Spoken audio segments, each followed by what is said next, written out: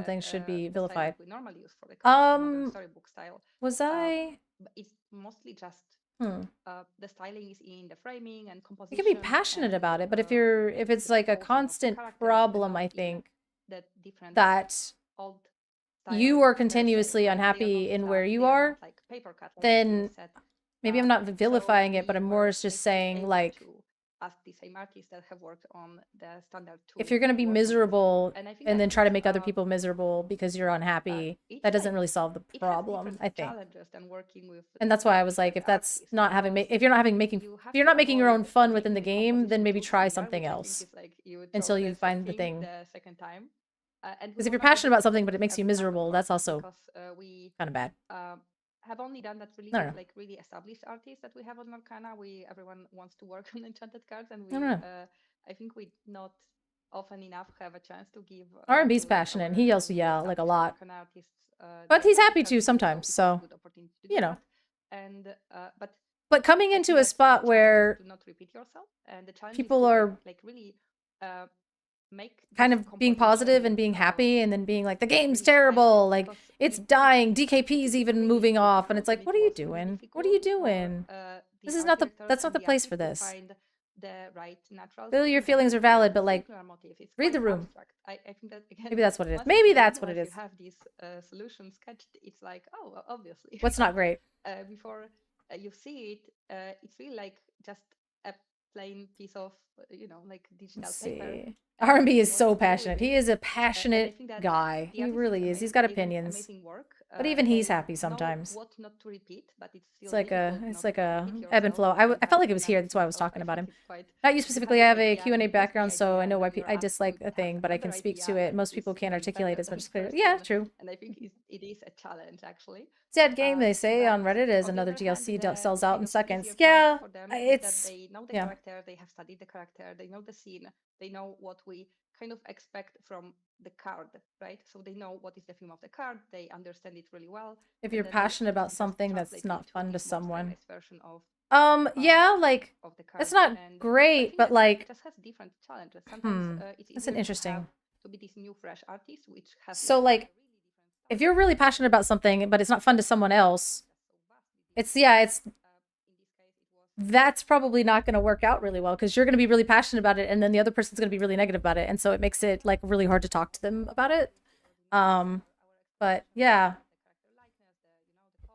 again, there are different places where you could express how you don't want. I don't know. You can express it, but maybe a chat where everybody's excited about the art and everybody. I don't know. That's like when you eating your lunch and you're just sitting there eating your food, right?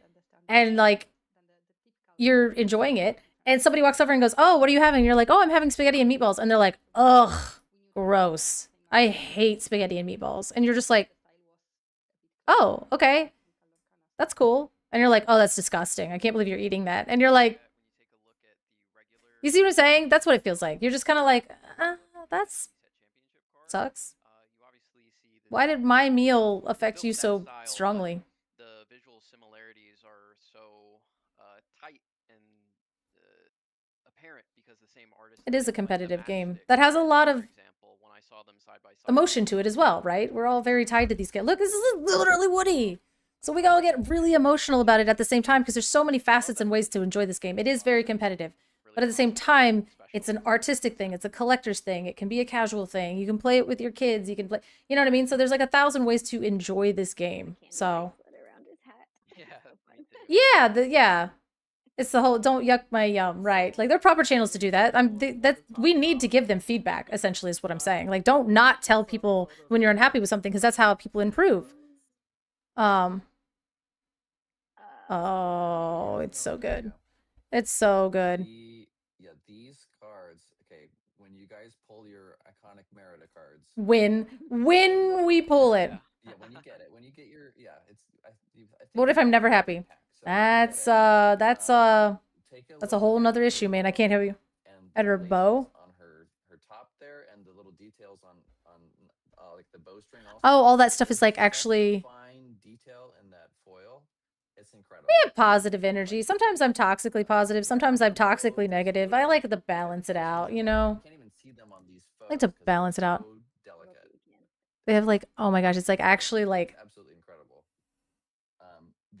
I think these in particular really show off Wanted to rewatch Toy Story as a family, and my 9-year-old daughter comment, "It's boring," and I'm heartbroken. Oh, are they grounded? Did you ground them? The fidelity and like how detailed. Color toxic? No way. I am super toxic. I am. It's for fun. But I like the balance. I don't know. Maybe it's like I think it's like a personality disorder, is being black and white and kind of going from one to the other. We'll talk about that later. It's fine. I think it's funny. But I got off the I was doing the ICL the other night and I got off and my daughter was watching The Incredibles all by herself and I was just like and then the next day she wanted to watch Wreck-It Ralph and I was like, oh, it's happening. It's happening. And then I was like, do you like Merida? And she goes, duh. And I was like, oh, I don't care that you're rude to me. You're finally like into Disney. Because I remember I tried to get her to watch like Hercules and she's like, I don't want to watch this weird movie. I'm like, yeah, I'm excited to see those really fine details that you're talking about. she's a proper teenager already. It sucks for me. They're my little baby. Oh, I call my daughter my baby all the time. And she's like, I'm not your baby. And I'm like, yes, you are. Like, yes, you are. I'm like, I only have you and you're a baby. She's like, but then she's only 5. So sometimes she'll be like, can you carry me like a baby? And I'm like, yep. Yep. No, I like mine. I like my kid. 0.5 millimeters thick or something. She yells at me sometimes because her chicken nuggets are the wrong shape, but I like her. 0.3, and they'll go, you. The flex tape. I look over and see a flex tape meme. I was like, what is happening? It looks pretty good. Yeah. So yeah, we definitely try to push them and see, how much more we can add. I love that even for the bowstring because the way that, like, when you think about a string in real life and the way that like light would hit. Yep, that's whenever I tell my daughter she's not a baby, I tell her she's my baby and I hold her like a baby and rock her back and forth. That is 100% what I do. I will snatch her up in an instant. And the thing is, she just lets it happen too. I'm like, yeah, this is nice. This is nice. I'm just like, you're my baby. And then, she's just like super stoked. That's always one of my favorite things in the art. If my baby was 5 again. How the artists play. I have not done that yet. To where like I wish that she was younger. Every time she gets older, I'm like, this is sick. Thank God. But maybe it'll cap out at 5. But mine is 14. I tell her she's a baby all the time. I hope I can still pick mine up when she's 14. That'll be funny. Like, get over here. I gotta start like doing some like squats now so I can yeet her off the ground at 14. And I think when you see those lore stars just shining, it just makes it so extra Lorcana, right? It's like, hey bro, I heard you like Lorcana. I can cuddle my kid. My kid won't let me. Oh. On your Lorcana. It's like just the most. She didn't used to when she was a baby. Like, the kid was an infant and she would try to inch away from me. I'm like, where are you going? You're gonna starve to death. Where are you going? Why are you running? Why are you running? And then now that she's like older, she'll cuddle me. It was weird. It was weird. Like, when she was a baby, I'd put her down to go to sleep and she'd be like, she was out. And then I'd pick her up and she'd wake up and I'd be like, oh God. I'm like, my kid doesn't like me. And now that she's older, I can't get her off of me. It was a lot of fun. I try to fight her out of my arms. I'm just, shh, baby, and the baby needs her now. Yeah, that's totally me energy. Yeah. This guy. Oh, this iconic is so good. Oh, this is so good. It does look glow in the dark. Yeah. All right, same brain, Michelle. It literally looks like, or if you put it under like a black light maybe or something, that it would like it just is like. So which one? This one or Merida? Which one are we doing, guys? Are we getting Buzz Lightyear or are we getting Merida? It's not glow in the dark. It's almost like glow in the day. It's like glow in the day. Let's go. Green. It's metallic, but it's not as metallic. Merida? All right, both. You a baller. Green.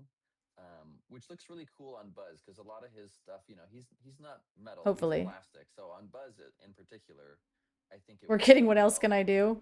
And it was fun to go through and say what parts of his. Is that an enchanted? Green. Okay, let's just make those green. And then there's obviously so much plant life in the background and the little alien way in the back. These look really good. The little aliens are so cute. Just like on Merida, there's a lot of really, really fine details in those little swooshes behind him coming out of those flowers and those little pollen dots. Can't pull an iconic for nothing. I can barely pull enchanteds. I can barely pull enchanteds. I don't even think I've seen an iconic in person. No, I saw a Moana in the case once. Yeah. at Ink Ink. Just to That's confirm, Rochelle, the two pictures that you took here on the right, that's the same card in different lighting? Yep, that's the same card. oh, It's Garrick is in the love. the same lighting That's from different but just angles. at a Too different iconic. angle, right? Yeah. Like when you tilt What's it. going on? What's crazy to me about that too is like We're as watching much this. as We're I watching Garrick and Rebecca had talk those, about like, your iconics. toy that like was Oh, I glow in the did. dark, You're like, so right, those- Spartan. Oh my god. I played it looks literally I so played Steve Warner's deck with 8 iconics in it. What was I thinking? There's literally a video of me holding iconics. I don't know why I'm talking. It's a cool foil. It's a cool foil. That's crazy. My memory is It's a lot of fun. terrible. We had a bunch of swatches of like. To be fair, I liked the this is mini an the best. I do iconic remember that card. now. Like this is the color Because it was from something about the amber. that But everybody the tells me mini I'm wrong, that and Mickey's then better, but obviously this is the I don't know, I first like the way the emerald mini one. looked. So they were like, all right, Shane, here's what the emerald foil looks like. And I was like, whoa, this is crazy. I bought 2 boxes of Fabled when it came out, and my husband asked me to open one of them. He was open the mini iconic and the last pack. That is insane. You mentioned that it's a non-metallic foil. There was a Mickey for $1,200 at a local store a while ago, and I was going to trade for it, and a guy beat me to it. Oh, that would have been a tragedy. In a way, like obviously, you know, if you look at those 2 pictures on the right, I think Garrick had one and then sold it, and now they're like $5 grand. Metallic sheen to it, but it's not like a chrome metallic. It's more like a matte, like a stainless steel. How it's oh, okay, kind of brushed. It's like brushed emerald. brushed metal, but it's that like semi. There was a yeah, yeah, like my refrigerator. stainless steel buzz. It's like a Frigidaire. Matte metallic. There you go, Bobby. Bobby always coming in clutch with it. Exactly. Are we gonna get a Zerg? That's a good point. We talked about introducing the pre-release boxes with This okay. promo These cards suck. He only wants Donalds. He doesn't care. These cards suck, but this is amazing. This is amazing. This is stamped so good. So, is it a rainbow foil? It is, yeah. It's the same foil as the epic cards. So they're really pretty. Oh my gosh, it's epic foiled. These what's the oh, it's so good. Rochelle, that we can call them? I wonder how they can do that and keep the weight the same. The gilded JDZ out here weighing packs, y'all. Yo! You have one of these from Buzz has to weigh 90 pounds. So if you get a pack and that's hefty, there's a Buzz iconic in it. Those are on just a plain Look at that. foil, like a base foil. Yo! And these ones, we wanted them to be a little bit more special. So we said, let's put Pocahontas. epic foil. God, they look so good. It makes them These were really such a bright. slam dunk. That color comes through so nicely. And of course, we added the set logo on here, which is just a It's so good. so you can really see, Oh, it's like, printed, so it's not stamped. like the rainbow Fine. underneath, right? It's not a stamp on top that would cover that rainbow. So it really pops off. And these were a lot of fun to do. I'm excited for these ones in particular because when I made that gold border, this is what I was imagining. So now I get to see like actually, you know, now it's real. It's not glow in the dark ink. It's basically another layer of foiling over the top of it that looks like matte or whatever. And yeah, it said JDZ weighing packs. You can take the player out of the Yu-Gi-Oh, but you can't take the Yu-Gi-Oh out of the player. I mean, for sure, for sure. Yeah, we have a fun nickname for it. It was something else that it reminds us of that I named it that, and we were like, we can't call it that though, because that's another brand. I love the promos. I love the promos. Look at that. It is a cereal. We're enjoying Epcot. Yeah, it's a cereal. Yeah. Enjoying Epcot. Just doxing him there. About doing a stamp. Ooh, I asked that. Actually at the size that we're doing them and how I asked that. those set logos are. Like if you think about I am thinking, thank you. Well, and how those names were, sometimes you could see like a little bit of filling in and you can rub that off, right? It wasn't like a permanent thing, but these are even more detailed than those, and so we wanted them to be perfect. Ooh. Well, I asked the question today. I did. I was like, they end up going out into, I love that. So he's like, no, this is why we didn't do a stamp, because we wanted to have more filigree and more like stuff. That's so cool. This angle, but you can see the metallic. Like, I love it more now knowing that. And something we starting to do. Oh, that's so cool. So like a stamp, he said, like they wanted to have a little bit more of the Wilds Unknown stuff. do these alternate foils That's cool. for That's cool. epic That's cards cool. or these pre-release cards, we have been changing Oh, how the Bo. white ink on the card is, the part that shows what parts are foil versus not foil. So if you get a regular Cinderella or Oh. Resourceful Traveler in your booster, like on the silver foil, and you compare it to Oh, thank this you. one should be a little bit more. I'm gonna keep hyping it until it happens. added Maybe one day, to man. that, Who knows? Who particularly because knows? the rainbow foil Would be sick. sits God, that would be brighter, sick. you can take some of that white ink out and things don't turn gray and dark. So these we really were, looking at how So, can we like, push I them felt to make like them even shinier, this one is even so much more brighter, interesting to me than the more special. And like that was a lot of fun too. the lore one. You know, This is cut those cool. parts out of the costume. Oh, thank you for the follow, JP61055. Welcome, JP. Questions, so There you go. these look great. Yeah, I can't wait to get my hands on. And like the foiling on various reveals in this one just got here. Oh, go ahead. No, not the main stage. We haven't revealed anything yet. Question about costume design. Can we play them? Can we call them outfits? I know that we're talking about. They need to costumes collab with earlier, Golden but I think Crisp? that's like a whole separate part even of the illustrative process of Golden Crisp. actual costume design that the glimmers are wearing. Cereal? And I feel don't stupid. know that I've Golden ever Crisp. heard someone from the team talk about that part of the process, and especially these travelers that you were talking about. Oh yeah, tell us about their. Costumes was such an important No, we part don't need to. show how they I need to get out of caps lock. in their environment, in their biome. Cinderella has a beautiful costume. I love the Ariel one as well, the travelers. But what does that part of the process look like? Yeah. I don't know how much I can actually talk about. Oh. Internal process. The cereal outline looks like their logo. Oh, okay, I was about to say, I was like, the cereal? Yeah. They were done. Like we decide which. Who are you wearing? The costume when we decide what each card will be like showing. So after the cards already, we know like what the card is doing, and then now we have to kind of decide what. It is really cool to see that, like, when mine is the game dev. It's the game dev. I get to talk to the developers. I get to ask them questions about why they made a card the way they made it. We wanted them to feel like really Lorcana characters. I'm so excited. I'm so excited. The game dev one is my favorite one, and I get to be there and I get to ask questions and an enchanted Monterey Jack.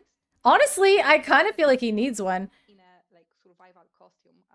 But they like had me like fill out this like document of like what questions I'm gonna ask, and I've said so much stuff just to make sure that all of my thoughts that bubble to the top are approved, because I have so many questions and I'm afraid that I'm gonna be like, you know, say Sapphire Melia. Rochelle's so funny. Ooh, Lorcana Met Gala. Let's go.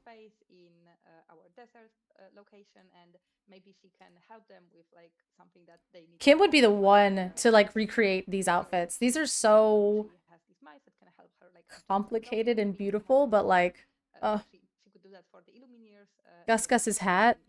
Oh yeah, Gus Gus going hard. Look at him. So we were looking for like this little traveling with style. Characters more, and with some of the other characters like Woody and Buzz that we have seen before, their costumes are created to help them survive, right? So they are really. Yeah, we're surviving, but Cinderella is thriving.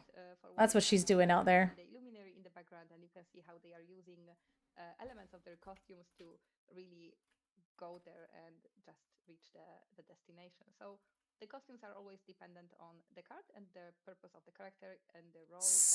I need a new keyboard. Shift mechanics. I spilled something into it, and then and it now it like double hits sometimes. So if I got to ask a developer, I would be like, let's see, hold on. If I got to ask a developer, I would be like, hi, where did dual cards go? Oh, which mechanics I do so far is considered core my favorite person. Yeah. You already have my question about the game design. My job is a little bit. My job is basically game system design, so I'm curious if they do mathematical balancing. It's clear they do it for stats and costs, but it's curious if their abilities get assigned to values as well. We do need, I saw a bunch of comments. A girl out here dressed to the nines in the desert. Yeah. Cosplay's ready. You're right. So, that they would make great cosplay costumes, and I really want to see that. yeah, so I don't know about Duel Links. The thing is like I can't ask about things that are happening like potentially in other sets, right? Like, and since we haven't seen any Duel Links, I can basically the answer, I already know the answer. It's gonna be, you know, maybe like we always have something in our back pocket for later, right? Like they always say that kind of thing about Duel Links. But I am going to talk about core versus like how do you balance core versus infinity versus limited, like what is that process like when you're designing a card, what is there like one thing that you feel that is that stands out more, like I'm going to turn this down on my own. So basically I want to talk about like, do you think about when you design a card, are you thinking about how will this affect core? How will this affect infinity? How will this affect limited? Like, how do you balance all of those different formats along with making sure that the card's not busted in any of them? Do you favor core? Do you favor infinity? Do you favor limited? Like, is there a hierarchy of needs coming in with there? Like, you know what I mean? And like how, and like also what does your testing process look like? Or like, and I don't know if I'm allowed to ask that or if they're allowed to tell me about that. Like, do you do internal testing? Do you outsource? Like, how good are the people that you're testing? I guess I can't ask that. Like, there's certain things that I just like, I straight can't ask because I don't want to put them in uncomfortable situations, you know, because there's a lot of stuff that they can't talk about, and for good reason. It's for good reason, but it's less like, oh, they can't talk about it and it's their fault. It's not their fault. And I don't want to put them in a position that's awkward or uncomfortable because I'm sure they're very proud of their work and they want to tell us about it, but I also don't want to just put them in a situation where they're literally not allowed to say anything because it could get them fired. So that's not the vibe that I want to do. So I got to be really careful with how I talk, essentially. But as the card pool expands, how do you mitigate knowledge overhead so new players aren't disadvantaged by unfamiliar with older cards and interactions? Ooh, hold on. Let me, I'm going to take a picture of that question. I like that one. I like that a lot. Because like I have an idea or theory of how they might do that, but at the same time, you know, like they'll put rush and then they explain what rush is, right? And that's like how a new player might be okay. So like keywords with explanations might be how they do that. But thank you for the follow. S Gonzalez 1217. Thank you for the follow. Welcome. We're talking about I will be doing the dev main stage on Wednesday. My goodness. It's so we're talking about different questions that I can ask the game devs. So I'm curious about mathematical balancing. Is it clear they do it for stats and costs, but curious if the abilities get assigned values as well?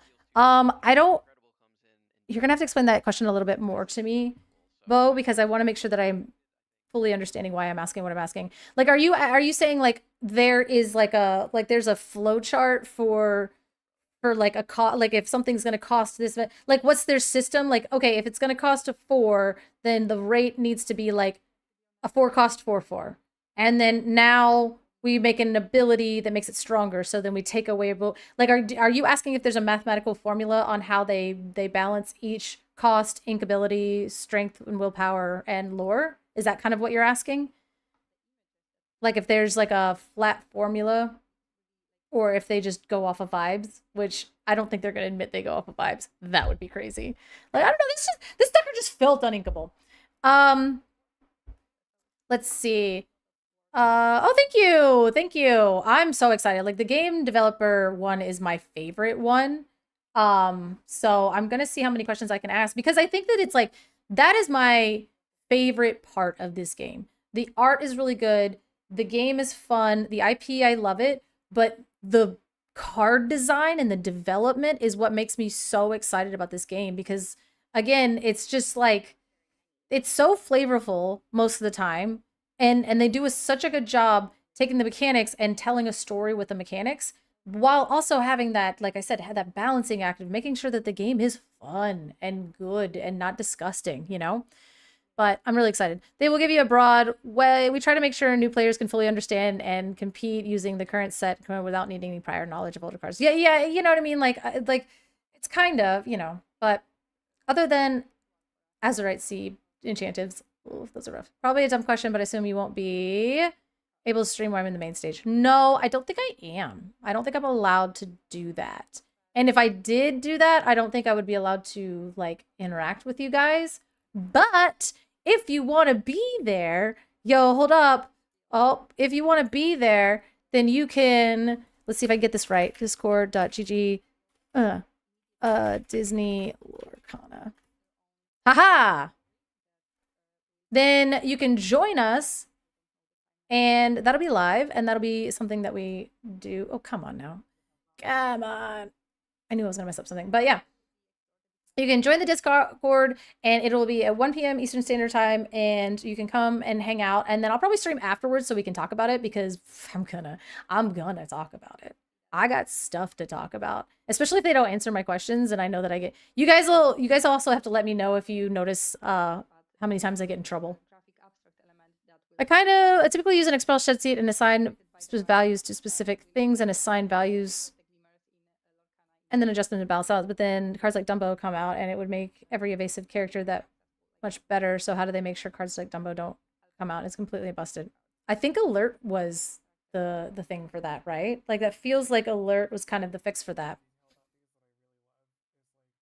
But we can ask. But I mean, I don't know if there's going to be... Ooh, okay. I really want to know, given that there's so many versions of the same character, what goes into deciding which character would be best for this version of it? 2-cost tramp, 7-cost tramp. So I think that, let's see. I think that the card is made top down. Like the mechanics are made for that. Like they're like, hey, we have an Elsa and the Elsa is going to be freezing a vine. We need you to come up with mechanics. So like, I think the character comes first and then the mechanic comes next, right? So I don't think they're like, hey, we want to make a tramp and the tramp is, I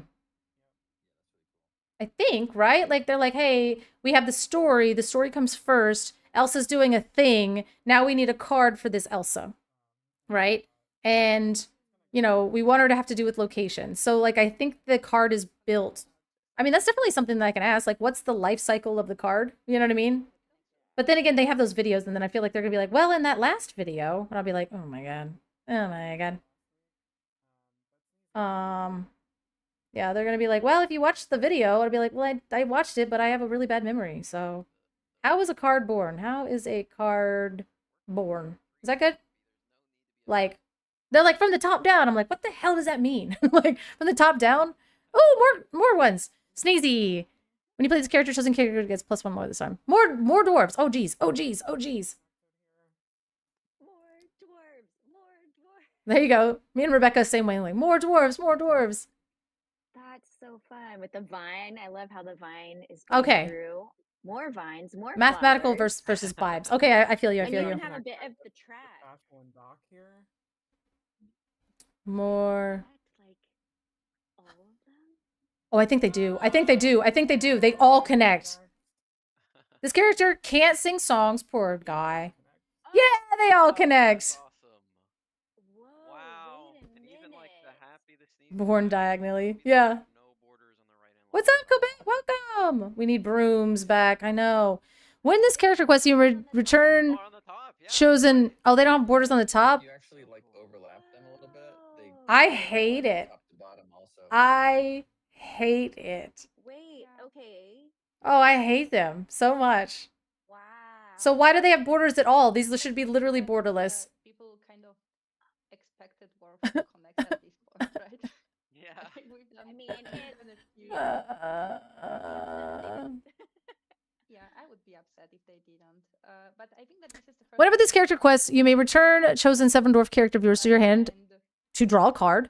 During an opponent's turn, when this character is banished in a challenge, return this card to your hand. And I think it was maybe Is this a deck now? that we have done in this set because it's a lot of cards. When this character is banished, you have a 7 dwarf or princess card in play. You may draw a card. All by one artist, Juan Diego Leon, who did. Are we doing amethyst steel dwarves? It was just crazy. And oh, no more borderless cards. I can see the is it Miss Prince now post. I know it's terrible. Like they're borderless on the one like so Grumpy and Sleepy are the end pieces and Snow White and Doc and but then like Shimmering Skies, right? When they were all the knights. Yes. Yeah, they're knights, but they're not dwarves. Yeah, it's really cool to see them all together again, and then have Snow White in the new outfits. It's like a nice. She's like a hunter. That's kind of weird. What is Snow White gonna be wearing? Yeah, right. Yeah. Who's she wearing? Yeah, these are amazing. I'm so curious. I can't. You have binders that are 3/3s. That's crazy. You got to get the 4/4 binders. That's where it's at. There was like the Always. That's the meta. The 4/4 binders is the meta for sure. For sure. You know, do we kind of see this? Hi, everybody's here. Torchlight Peaks, right? Because that's where all the amethyst glimmers are. But are they in the same area, or are the dwarves on the bottom, like in a? Wait, Torchlight Peaks is amethyst? Yeah, I guess that makes sense because amber and emerald is the Wildernaught. In the lower parts of Torchlight Peaks, and the dwarves at the in the bottom row are underground. And the oh, is it a full art piece? So we may release it in the future. Oh, so it's like actually. Above the ground. I just wish they wouldn't have put the borders at the bottom of the top row. Just cut the top row border out, right? Yeah, I love that. The 3/3 Voltex binders. That's this is incredible. Tragic. You got to go with 4/4. This is for all of the dwarves things. It's just for me. It's just you don't have to do anything. This is definitely like frame worthy, right? Yeah, agree. And then we're connecting the gameplay to the art and the storytelling because we have a one master sets. Yeah. 2, 3, 4, 5, 6, 7 all the way up, so you can play one every single turn. We've missed you. We've just been here goofing off listening to the talking. All out on the board at the same time. Line them up. Might as well. Yeah. I'm gonna be so mad. The amount of times I'm gonna open one of these in my slot, I'm gonna be so mad. I get cooked by them every time. And the fact that the top of it, like Sneezy and Happy are gonna ruin entire lives.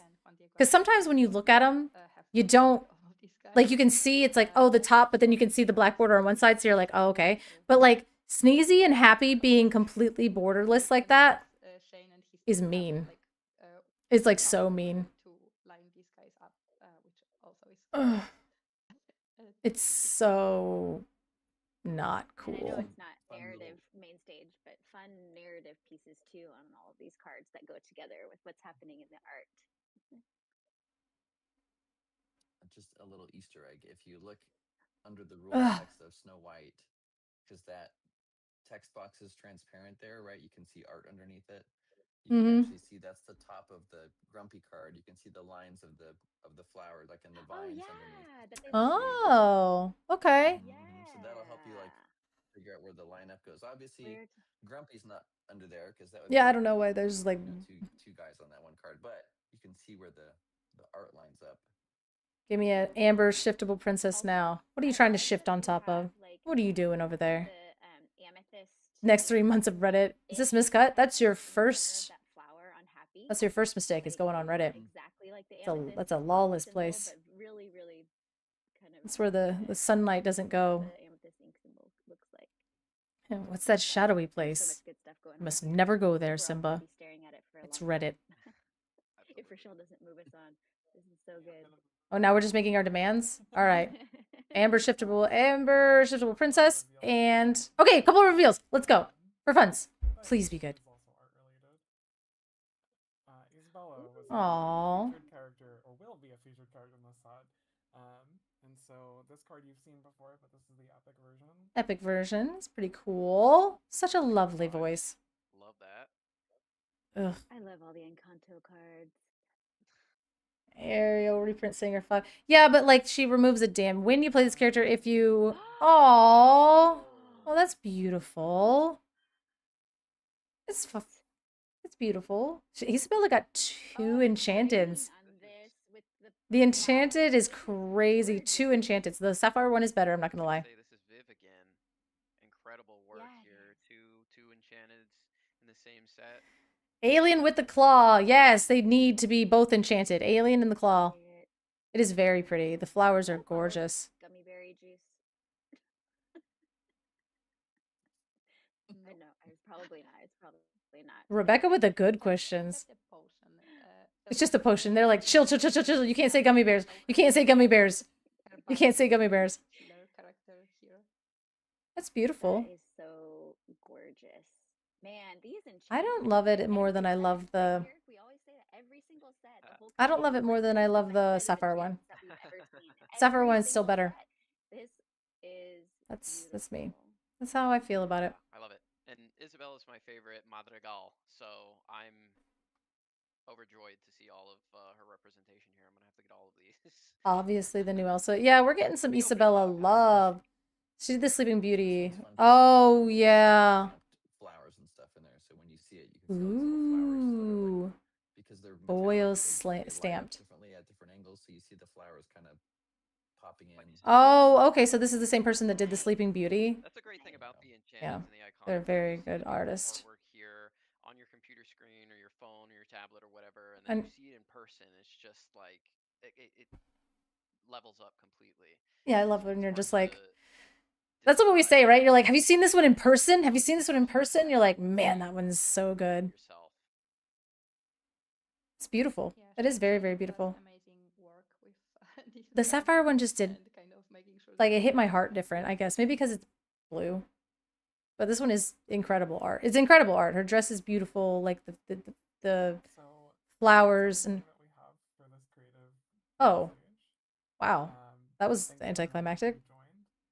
Before we go, Aurora Waking Beauty. One Oh, yeah. Yeah. each of you, if you have anything that you want that you have not gotten a chance to ask, Rebecca.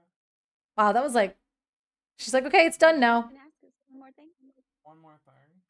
Oh, I would just love to know from each of you, like, is there one particular thing or a specific card that we've was seen like... already, obviously, or maybe you can just, if it's something Where's that Mr. Potato we Head? haven't seen it yet, that was like Mr. Potato Head asking where the Miss Potato Head is really funny. It's technically a shiftable amber. Is she a princess? She's not a princess. Go first, Anna. Does it say that she is? No. No, I think that this set was definitely like creatively quite challenging to make it because it's the first time, and I like a good challenge also. Yeah, my favorite. I do. The Alien True Believer card is still my favorite, other than the in different places. So kind of characters are lost and they are in unexpected places. That's like my chase is the Alien. Just place characters in different And maybe places the Isabella, which is the Sapphire one. to solve. And I think that the way we solved it, Pretty good. I think everyone in the team should be very proud about this, as well as the artists that we have hired to work on the concept art for us, because I think that it clearly reads like these characters are in different places, and some of these places are really unexpected. But I think so. Mrs. Nesbit. Enjoyed like seeing solved. No, yeah, they're not officially Disney princesses. I also think that Not officially, but they kind of are like royalty, I guess. It was really amazing to visit Pixar and to talk to them about what we plan. My case is that Enchanted Alien. The art is so well done. Oh, my chase, yeah, 100%. But I think that also everyone did great work with. Yeah, Treating they're these beautiful. like with respect, but also putting them in this new context that we have for them in Arcana. So that's also quite a big part of what the set was. And the claw is not as good as I wanted it to. I think it's kind of a fine card to put in your deck if you're trying to do like stuff, but it's so slow and so like Buzz's arm is so much better of an item than the claw. Buzz's arm is actually really good, actually. I'm really proud of how those iconic cards came out, especially the Merida with the lacing on her. I mean, they made a point in Moana that she's not a princess yet. But then Maui immediately was like, "No, you are a princess. Like you have your little emerald, you know." You haven't shown yet. So I think Moana. Maui immediately told her that she's a princess. Was like, "Come on." A big swing on, and it came out really cool, and it was a little risky, but it looks awesome. I'm excited for you guys to see that in person. What is it? What is it? It's pretty cool. Oh. Yeah, I think you answered Rebecca's question. You also answered. Oh, so you are wild. You are wild. You are wild. You gotta chill. You gotta chill. You're gonna chill. Big artistic risk that paid off, and I think you both just answered that, tied up in her question as well. So perfect. Moana is a deity now. Yeah. After this, which card you're referring to, even though I think I know which one it is. But the alien with the fine line. Yeah. I like it. Rebecca, where can people find you? Yep, you can find me. I mean, the Enchanted was cool, but then they were like, all right, we're done. And you're like, oh, I wanted a little more. I wanted a little more. You can find me a bunch of different places. Usually, if you just Google Garrick and Lorcana, you'll probably. Bro, what a flex! What a flex! As a host of Podcana along with Sky, and I stream every Wednesday with JDZ Quest on This Is Not a Podcast, and I also do the Questcast with Brent Mukai. But yeah, just Garrick and Peter Pan is the most famous flyer in Disney. Again, thanks everyone who joined. Dumbo. Child's Unknown pre-release is May 8th, with the full release the week after on May 15th. I'm nervous for mine on Wednesday now. Pre-release box, get one of those cool promo cards. I gotta like lock in. Because like Garrick and Rebecca are so professionally locked in. Thanks everyone. He really is Lorcana's Ryan Seacrest. He like is everywhere. He is everywhere all the time. Woo, and we all got kicked out at once. Look at that. Let's go see if there's any more card reveals. Wonk. Okay. Ooh, a Frozone. Okay, let's see if I can. All right. So so Kim's card got revealed, and it was a 1-cost 2/1 with alert, and it was the Violet. Oh, here it is. So this was Kim's card reveal. Violet Par at Wits End. It's a 1-cost 2/1 with alert, which, yeah, I think you said that replaced the dwarf. I think it was Happy. Yo, what's up, Dragon? What's up? Yeah, the thing is like, I think this was, we were talking about how they are going to balance like cards like Dumbo for the future. I think coming up with alert was exactly how they planned on doing that. So it ended up like kind of, here you go. We're just going to create alert, and then that's going to make sure that, evasive on your turn isn't going to be probably as printed. That's probably going to be more of a rare mechanic going forward just because of cards like Dumbo, because you can just throw the sucker down. But again, it's like worse, Happy. Oh, he's here. He's already angry. He is already angry. Okay, let's hear it. How much do you love this card? It being a 2/1. Because Happy used to get thrown in decks like Kiwi and stuff because you just really needed something that was going to answer like Diablo. Oh, okay, yeah, we're gonna talk about that. I was slow rolling. So let's look at this one really quick. It's a 6-cost, 5/5. It's thinkable. Whatever this character requests, deal 1 damage to chosen opposing character. Hey, not damage character. If 2 or more cards were put into your discard this turn, deal 2 damage instead. I like this card. It's questing. It's doing a repeatable thing. It's not damaging a damaged character. This card is cool. Let's go. Let's go. And here is, let's see. Okay. All right. Let's talk about it. This is, we already talked about it a little bit. This card is nuts. This card is actually this is what I was talking about. Remember when I said, listen, guys, we got to be cool because here's the deal. They dropped a card like Belle, Apprentice Inventor, and just said nothing and pretended like it wasn't the most format warping BS we have ever seen in our entire lives. And they did it again. They printed an inkable 3-cost Sapphire Song that says each opposing character gets -2 this turn. It's a common, it's inkable, and it's a freaking song. It is a song. It's a song. This immediately goes into Emerald Sapphire. Immediately. Because you know how many times you have a malicious mean it's scary and then an under the sea and you're like, man, I just need, but then the under the sea doesn't hit their board, so you're just kind of cooked. What, like, why, yes, why is it a sapphire common that comes off and then just like blows our minds and nobody's talking about it? It's just kind of like, hey, by the way, like, who even spoiled this card? Did they lose their ever-loving mind? Did anybody even spoil Belle? Because I'm pretty sure when she got spoiled, she was just in a starter deck as like not a big deal. This card is insane.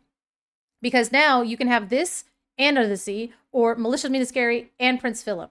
That is 2 full board wipes for in most situations. And the thing is like, you're already singing one thing and then singing Under the Sea, or you're singing one thing and hard playing Under the Sea. So like, just having this, because Under the Sea Prince Philip is not hard to do.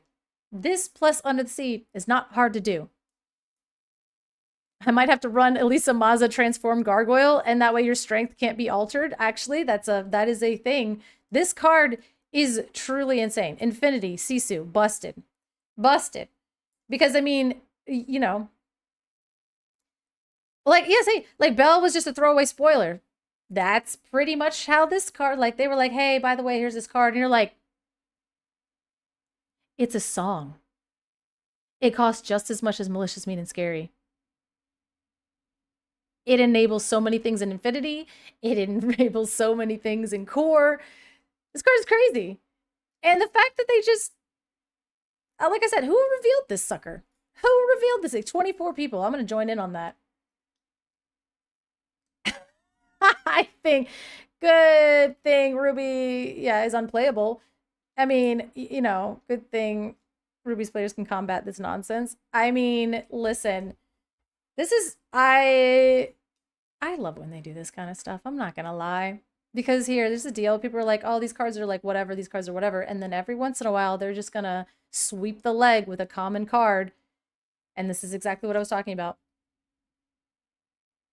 I'm just like, because when they pretended like Belle is insane, or not insane, like Belle wasn't the most format warping thing that they had done so far, and then they're playing with this one, you're like, this just makes Emerald Sapphire more consistent.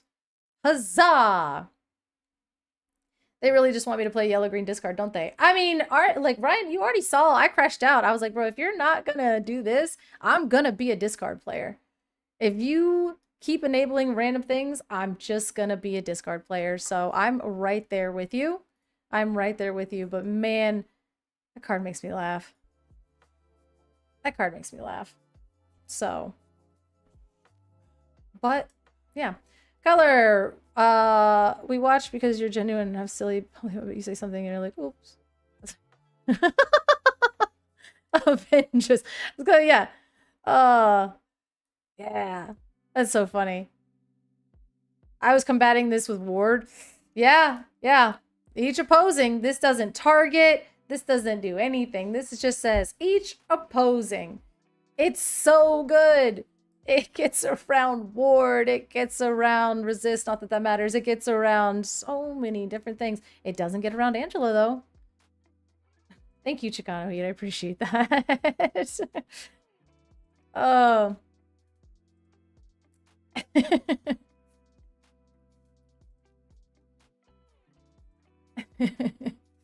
Oh, man.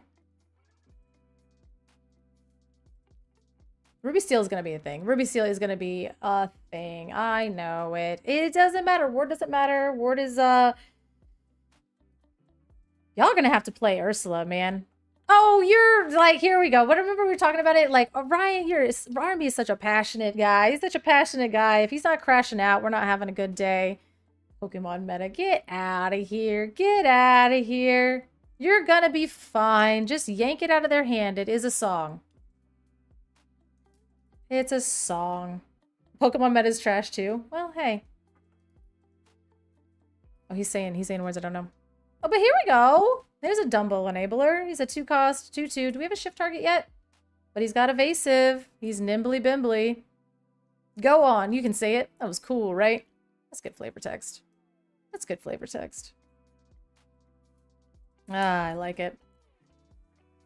I don't love this. Let's see. Whatever this character quests, you may return Chosen 7 dwarves. You can get into Cookie Run. You already like Cookie Run. According to the chat on the main stage, you can't play multiple card games. Oh, yeah.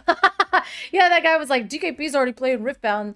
That says a lot. It says that DKP is really good at card games, and he can go and play different ones and clean up and get prizing from every single one of them. So if I was like Kindle and DKP and I could just pick up a card game and be very good at it, I would do that. I wouldn't limit myself. I'd go win money all over the world from all kinds of different companies. So that's my thought on that. But whenever this character quests, you may return chosen 7 dwarves character of yours to your hand to draw a card. Seems good. During an opponent's turn, when this character is banished in a challenge, return this card to your hand. Could it be a 2? It could have been a 2/4, and I'd be a little bit more excited. I'd be a little bit more excited. This is 2/4. And Dopey is a 6-cost 3/8 that can't sing songs. Once during your turn, whenever you play a song, this character gets +1 lore. And Dopey is not going in a deck. I'm sorry. Inkable, 5-cost Bashful, riding the rails. He's a 3/6, and he's an evasive 3/6 for 5 with 2 lore. He's kind of fine. He's kind of fine. 1, 2, 3, 4, 5, 6, 7. Okay. I don't love how they did that. Look at this. It's like 1, 2, 3, 4, 5, 6, 7. I don't like how they did that, but that's fine. That's fine. They really said Dopey is too dumb. No, he's not. He just doesn't talk. He doesn't talk. If I had a nickel for every time Lorcana blew off a Sapphire Common that warped the meta so hard I can invest just 4 full copies instead of a box, I'd have 2 nickels, and it's weird it happened twice. Right, yeah. I'd have 2 nickels, but it's weird that it's happened twice. I do like that you can play one of the doors for each turn on curve, but in order. But the ordering is weird. Yeah, but like, yeah, you can go 1, 2, 3, 4, 5, 6, 7, and you can like, you know, you can, like, I'd probably throw down Snow White and, like, not throw down Sleepy until later, and then you curve into Doc. When you play this character, even have a 7 dwarfs character or princess card in play. Yeah, so you would. So, oh, that's actually, I'm not doing it. I'm doing it. Yeah, okay, yeah, there's 6, 7. But yeah, you go 1, 2, so you go Sleepy, Happy, Snow White, Doc, and then maybe, like, whenever this character's banished, if you have 7 dwarfs, you like, so then you can Doc to refill your hand, which is actually kind of funny. So yeah, you go 1, 2, into Snow White, into Doc, draw a card. Maybe you can challenge in with something with Happy, and then maybe get Happy back, even though, I don't like that. But then now we can go Sneezy. When you play this character, chosen character gets +1 lore this turn. Give the lore to Snow White, and then you can play a Sleepy to another, like, so on turn 4 or 5 or something like that, you can like double up on dwarves or whatever. That's kind of good. So you go 1, 2, 3, 4, and then on turn 5 you can go, let's see, you could probably go Sleepy. Ooh, you could go Sleepy into Doc on turn 5. Oh, hoo hoo. Okay, hold up. And then now you're drawing a ton of cards. I don't know how we're winning. We're just drawing a ton of cards, but Amethyst is drawing cards, you know? It's pretty good. Actually, I kind of feel like Sleepy, Happy, Snow White, and Doc are like good. The other ones are kind of fine. Like the Bashful, I don't like love that. The Dopey's sort of fine, I guess, depending. And Grumpy, well, oh yeah, that's right. You have the 3-cost action that whenever you play the action, what is it? Whenever you play this card, you can play a free one and draw a card or whatever. So then you can, like, you know, drawing is winning in some people's heads. I mean, hey, listen, that's actually very true. Grumpy's misunderstood. He just had a little taste of the... oh, yeah. Well, you know, Grumpy is pretty bad. Grumpy's pretty bad until you cheat him out with that action that is clearly meant for this deck, right? Oh, my goodness. Trying to get through these cards. It's a card. It's a Amethyst 3-cost action that says draw a card. Which, hey, if we put that in a Jafar wheel deck, we're drawing cards and we're gaining lore for drawing cards. It's gone. This card doesn't exist. I hallucinated it. So, sick. Sick. There's nothing better than cheat out of 7/7 vanilla with 2. I don't know, man. Right behind you. Here we go. It's an action. Draw cards if you have a 7 dwarf card and princess character. You may play a 7 dwarf character for free. So this is what we're doing on turn 4, I guess. I don't know. Turn 3. Yeah, because turn 3 you got to play Snow White. Turn 3's got to be playing Snow White. Turn 4 is like that. So you play a dopey. So on turn 4, hold, yoink. So then on turn 4, you can either play a dock or you can play that action and then throw down a grumpy and then throw down a sleepy. Because of like the 5. So turn 4, you play the action to put out grumpy and sleepy, draw a card. Then she's already out because you played her on turn 4. I don't know, man. The curve kind of seems... It seems like something. Or you could even just play this one. Like, cheat it out. So, yeah. Sleepy into Happy into Snow White. Turn 4 on 4 ink. We play the action. So that's going to draw us 1 card. That's also going to play a free Grumpy. Then we can play a Sleepy with the remaining ink. Draw another card. So we've drawn 2 cards. Then we can... maybe challenge in with, like, the Happy. And then it gets banished or something. Or we challenge in with the Sleepy that we did on turn 1. It gets challenged. Then we quest with Snow White to put that back into our hand to draw another card. So we can... I mean, that's drawing a lot of cards. And then the next turn we can play Doc to draw another card. I mean, we're drawing cards. Like, this is a full card draw engine happening right here. So, I don't know. I think or you could just, like, play Grumpy on turn 3 and draw a card. Well, no, because you need to play the Snow White first. Or,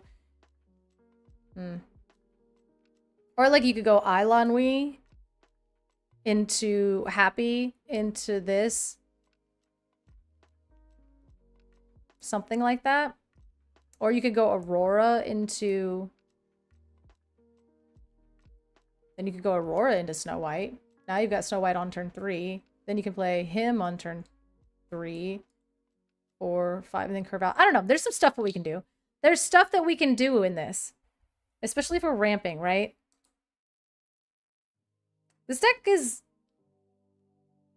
I don't know how real this deck is, but I think that the curve is very interesting. And there's a lot that we could do with it. Especially with that other one. So we're definitely drawing cards, and that's like the crux of the issue with most decks, right? How are we drawing cards? There's no lack of card draw, and if you can get this sucker out on turn 3, that's not bad. Like a 7/7/7 with 2 lore on turn 3. There's stuff that we can do with things and stuff. Yeah, that's how I feel about this. These dwarves are giga mid. I think that's it, right? Like, I think they're super mid, but I think that this is a viable strategy in certain things, right? Like, it's not an unplayable garbage pile. Like, I feel like nobody played the Knights ever, and maybe outside of maybe some, like, specific locals. But I think that this is, like, kind of viable, especially if you are putting it with, you know, like Grandmother Willow, or maybe you do throw Aurora and you get some kind of, like, ramping and Amber. Or you could throw in, you know, Doc and do Steel, Amethyst Steel dwarves. And then you can throw in 7 Dwarves Mine. And you can have an infinity deck that's just like... I think it's a valuable strategy to play at your kitchen table with family. Or friends at your locals. I could throw 7 Dwarves Mine in this and you'll be pissed if I have 2 mines at one time. I'll be like, boop, boop, boop. You do it. Oh, I had someone do a Dwarves deck at League and it was evil. See? I think this and Infinity with Doc and 7 Dwarves Mine actually might, you know, lose you from some friends at locals. Also, too, I just like when they have, you know... Well, yeah, like, Ryan, we're not talking... Like, when I'm talking about, like, this is viable, sometimes they come up with cards like this, and you're like, oh, that's a really cool thing, but, like, I don't think I would ever throw it in a deck and actually play it. This is something I might play if I'm trying to be just a little bit more chill. I ain't trying to... I'm not playing this into a dime deck. Like, nobody's gonna have fun that way. But this just seems like kind of fun. I don't know, something to do. But... I don't know. The Knights never really looked appealing to me. This looks like... It just feels like the mechanics for things like this. Like, if you wanted to build a Snow White and 7 Dwarves deck, you can just, like... do that. With the knight stuff, I was like, well, that's cute, but I'm not doing that.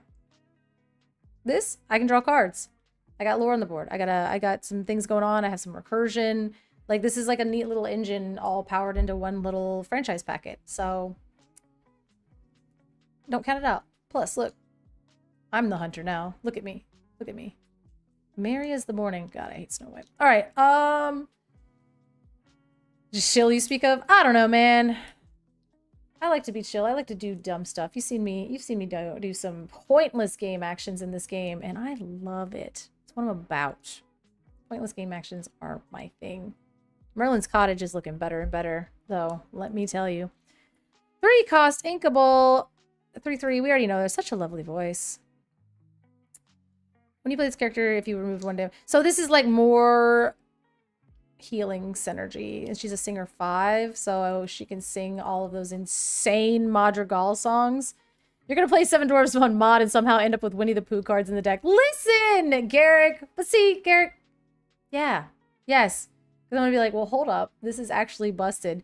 And I'd be like, you don't remember Pooh was like, you know, the hidden 8th dwarf? He was there. He was hungry. That was the dwarf.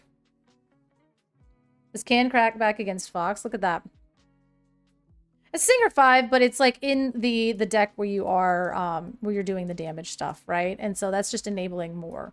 This is like, this goes right into that. That's like the shift. You could shift the other one on it. This card's like real good. Well, there's from the same forest. See? You guys get it. 100 Acre Wood had to be somewhere near whatever messed up forest town Snow White was from. I don't know a lot about Snow White. I've seen it, but I fall asleep every time. And then, yeah, I mean, obviously, like, you can shift her onto that.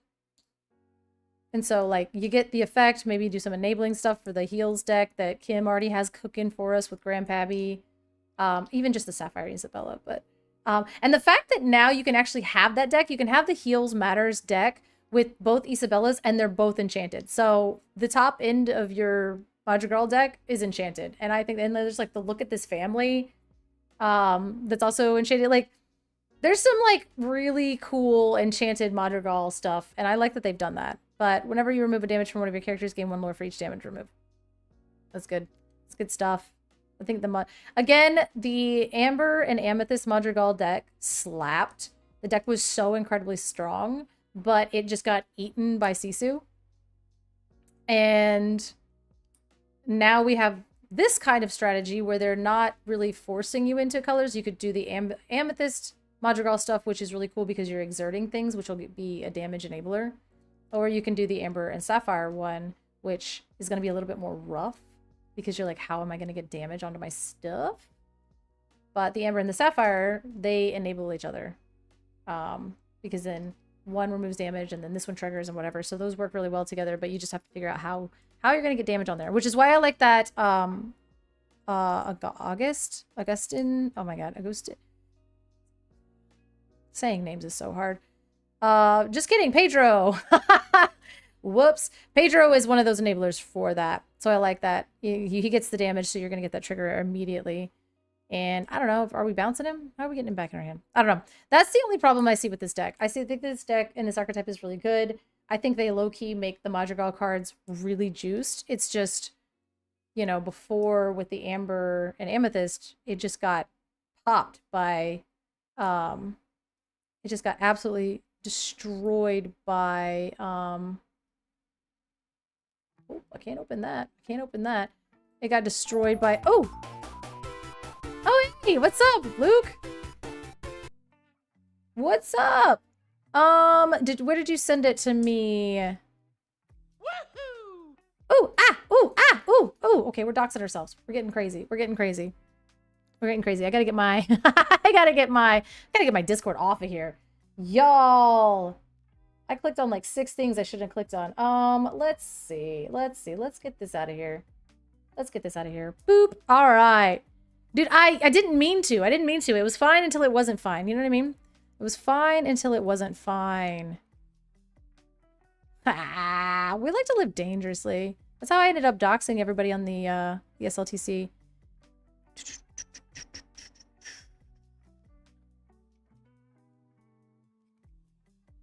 Okay, good to know. Good to know. All right. I really liked that main stage a lot, actually. That one was really, really good. I think the lore one was really... Oh, it is on the internet forever. Jeez. I think the lore one... Okay, bye, Luke. Bye-bye. Bye now.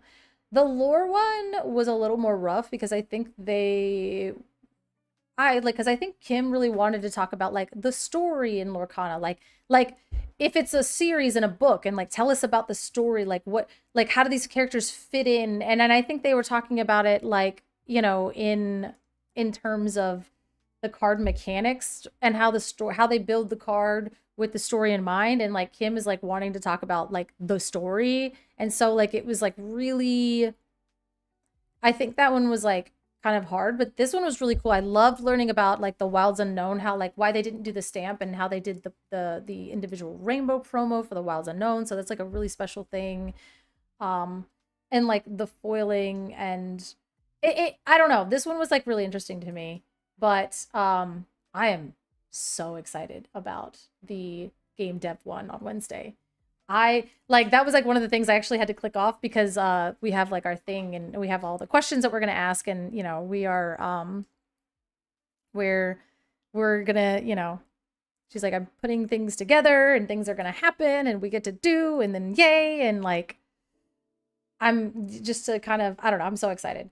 Again, I have, like, a list of questions that, like, we can ask or not ask. I'm going to add, because I know that you guys have questions. So if you have any questions right now for the game devs, make sure that you throw them in chat, and because I'm going to add them to the list to see if they get approved. If they don't get approved, then suck it. I can't do anything about it. And if they do get approved, then I'll make sure to ask, because I think, like, the game dev stuff is my favorite part of this game, like how the game is designed, how they balance, and all of these things. Because, again, I truly believe that we are, like, a room of toddlers that are, like, it's midnight and we're like, I want fruit snacks and uppies. And the game devs are like, just please go to bed, please. And we're like, I want fruit snacks now. And then there's, like, 1,000 of us yelling at the same time. And they have to keep us all happy without breaking, you know, our nutrition by giving us fruit snacks at midnight. So I'm excited to talk to them. It's very fascinating to me. Yeah, I want uppies. I want uppies. I want fruit snacks. I just, you know, show my chase card. Not my case. Oh, your chase. Oh, right. Yeah. I was like, your case. I thought you sent me a photo of your case, and I was like, I can't find that. It's gone.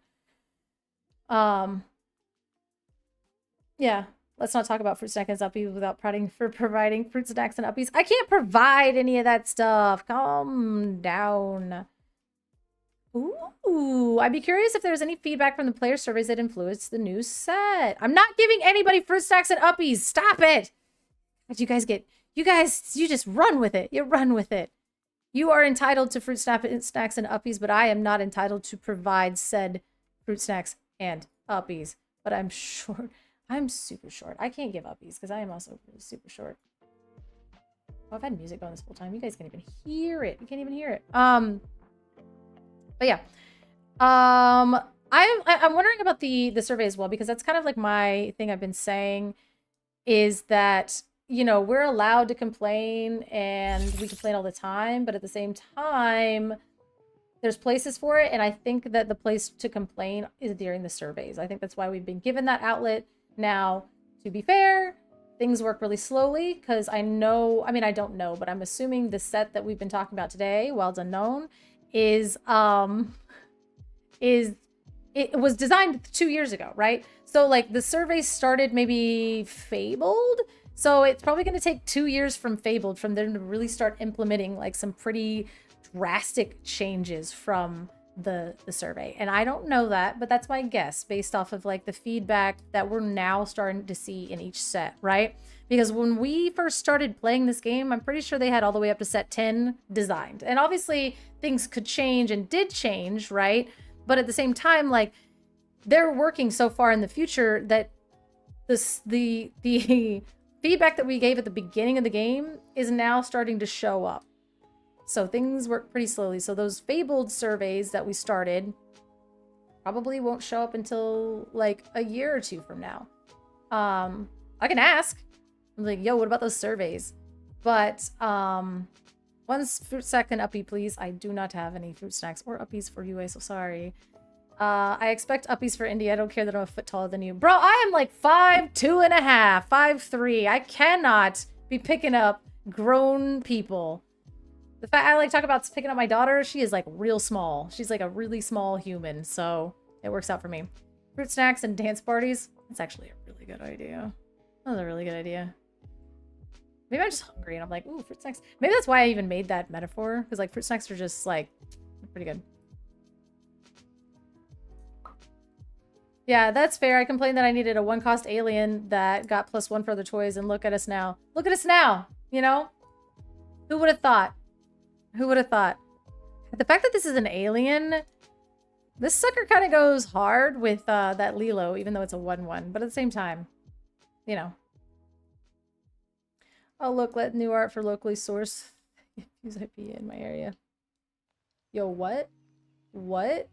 What? What? I know, I need this card. I love this. Oh, this card. Y'all need to calm down. Somebody retweeted and they were like, Sir Mix-a-Lot would have preferred her be a 5'3", but that's fine. And I was like, what? Her stats? She's a 5'4". They were like, but like Sir Mix-a-Lot was like, only if she's 5'3". I was like, oh my god, what are these tweets? You guys are savages. I'll never forget her stats. Never. I've studied her stats for so long. I got that on lock forever. I think this card is interesting. Because whatever this character quests, deal 1 damage to chosen opposing character. It doesn't say damage characters. If there's 2 or more cards we're putting to your discard this turn, deal 2 damage instead. It's inkable. It's a 6 cost. It's a 5/5. You don't really want to challenge into it. I mean, like, John Silver is just better, but like, hey, you know. Is it true only Japan gets the card sleeves for that alien design? Yeah, apparently. I guess so. I don't know. Hopefully get a mat. I would love a mat. That would make me very happy. Too many big shift characters have 4 willpower. They want them all to be struck down by Thunderbolt. I know. That's another thing, too. I don't want anything with 4 strength coming in and just getting eaten immediately by the song that counters it. I mean, but everything gets by Thunderbolt, nothing gets hit by Thunderbolt. So I don't know. Make this 4 cost 3/3 and we're talking 4 cost 3/3. What are you talking about? Oh yeah, like 4 cost 3/3, 100%. Because like that's enabling it way sooner. If anyone has any frames of friends, let me know. Yeah, we're like smuggling some alien sleeves. What is it, like the Galactic Trade Federation or whatever? That works with the alien cards too. We're gonna get some free aliens here. This card is busted. This card is busted. That's ridiculous. Someone will lose his head. R&B already lost his head out of this card. Is that 1951? 1951. Look at that.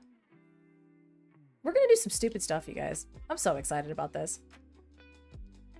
100% getting those sleeves. My head is lost. There he is. I'm 100% getting those sleeves somehow, some way. Those will be mine. I know they're beautiful. That's crazy. We're all gonna have to like take a trip to. And the crazy thing is like I wonder if they'll even sell out in Japan, right? You know, they saw heads held high and said, "How can I make this better?" Which is a wild thing to set out to do with Sapphire Coil in a format.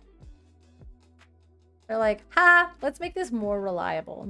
Would you like this in a song version? Or would you like it in an item version? I am not offering to take anyone to Japan. Why do you guys you guys are crazy. You guys are crazy.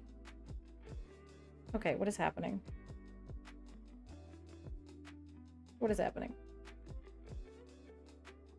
It's Monday. It's Monday.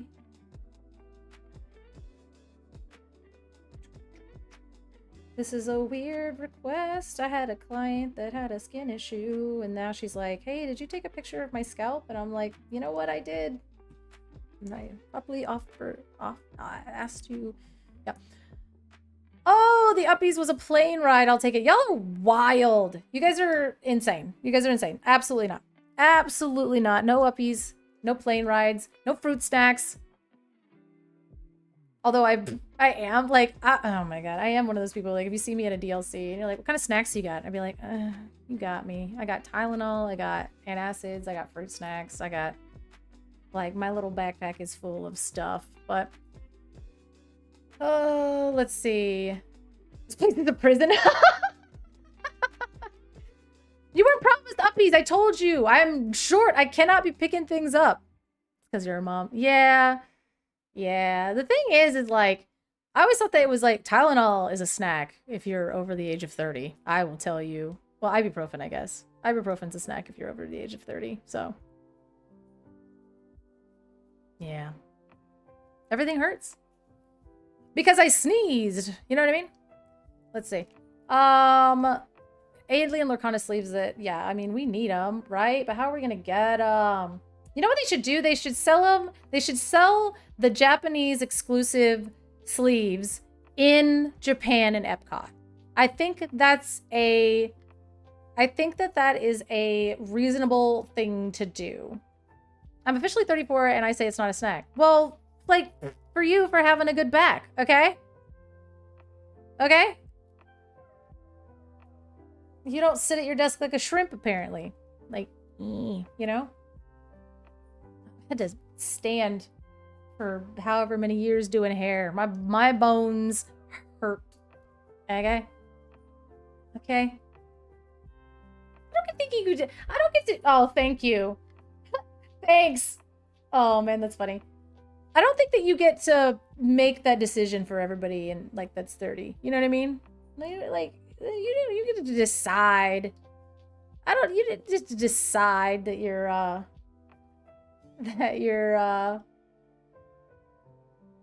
posture check. Ah, I'm a shrimp. Do you look familiar? Does I look like a shrimp? You don't just to decide that my bones shouldn't hurt.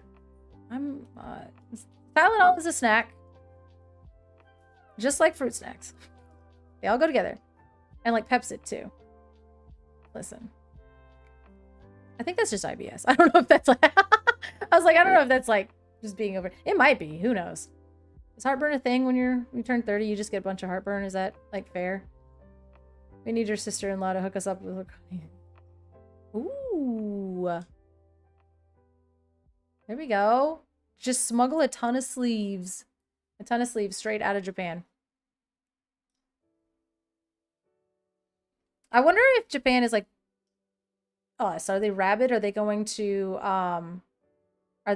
like take all of the sleeves, or are they gonna leave them because they don't care? And then like, because if they were here, if they're still here in the States, they would be sold out immediately. But because it's like in Japan, are the sleeves gonna be sold out? I wonder.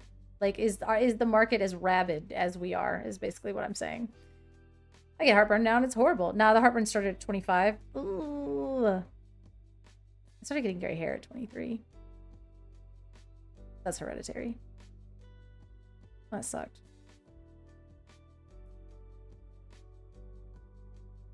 I don't know. Maybe. Maybe they don't. Are they in it like we're in it?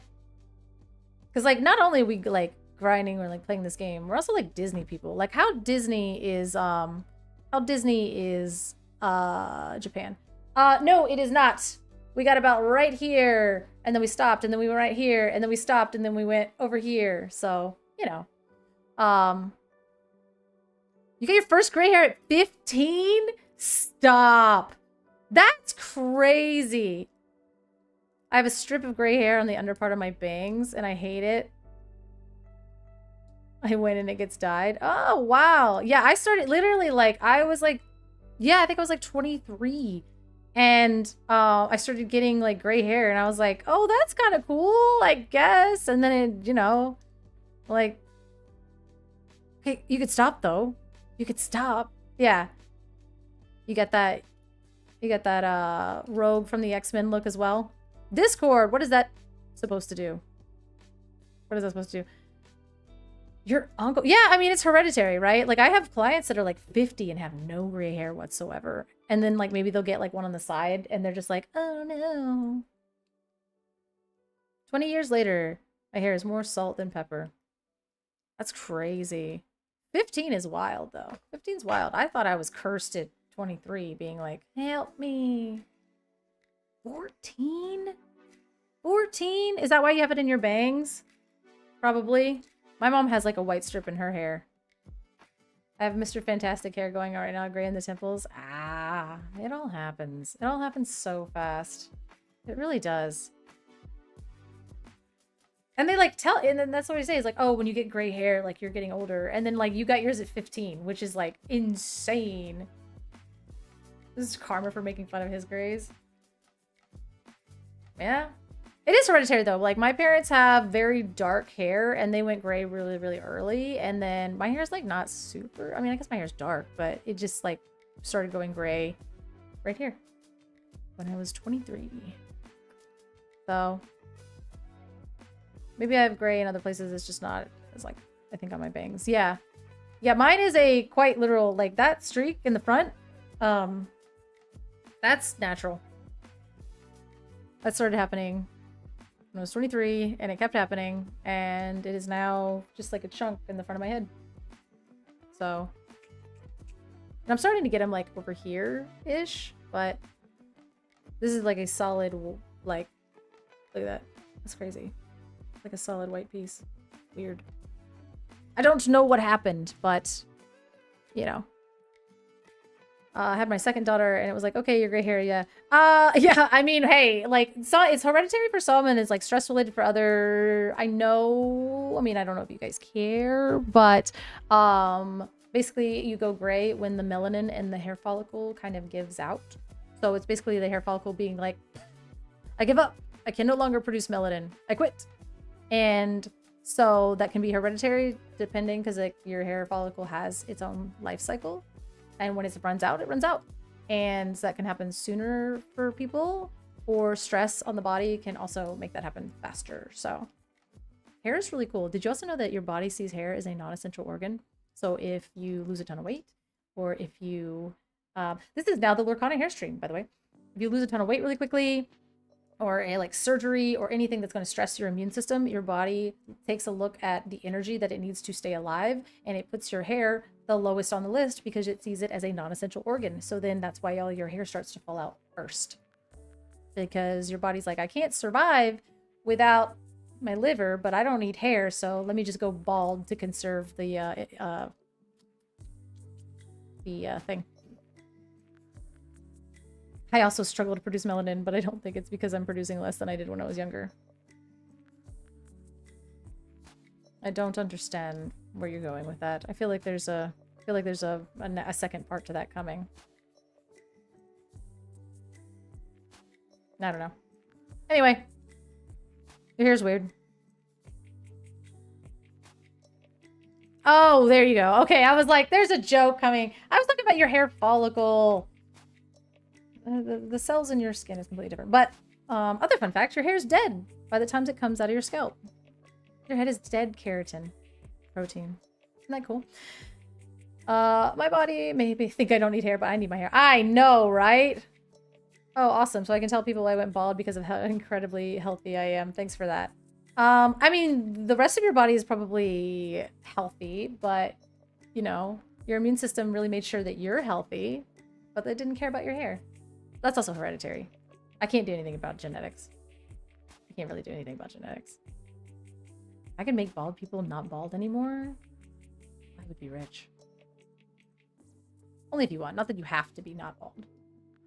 Just, I don't know. Weird thoughts. But yeah, your hair is actually dead keratinized protein. So it's basically as it grows from your scalp, it's the keratin growing in layers and it's pushing out of your scalp. And so it's only actually alive at the follicle, and then it pushes in layers and then it creates hair. And so your hair is actually already dead.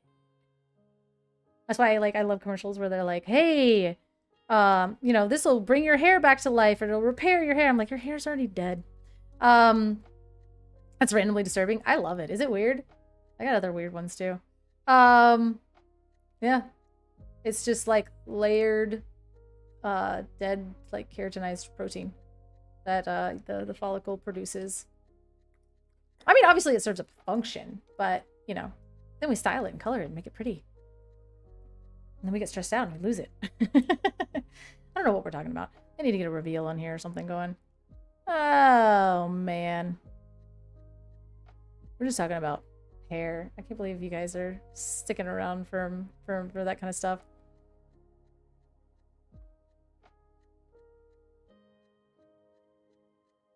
Every year I grow my hair out until it annoys me, and then I shave it all off as my biannual mental breakdown and come to terms with the fact that it probably won't grow back. I mean, that's something, right? Grow my hair out until it annoys me. Yep, I feel that. And then shave it off. Yeah. And then, you know, and like it might never come back, but then it comes back and you're like, all right. I like your fun party fact. Mine is that Komodo dragons have a third eye. Prove it. Where? Where do they keep it? I am working on editing the worst thing ever. Oh, that sucks. What did you think of Fergus that was released on Saturday? The hair just always annoys me. Should I shave it all off? Let's go with that. Yeah, like it's just annoying. My hair is a sensory issue. That is why R&B is bald. Actually, I will say this length for me is probably about my max because it does get long enough to start hitting like on my neck, and it is truly a sensory nightmare. It is truly like I can feel it on my own hair touching me is overstimulating. So that's why I always have like one side is pushed back as far away from my face as possible, and then I can only handle the one side. So shout out to your hair being a sensory nightmare. Maybe it's just me, maybe it's not. Maybe it's Maybelline. But let's look for the card that Reginald just spoke about. Even with an undercut? I don't have enough hair to be undercutting and pretending like I have less hair. So we just like we cut it to here, and my hair's really fine and curly. So like if I do too much to it, it feels, I don't know, I just feel like I have like Crypt Keeper hair. I'm just like, ugh, like I don't know. It's weird. The best thing I ever did was cut all my hair off, and I was like, oh, that's why my brain felt like there was a bunch of bees in it all the time. Because I was just like constantly like, ugh, you know? Let's see. Shout out to hairs. My hair will go down to my mid back and then I'm over it. That's crazy. Like I would be choked out by it. I'd be like, ugh. Komodo dragon's third eye is a parietal eye that just senses light. Some lizards, amphibians, and fish have that help detect predators. Where is it? Where is it? Yes, I grew my hair long and it drives me crazy. Yes, 100. Where's the eye? Is it like on the Komodo dragon? Parietal eye. I don't know what that word is. All right, I'm gonna have to do like a bunch of Googling later. What are we looking for, Reginald? You actually asked, what did, with a Fergus. Fergus is what we're looking for. Here's a question for you. Back in the day, it's a hair question. Back in the day, my hair would not grow past a few inches, but after 30, my hair grew all the way to my lower back before I cut it off. Why would hair be growing longer now than when it was younger? On the top of their head, between their normal eyes. Gross. Growing my hair, I hate humidity and I need undercut soon. Get rid of it. Mine is whether I'm tired of sticking in a bun or ponytail. Yeah. If you're like wearing it up, and then that's what me. I was like wearing it up all the time, and then I would get rid of it, and then I would oh, Fergus. Right. Oh, hold up. Let's take a look at this card.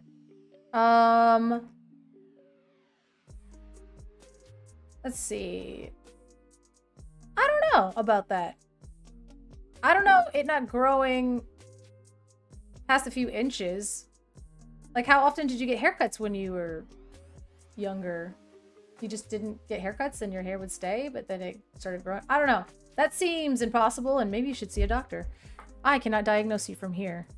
That would not be a responsible thing to do.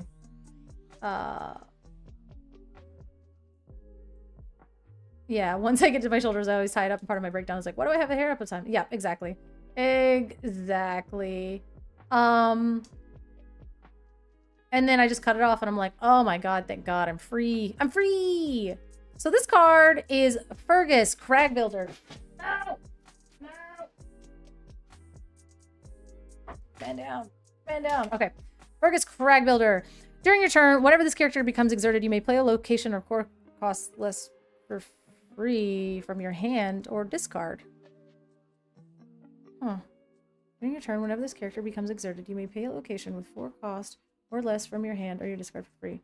This card's sick. Hold up. I mean, does the Great Illuminator cost 4? Right? I think the Great Illuminator costs 4. And if it does, that's pretty sick. Because then you can, like, sing a song. Oh, it costs 3? Oh. So you play this. You can sing with it. Or you can challenge. Or you can quest. Then you can play a free location. While this character is at a location, whenever this location is challenged, you would deal with, like, this seems like a really cool payoff for location synergy, right? And, like, what is that other card that they showed us that we were all kind of like, but at the same time, if you're doing a Ruby Steel Locations Matters deck, I mean, I think that might be a card. And like this guy, right? Pay 1 to look at the top 4 cards you got. You reveal a location card and put it in your hand. Put the rest on the bottom of your deck in any order. Like, not this not this location, a location. Yeah, like you just play a location, right? Oh, wait. No, wait. Oh, I did that thing that I did. While this character is at a location, whenever a location, is banished, challenge and banish, you made, ooh.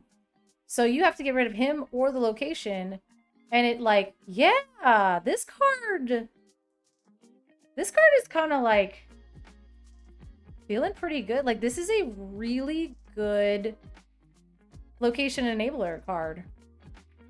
Yeah, not just your locations. So even, oh wow, even their locations. So if you banish one of their locations, it does say is challenged and banished. So you can't just like hit it with hideaway, right? Like we're like, well, hideaway puts it in your inkwell. So you can't like hit a location with Zeus and it count. So, or you can't like, it has to be challenged. Think of the multiplayer implications. Oh my God. Yeah, because it's like, oh wow, yeah. You're doing a bunch of stuff and then it's just like, it's shame he has to be at a location. I mean, to be fair, we have Touch the Sky, right? Multiplay these. Yeah. Touch the Sky, you can move him for free, does it not? Is that not what that card does? I've read it like 6 times and I still don't remember. Yeah, you move it to a location and then you draw cards equal to the location's lore. I mean, you could, yeah. Literally, move a character to a location for free, then draw cards equal to that location's lore. So you can, like, move him to the location for free after singing this and draw a card. And then now all of a sudden your locations are protected. Which is like a cool king thing to do. So flavor on point there. Huh. Yeah, I'm, oh, whoops. I forgot to... What is it? Just in case everyone forgot. Oh my God. Oh, there we go. Yeah, Touch the Sky. Yeah, move a character. So he could sing. You're right. He could literally sing this, move himself for free. You draw cards equal to the location. And now all of it. He can literally just sing this. Oh my God. That's actually pretty sick. Like these.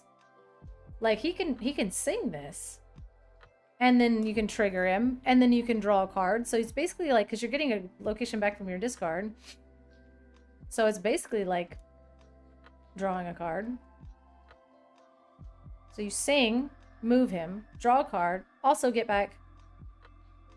You don't get it back, you just put it on the board. Oh my God. And then now all of a sudden that location that you just played for free is basically protected until you remove him or the other location that he's on. I mean, this... And then, like, again, pairing it with Ruby, if you want to pair it with that, like, Inkcaster, whatever his name, Amis's Inkcaster, then you're just kind of, like, filtering through your deck to find the locations. So if you're spamming them, then you're always going to have one in the discard because they're forced to challenge it. So, like, if you just have, like, a surplus of locations that you're just constantly kind of... Mix in with the Emerald Mirada. If they challenge your locations, she will ping them for 1. Oh, because she works... with locations too. That's right. Because it just says whenever your character is challenged. So you'd basically be doing 1 damage, and if they banish your location, you hit any of the characters for 4. So she pings them. Which now she's creating damaged characters. That's interesting. So you're just kind of creating damaged characters. That's another interesting thing to think about. Reginald's cooking. Huh. I mean, they're doing some pretty cool stuff with... What does this say? Whatever characters... This character's... Yeah, no, not this lady. Yeah, this is a really good... Fergus can hit characters that with 4 damage, not just the one that's challenged. Yeah, it says just do... Reginald is cooking. Huh.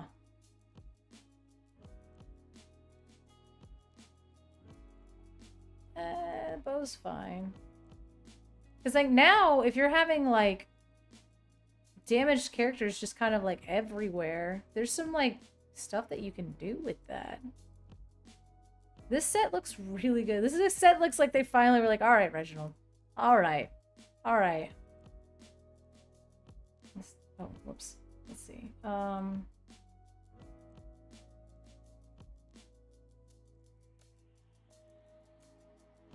There we go. Yeah, this set looks like we're able to do some pretty cool stuff. I want this mat so bad, I'm gonna die if I don't get it. What am I looking for? Lenny's busted.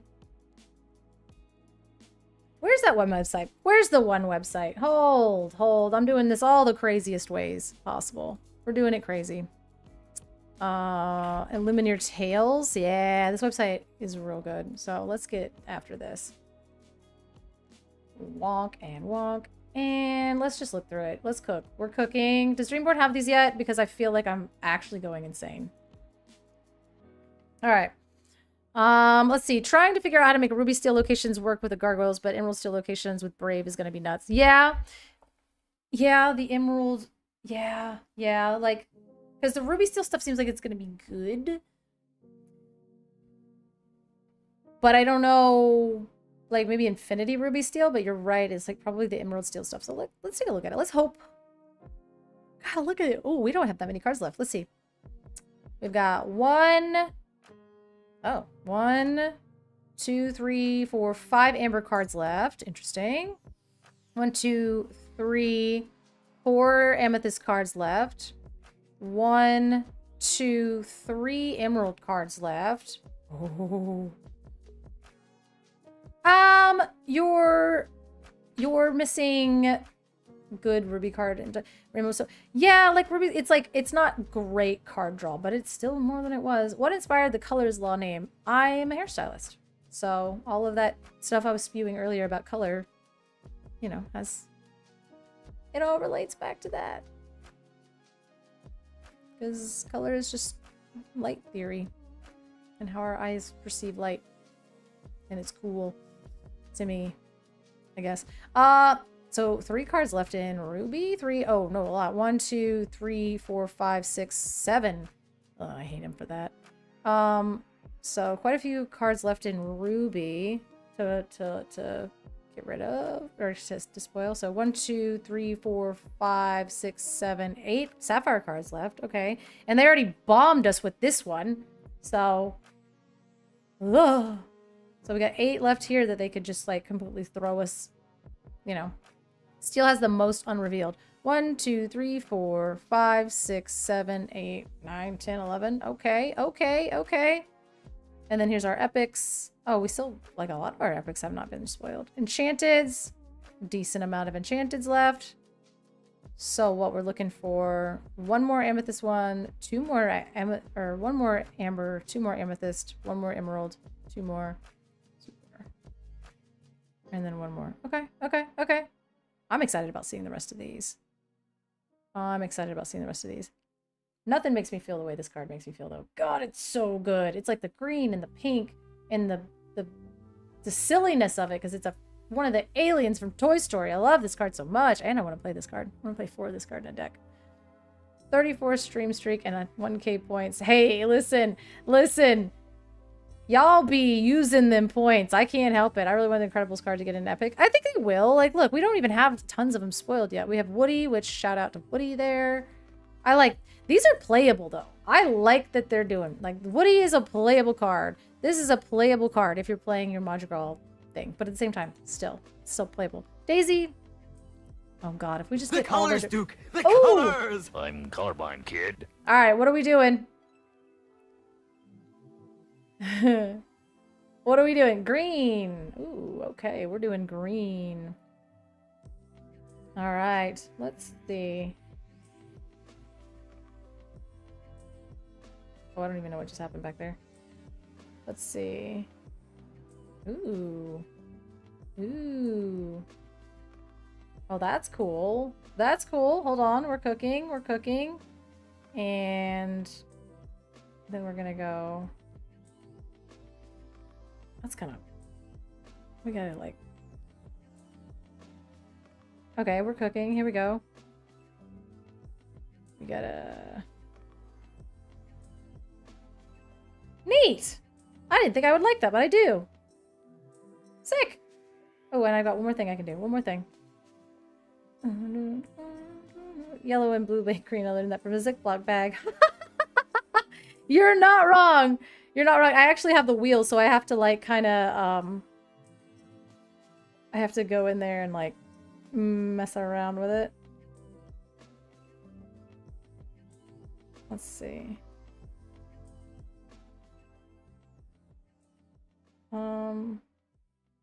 Let's see. We can do this. Okay, okay, okay. And then lines. What are we doing? I don't know. Oh, that's kind of cool back there. Oh, no, I set it to like, okay, so it's going to move when I talk now. What do you guys think about that? Is that annoying? Basically, hey! Yeah, do you see like now as I'm talking, it like, it moves? All right. I've got the craziest stuff for no reason, but I like it. Ooh, okay, sick. Okay, I like it a lot. Isn't that cool? Is that distracting or is it cool? I don't know anymore, but we just did some wild stuff in here and I'm like digging it. I'm into it. Let's see. This one's green. I had to like label the scene. Sometimes I save these just because like it's cool. Woo! Yeah, I can see like now it's like, okay, that's actually kind of cool. Sick. And then I'm gonna go like this, and then we're gonna name it.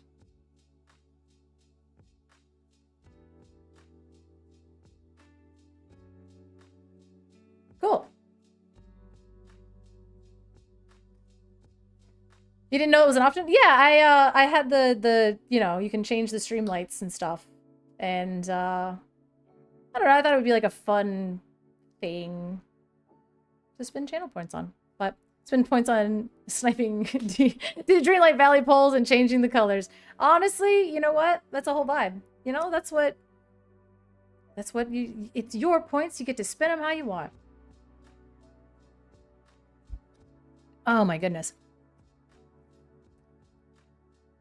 Those are pretty epic cards we're looking at. Yeah, I was talking about how I like that the Woody is a definitely playable card. Like they really, really knocks it out of the park with the fact that like this is going to be my shift target. I can now play my epic shift target and then I can shift my enchanted Woody on top of it and my deck looks cool. I can put my green, my emerald aliens in there and they're going to be enchanted and my deck looks cool. And then this Isabella is a great shift target as well. Daisy, I hope they don't flood these slots with just the travelers. Like, I know that that's, like, kind of... The Set Champs Woody is going to be insane. I think that that card is very good. I think it's very good. I think post-rotation, it's going to have some huge implications in, like, what we're trying to do and what we want to do. So we're definitely, yeah, like, Set Champs Woody is going to be nuts. It's a very, very playable card. For sure, for sure. Again, pre-rotation, I don't know, because we're all going to be in Infinity Land. But post-rotation is going to be Like, it's going to be good. It's going to be a good card. I think Lilo and Stitch is going to be a very playable archetype, but I think that, ooh, Gizmo Duck. I think that, let's see, the toys are also going to be cracked in half. Well, I know I need to do one such champs because I don't care what. Aww. That's okay. We all like different things, right? We all like different things. Let's see. Ooh, let's look it up. Let's look it up. What do we got? Come on, we gotta pause you. And you gotta load. I paused you. I paused you. Thank you. With soap? Okay. Did you dry them? Did you wash your hands? With soap? Did you dry them? Oh, sorry. Sorry. Sorry. Did you wash your hands? Sorry. Whoop. Yeah, I know. Sometimes it, Kim with the movie magic there. Good. That's awesome. That's awesome. Let me see if I can find this card now. It's like a crazy scavenger hunt on my desktop. Where is it? Where is it? We're gonna jump to the present. There's no time like the present. Oh, damn. Where's the card reveal you said? I can't find it. Can't find the card reveal. Maybe we'll update. Yeah. Paid and treats accordingly, I hope. Let's see. Gizmo Duck. Is that a Sapphire? It's got to be a Sapphire card. That's my guess. Is Gizmo Duck a Sapphire card? Yes or no? Yes or no? It's gotta be. It's steel? That's kind of crazy. That's kind of crazy. Oh, he's right here. Man, they're fast. Z-Backs, let's see. They spoiled it. It is a 5-cost 5/4 Gizmo Duckburg Defender with resist +1. While you have no cards in hand, opponents can't play actions that cost 4 or more.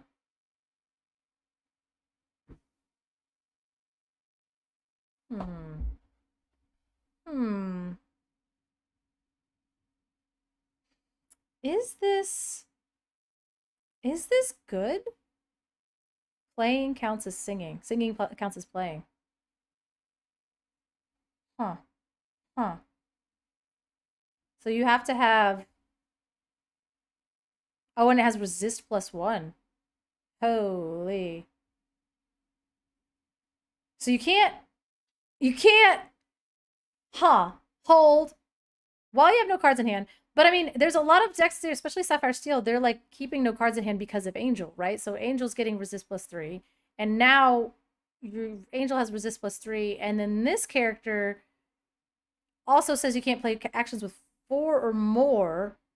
And so challenging into him is going to be a pain in the butt because it is a resist +1. So that also gets around all of the Merida like pinging. You can't play strength. You can't play strength. Strength is an action. Strength is an action. You cannot play it. You have to challenge into this thing. Oh, you can't play. Oh, with 4 or more. Oh, this card sucks. Yeah. But you'd have to have exactly strength, right? You have to have exactly strength. And that's kind of, so you have to build up a board of... You have to build up a board of 5 characters. And then sing it. So you have to have exactly strength. Because all of the other stuff, like if you're trying to Merida ping this, or Angel ping this, you're doing like 1 less damage. So it's costing you double to get Angel to get this off the board. It's costing you double for like Merida. I guess no, Merida wouldn't even do it because like she's like every instance. So resist with Merida is actually very good. Like resist counters Mira quite well. And so this card's very interesting. I can't, you can't Zeus bolt it. You can't board wipe some random things here and there without getting rid of him first. So, new card, he says. Is this the one we just looked at? It's from Darkwing, but man, it was... Oh, okay. This is gonna be loud. Before the end. Ooh, now I have a chance to borrow this cosplay armor. Zebex won't mind. After all, it's the best way to go to a Disney Lorcana challenge. Oh, I'm never gonna figure out how to get this armor on. Blather and blatherskites. What? Oh wow, that's actually... I didn't mean it. I'm eating canned like a tuna. Do you know the character? I'll give you a hint. It's not Snow White. Gizmoduck, Duckburg Defender. A 5-cost inkable steel character. 5/4 who can quest for 2 with resist 1. And failsafe. While you have no cards in hand, opponents can't play actions with cost 4 or more. I love it when steel cards shut down actions. It'll have a big impact on the late game. Real Disney fans, can you get... So Gizmoduck has resist +1. So I think that that is really good. Let's see. Exerted Herc plus Gizmoduck. Lock it down. Ruby Steel going up. My goodness. Get in here with Reginald. You guys are cooking. You guys are actually cooking. All right. Oh, my back. Okay. Exerted Herc. Oh, heroes. Hold. He's a hero. Oh, holy. Oh my gosh, my brain just caught up. Okay, because he's a hero. Herc's exerted. Ruby Steel. Oh my god, he's a hero. He's an inventor, so if you want to play like We Can Be Immortals on him, then he also gets... I'm just kidding. I'm kidding. The inventor tag is not One Less Hope. Oh, and now he's a challenging 5/4? That doesn't matter. His strength doesn't matter because Hercules makes him go kind of crazy.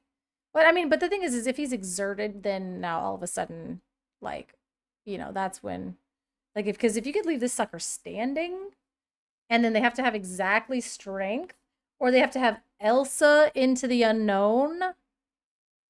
Okay, let's like reasonably think about the way that, no, because like, yeah, because if this thing is readied, how are we getting rid of it? 5 characters with strength of a raging fire, right? Okay.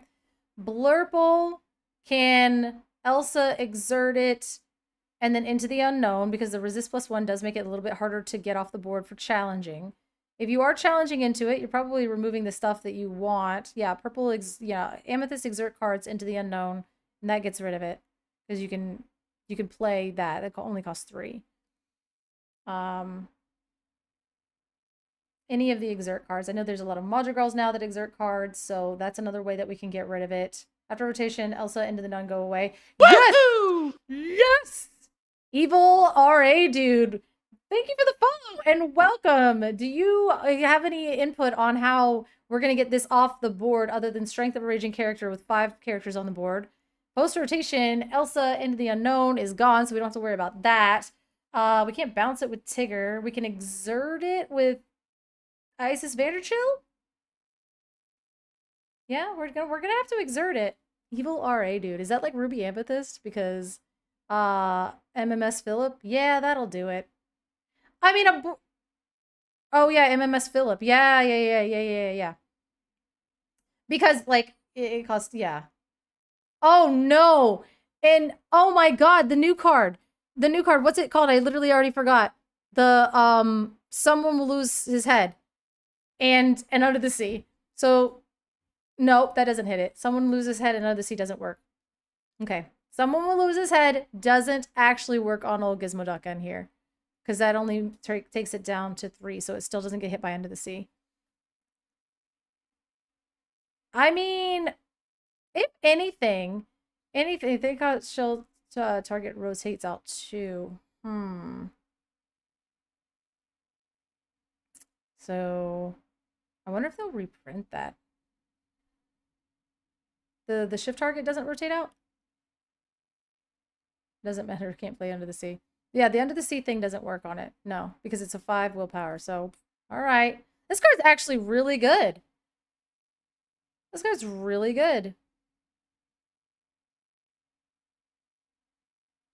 Wait, no. It does? Does the Prince Philip rotate out? I'm not good at the... Sorry. No, you can't play the action because of his strength. Right, yeah. Because, like, you know, 2 minus 5 is still 3, so Under the Sea doesn't hit him. It doesn't hit him. It doesn't get him, and that's fine. And then, so 5 characters plus Strength of Raging Fire. Before rotation, we can hit Elsa into the unknown. The 4-cost Onyx Fill is the only shift target that stands, barring something else coming out. Oh, the Onyx one that gives your heroes ward, though. That's kind of cool. Oh, duh, you're so right, because literally the text on the card says that I can't Under the Sea him. Duh. You guys are so smart, and I'm so dumb. This is what happens behind the scenes. This is how I learn the cards. This is basically like the behind the scenes for like my casting. Is like I read the cards and I read them wrong 8 times in a row, and then I finally like play with them and see them, and then I'm like, oh, I know this card. I know these lines. This is how we do it. And then hopefully my casting comes out a little cleaner, but no, my brain is full of holes. So this is part of the process. Yeah, but if they want to play Philip on 4, it forces an unink into the deck. Right. And then that one does give heroes ward, which is kind of good, but I know that in testing, a lot of people were saying that that card wasn't good enough as a shift target while the other one exists, because the effect just kind of was meh, and it being uninkable hurts so much in that deck because uninks are so painful in Emerald Sapphire, because you just need everything to hit exactly when it needs to, right? And you can't just like, you can't afford to be bricked in Emerald Sapphire. I know that Pandemonium and Heart explained it a lot better, but the way that he explained it, I was like, oh yeah, you can't really have a ton of inks.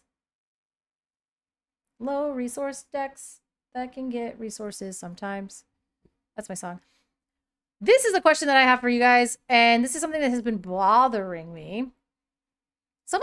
I need to know, because you can't just put this on a card. Maybe I'll ask the game developers tomorrow, but I mean, that's something else. What is the tune of this song? Like, when the vine was illumined large and they had us feeling down, old Martin stood up and took charge. Now we're illuminary bound. Like, you gotta... Okay, new card. Send us a link. Oh, yeah. We were looking at it. We literally just had a whole thing. Basically, we were trying to figure out how to remove this card, which so far, what I've come up with is, sad Alan. Yeah. Come up with was 5 characters and a Strength of Raging Fire, or Elsa into the Unknown. Post-rotation, though, you're not going to get Elsa into the Unknown. You can get Mean, Malicious, and Scary, and then Prince Philip. And that's literally it. Like, there's not a lot of ways to get rid of this thing if this thing is readied. You can exert it with a lot of Amethyst effects, but then you're challenging this 5/4, trying to get this sucker off the board when it has resist 1. This thing has resist, so it also gets around Mirda effects, where she's pinging stuff all over the place. Like, resist +1 really gets around Mirda, like, quite well. You could Hades it. Yeah. Ew, I hate that. But that costs 7. You know? So, against Blurple, I guess you're probably fine. But then they're using this on Hades. But also, what is Blurple really playing in terms of actions, right? So this card might not actually hit Blurple too hard because they don't really care, right? So I feel like this is like a steel countered card, you know? He's not thinking about core, you guys. I feel like after rotation, if it hits harder, because it's hard for a purple ramp to Hades by then. Yeah, that's another point too. He's thinking about infinity. So what are we doing in infinity? Tell us the sauce. Because, I mean, Mirda is going to be pew-pewing all over the place. And it having that. So, like, you can't play Zeus. You can't play Thunderbolt. You can't play Be Prepared. You can't play Raging Storm. You can't remove him with any of those things that you're talking about. So, a lot of the more egregious actions in Amber and Emerald cost less than 4, so I don't know if it'll be hitting that deck too hard. But if you're in a mirror or a sapphire mirror or like the higher end control deck, this card is basically Pete with like extra steps. Yeah. Yeah, I can see that. I can see that. Because you can't Zeus it. You can't bolt it. You can only strength it, and you have to have a board to strength it, so... Yeah. And you already don't want cards in hand just because of, like, Angel, I'm assuming. Because then she'll get resist +3, so... It was Tiana back? What about that Tiana when you have no cards in hand? What is it? When this card's exerted, you have no cards in hand. Can't breathe. I don't know. The Emerald Steel locks this out too, because where's it like the Pete that you can't sing songs? Your characters can't sing songs? Well, hold up. There's the Pete, right? When like your characters can't exert to sing songs. 2 Terrors that flap in the night with a Darkwing on the board. And then you can do 6 damage, so you do... I had to get there. So you have a Darkwing on the board, you have 2 Terrors that flaps in the night, so it does 3 damage 2 times because you pay 4 to deal 6 damage over the turn of 2 actions, and then it only exists resist, so it's exactly 4 damage. Okay. You know what? I asked you to think it. I asked you to figure out how to get this off the board, and you did. 2 Terrors that flaps in the night and Darkwing Duck. That's actually kind of funny. So like a Darkwing Duck is one of the counters to Gizmo here. Oh, that's funny. Ooh. I'm gonna go get some sandwiches. I guess I know how much I love sandwiches.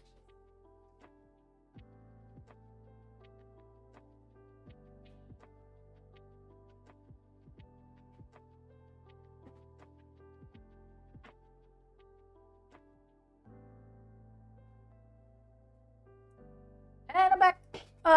So the other thing that I think, who was it that mentioned the Hercules? Because this is a hero. R&B, did you see that? Not that you care about Ruby Steel, but I mean, it is something to think about that I think is kind of cool, is the fact that it is a hero.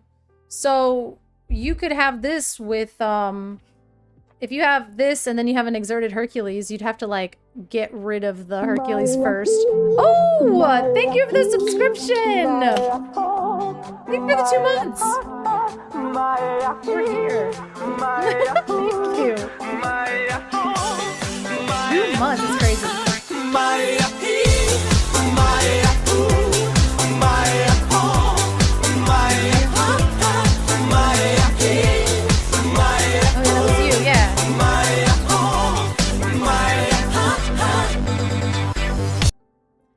We could listen to that kind of music. I feel like I want to listen to this like something that is not...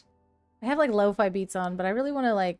It feels like a dance party! The heart is almost full for a dance party. Oh, it is! Oh, allo? Salut? Yeah, we just need more... The heart is almost full and we'll get a full dance party. Look at that.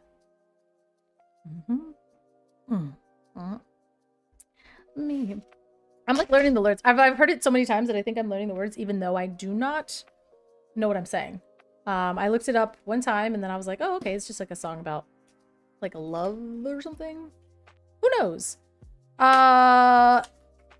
Blue Steel vibes next set. I mean, Blue Steel was already kind of like knocking out set champs in a really interesting way.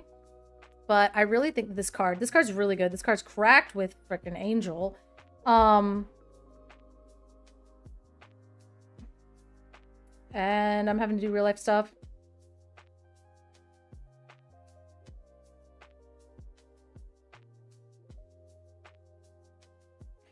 Ah!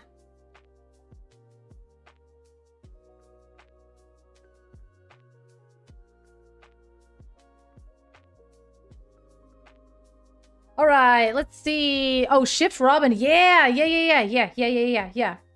I'm 4 for 4 on top 4s. Oh, like your set. Oh, your set champs is like, yeah, with yeah, set champs is going insane with Sapphire Steel. Like you are wrecking it. I've seen like a ton of stuff on on Ink decks. Ink decks? I don't know. One with the tournament things. Sapphire Steel's doing it. Coke goes out of business. What's the new best soda? Huh. That's crazy. Coke goes out of business, first of all. That's a crazy way to start a sentence. That's insane. I don't think I would drink soda. No, cherry soda. Like I really like cheerwine occasionally. Or root beer. But it has to be very specific. Like, I like the Dr. Brown's cherry soda. It's very specific. I get really weird with soda. But, like, if Coke goes out of business, I'm not drinking Pepsi. I'm not drinking, like, RC or whatever. I'll just stop drinking soda. I was like, oh. Sing Horizon on turn 3. Y'all gotta stop. Yeah, but that shift target Robin Hood. Look at that. The art goes hard, too. Yep. Champion Sherwood Forest on turn 3. Oh, God. Oh, my God. We gotta watch out for it. Let's see. Dr. Pepper for me. I used to like Dr. Pepper, but now, for some reason, I'm not a huge fan of it anymore. I don't know what happened.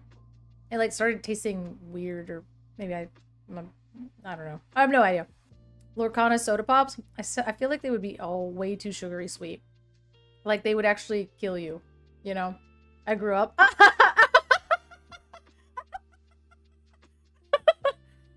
I don't like soda outside from root beer.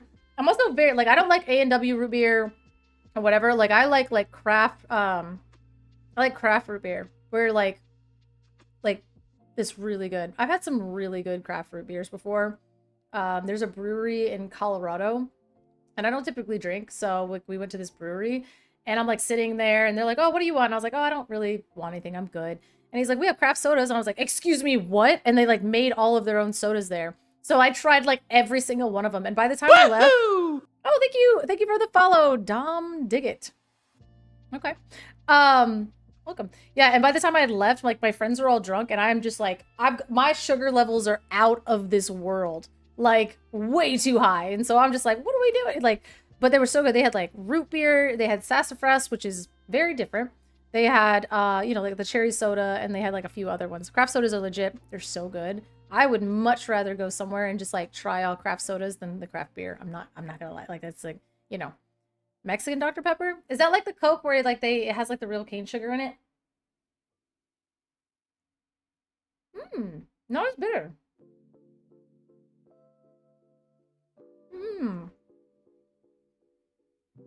I like Shirley Temples, but sometimes they put so much grenadine in it that I'm like, what have you done? What have you done?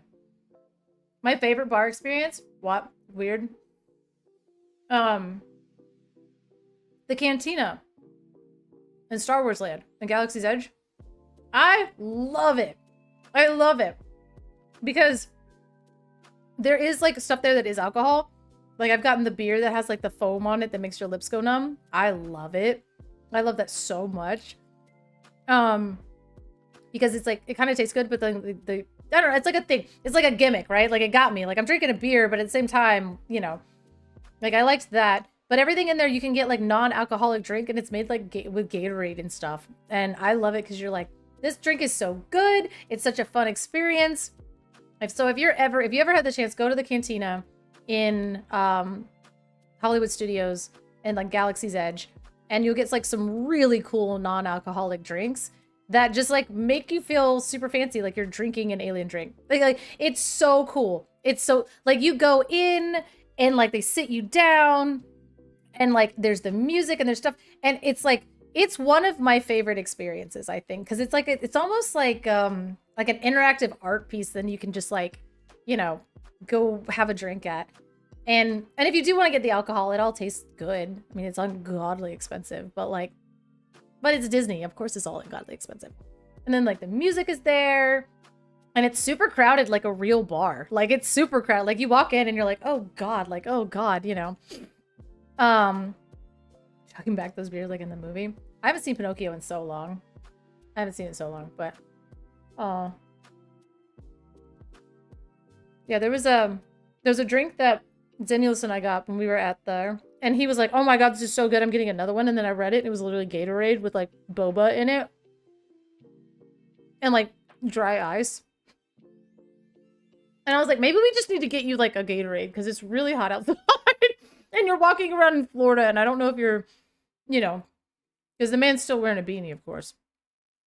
So, he was like, this is the best drink I've ever had. And it was like 95% Gatorade, and I thought that was hilarious. I really loved that for him. Best Buy has mats for less than $9 a... Oh, wow, that's pretty good. The Southern Lit from Texas Roadhouse is amazing. Okay, okay. I will say, though, when we went to Epcot, we went to Japan, and they had, like, frozen Kirin beer. And I tried it, and it was really good. Again, Florida's really hot, so maybe it was just me in survival mode. But it's not like I wanted the entire thing. It was just like, oh, it was like a beer-flavored slushie, which was kind of good for, like, a second. But again, I'm not, like, really... I don't drink a ton. I will, but I just hate when you go to a restaurant and all the cool drinks have alcohol in them, right? And you're like, I just want to try this really neat thing. And it just sounds good.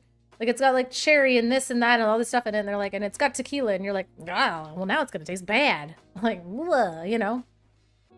Mickey, Tigger, Jasmine, and the Hades mat. Look, I already got a Hades mat. And I use it literally. I actually went to Set Champs because I forgot. I'm going to show you my desk, and it's going to be bad. But you guys can see my Hades mat. My custom Hades mat. Shout out. Let's see. Well, I guess you can't because I'm bad. Oh, that's my sandwich. Yeah, this is my and I forgot to bring it with me to Set Champs, so I was literally playing on the table at Set Champs. But I love it. I love the Hades one a lot. This one's special though. This one's foiled thanks to Bo. So thank you. Thank you. Oh, that's my sandwich. Don't look at it. Well, you looked at it. But buy a backup. I probably need to because I leave this one at home now. Because I forget it all the time. Oh.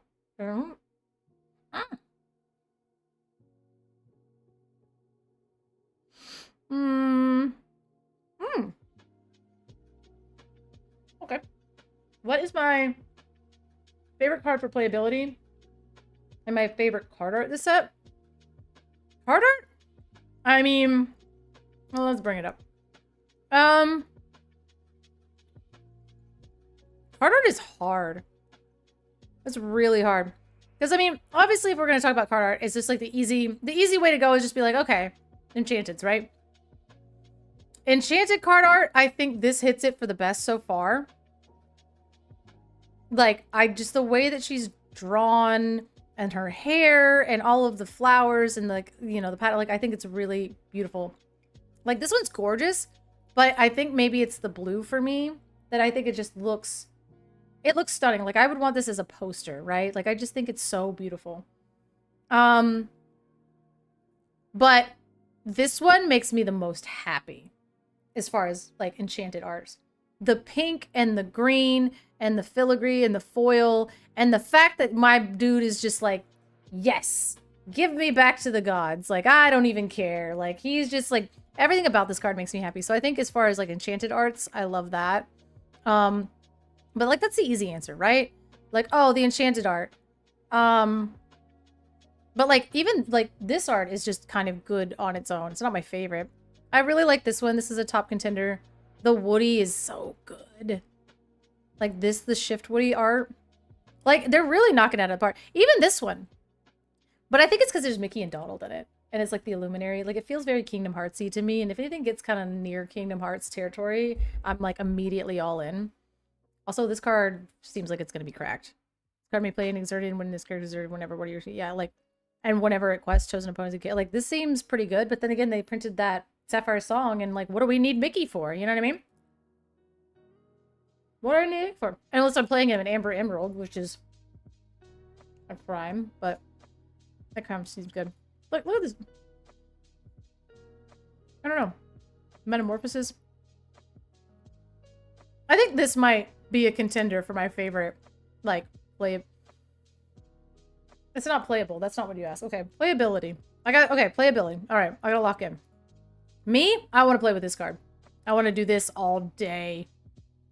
You like the Monterey Jack art a lot? It was really good because I forgot he had that thing with cheese, right? And then I was like, wait a minute. I'm not lost. I haven't found it yet. And then he's like, wait, look, I forgot how much he loves cheese. Let's play a food. I know. But I think this card's stupid. You know? I want to discard a Merlin. And then shift him onto himself and then go get a cood. I don't know. I don't know. Something dumb. But I think this card's going to be very good. Yeah, in the stupid sense that there are 10 times better things that it could be doing. 100%. I didn't say... The question was about playability. That's mechanically one of the cards that I'm excited about just for the dumb... Because I like dumb stuff, right? So, Metamorphosis looks really cool to me. It looks cool. This card, I think, is going to be... Whenever this character quests, draw a card, then you may play a... I think this card is going to be cracked. This card's going to be cracked in half. Yeah. Like, scary good. Like, playability... This sucker is bananas, and we should all be terrified of it. Post-rotation... Yeah. Because we have the 1 cost 2/2 Woody. We're going to shift this on 3. We're going to quest immediately. You can draw a card and then play a 2 cost for free. It could be like a dock. I don't care what it is. It doesn't matter what it is. It's going to be good. Anytime they say for free on a card, you got to watch out for it. And these are things that I'm probably going to ask tomorrow. Tomorrow's Tuesday. I'm going to, yeah, like bullseye into this guy. And it's like crazy. Oh, you forego a bullseye on 2. Well, that's kind of fine. But like, listen, this is what I think I want to ask them on the main stage is basically like, whenever you put, like, what is up with y'all and free? And do you think about free and like the implications of what that means going forward? So like you made dock cost 2. And then on this card, you know, years later, you put free on it. How do you guys balance that? How do you think about that in terms of like when you put something like this on a card, how do you balance this for 5 years down the road, right? They don't, yeah. I want them to admit it. Okay. All right. Okay. This is crazy, right? The more stuff you print, the crazier this card gets. I know. Actually, again, if you have questions that you want me to ask on Wednesday, drop them in the chat.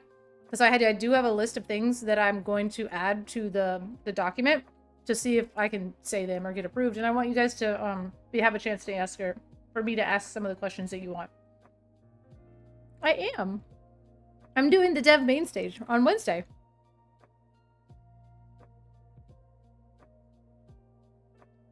Your girl can't get a card reveal, but we on the main stage. Dang it! Yeah, they let anyone do them. You know what I mean? Yeah. They just let anyone do those nowadays. You're not wrong. You're not wrong. The thing is like, you know. Eh. Kinda, yeah. Yeah, having me on there, I just say what, like, I say things without, others cooked, yeah. I say things without thinking, so that's why I have to, like, write all of my thoughts down on the document that they gave me, otherwise I'm just gonna start saying stuff.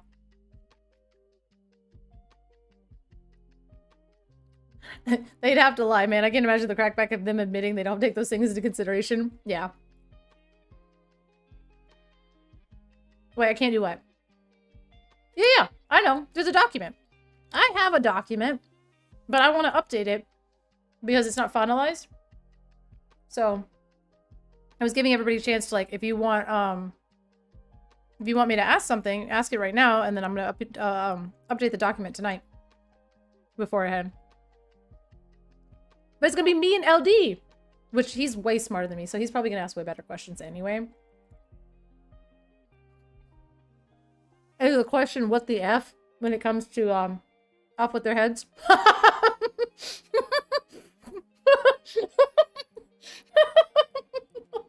I don't know.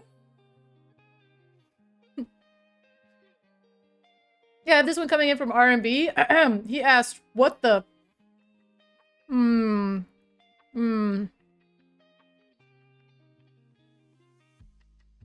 Why you have one character there?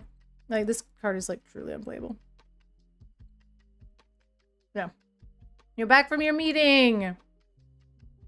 Looking at card, like, favorite card art and favorite card playability. I've already said Metamorphosis, not for playability, just, like, my favorite mechanic that I'm kind of just running into that I really like.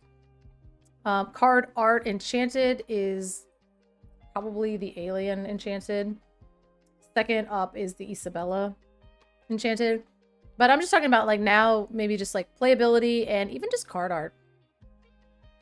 I think that this is interesting. I find this card interesting.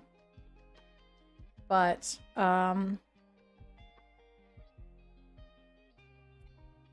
haven't really dove into the... You guys excited about the Incredibles ones? I'm more excited about the toy synergy than I am these Incredible ones. Like, the Incredible ones seem like they're probably just a bunch of good cards to throw in a deck, you know? Like, they're not... Like, the mechanics on the Incredibles aren't really doing much for me. Like, I like the location synergy stuff more, I would say, than this, but... I'm gonna get aggressive. Ask what their favorite card that they designed is. I know it's good excited to talk about that thing. Well, yeah, that's kind of like, what is your, Thank you, Orion. Thank you. I appreciate you. Please. Thank you.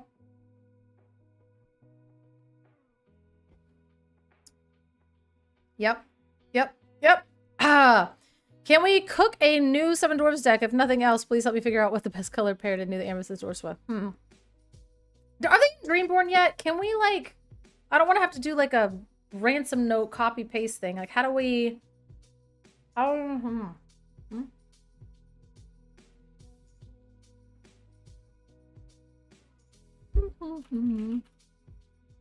just gonna, like, eat sandwiches on stream. Amethyst Steel for Doc is what I was thinking, but... Ooh! Okay. Okay. We're cooking.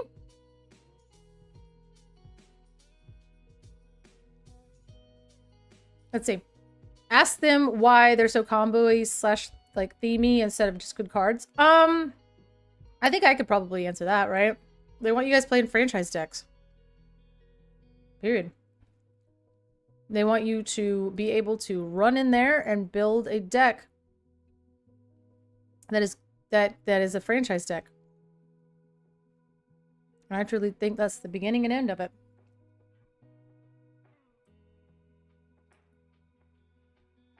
To be fair, set 1 was very good card, right? Set cards was just, oops, all good cards. Rapunzel, Dragon, Be Prepared, you know, all that crap, right? But that's gonna suck in July when card pool is tiny. I don't think so, because then, I mean, I think what's gonna happen is you're gonna have to play a Lilo and Stitch deck. You're gonna have to play, like, you're gonna, like, the deck that you're gonna need to build is gonna have an archetype, but, like, with good cards in it, right? Like, you know what I mean? It's not just gonna be an oops, all good cards thing. There's gonna be definite mechanics and synergies that franchises have that you stick within that franchise, and your synergy is better, and therefore your deck is better. Now, there's always just going to be good on-rate cards, right? And they're going to go in different decks. But I think it's kind of, I don't know. Like, us just throwing 4 Be Prepared in every Ruby deck was kind of... I wonder if they're trying to get away from... Ooh, I wonder... That's a question. Maybe I'll ask. For sure. I think that's a good question. Like, are you guys, like, do you want us to have more franchisee decks? Or have the ability to drill? Like, people ask all the time, can I build a Stitch deck? Yeah. It's kind of like that. Like, oh, I want to play this game, but, like, I want to build a Stitch deck, and I think there is some kind of whimsical feeling to it when you have a deck that's like this and that, right? Yeah,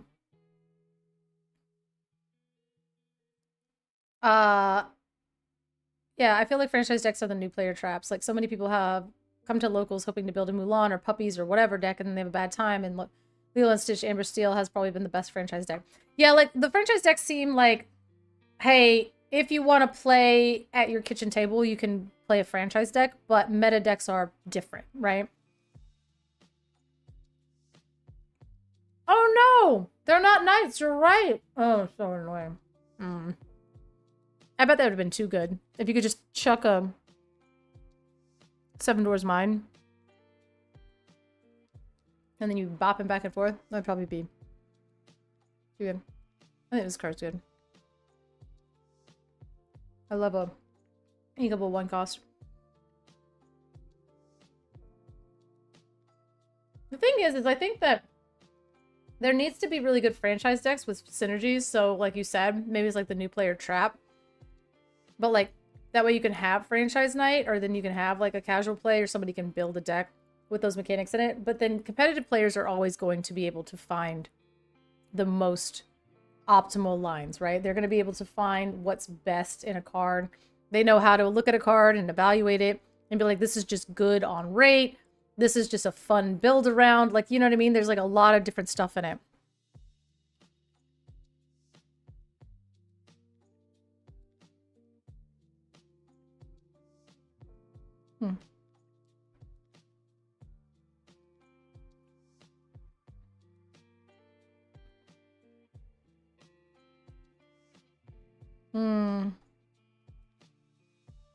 Hold on.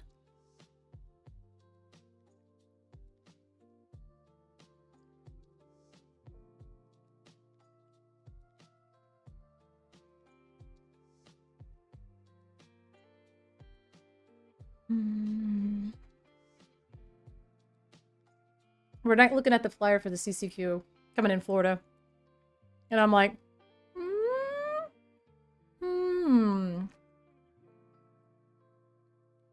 It's getting there. It's getting there. The picture that they have, Omni on the flyer, is wild as well.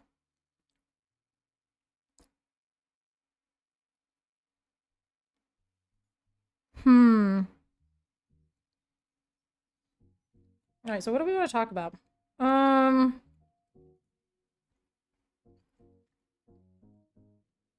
we're asking, so what do we want to talk about as far as the game dev? Any specific cards? Ooh, you guys are helping me. You guys are helping me. Okay.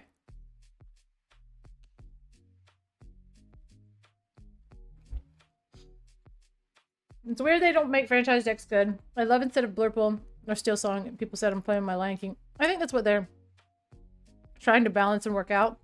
Oh, what's the question?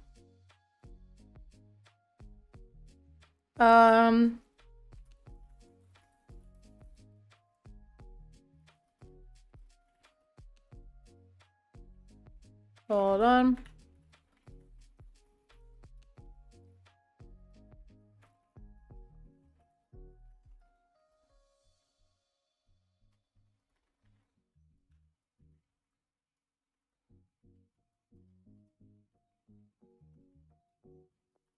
I'm asking about it. I think we've seen that they might be addressing this in the future with the Christopher Robin, that card that they... Oh, well, I can't, you know. Like, you can play your honey character, or like cards care about different card types.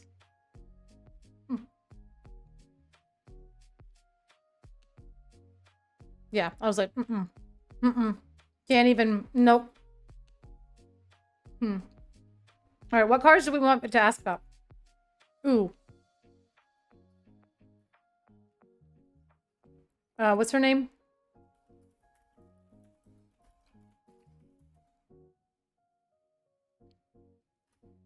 Key to Crystal Scion. I'm 100% asking about that card. And my first question is, what the... I'm just kidding. Kita, Crystal Scion.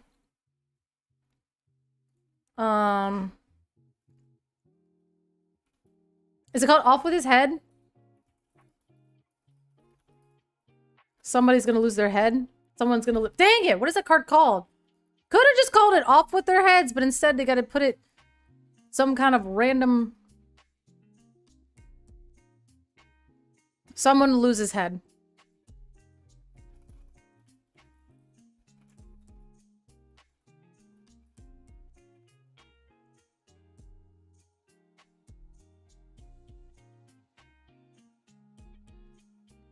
What's the other? Oh, not very, yeah. I mean, I think that's what I think that's the song lyrics, right? So we're just like moving, they're just like going off the song.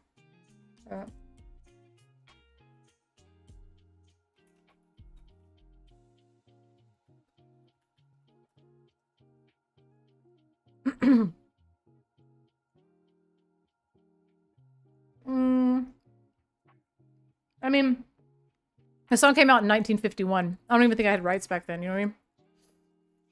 What can you do? What can you do?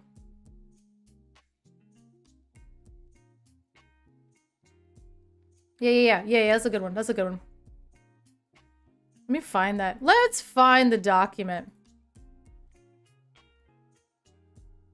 Okay, this is my stuff. This is my part of it. I want to make sure I don't... Okay, yeah, I don't want to dox LD stuff. I don't care if you guys see mine. You know, we gotta start it out right. Let's see. Making sure I'm not... Okay. Okay. I for sure didn't have rights because I wasn't alive back then. I would not have had rights because I'm the wrong, you know, because it was hard back then. There we go. All right.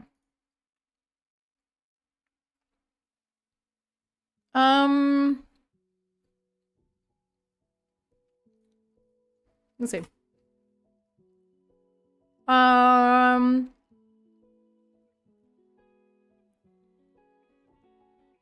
Like, how do I put this? Things. Oh, thank you for the follow, Portland. Tim Burtrain? Did I say that right? Tim Burtrain. Welcome, Portland. We're talking about questions that I want to, that you want me to ask the game devs on Wednesday. I'm going to add them to the document and see if they get approved or if they tell me to shut up. So, where there, did you have experience with, did you have experience with, like, rotation in other games? And then, like, did you learn anything from, like, last rotation? I don't know what I can ask. Like, what did they learn from the first rotation?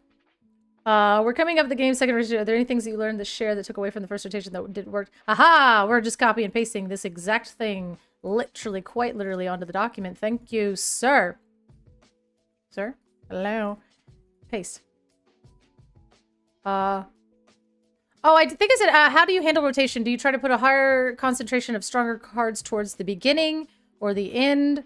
What are some things that you keep in mind?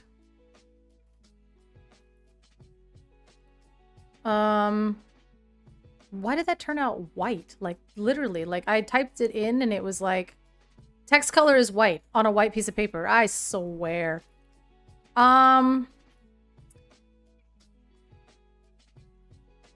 There we go. And to the question about franchise decks, the Madrigal decks would be good, but we need a reprint of our older cards. Yeah, I mean, I think that, yeah. I appreciate that.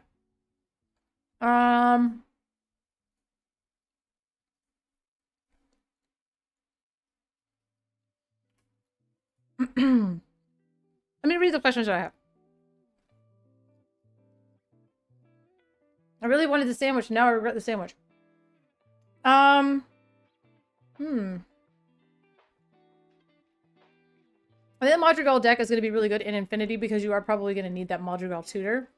So that's like one of the things. Like, if you can play the Madrigal deck in Infinity and dodge Sisu, you're probably cooking.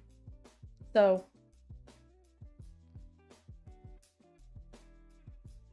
Okay. I wanted to ask about the testing process / balancing of new mechanics. In testing, do they consider social play and competitive play simultaneously? Which I think that's the same as, like, how do they deal with the effects of the card in Core, Infinity, and Sealed? That's all the same question. Which format do they personally prefer? Just because it's like a choice, right? When they introduce a card that seemingly doesn't have a home yet, is that potentially leading to a card that exists in the future set, or is that an open door to explain later if they want? Or do they hate when we say that about a card? Like, oh, this card doesn't have a home yet. You know what I mean? They're like, what the, like, chill, just chill. How do they fine-tune a card's ability? What does that process look like? Do they enjoy when we break cards, or is it stressful? Are there any powerful cards they're excited for us to explore or break this time around? How much do they consider flavor when building a card? Is there someone who leans into the mechanic of the card and then someone who comes around and makes the card more Disney? I don't know. As a player who has had a competitive arc and now leans more into social play, how do you balance the focus of those two groups when designing a card? What is the mentality for social versus competitive play? There are so many different ways to enjoy the game. How do you keep everybody happy? And then I was like, I'm kidding. I won't say that last bit, but that's basically essentially what I mean. How do you handle rotation? Do you try to put higher concentration of stronger chords toward the beginning or potentially the end? What are some things that came in mind? Yeah, let's see. About the testing process and balancing new mechanics, what do they consider? Like, how do they, how do you balance the different formats, I guess, is kind of what I want to say. How do you balance the different formats? Yeah. I don't know. Anything else?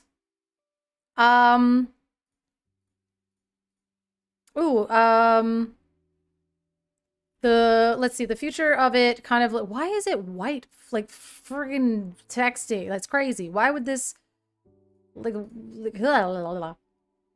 people are happy? I've never met people. Yeah, that's true. So what was I gonna say about the, I literally had a thought. Is one of the questions why they hate Ruby. Yeah, okay. Why do you hate Ruby? I'll put it on there.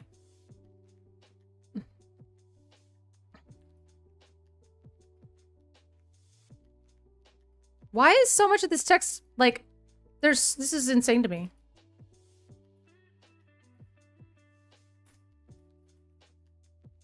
Okay.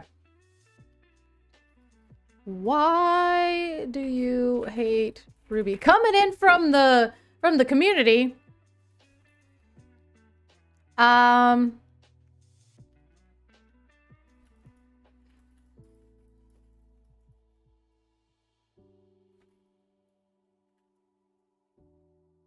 Yeah, maybe, like I said, can we ask about the direction of Ruby? How it's been shaping up? How they feel about the lack of representation in the meta? Is that something we just have to trust and wait for? Or are we missing something? I don't know. I don't know how to say that. Probably because it was so busted for the first 8 sets. I mean, I don't know.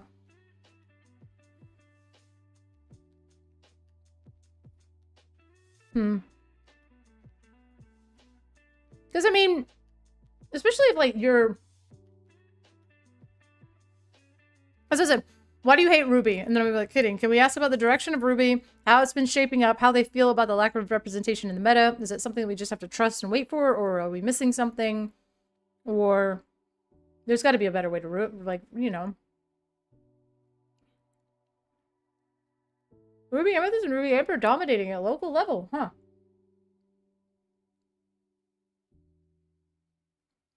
Just ask them if they design cards or colors? What do you mean? What is that? Because I know... Let's see.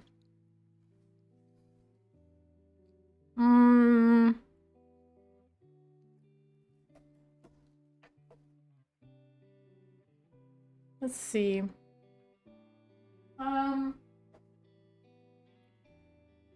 Yeah, like the lore versus Ooh, wait, I had another question that I saved. Oh yeah. At what okay. I think that was kind of like another thing is like at what stage do you assign a card a color? And I think that is like how like the chronological process of a card being born.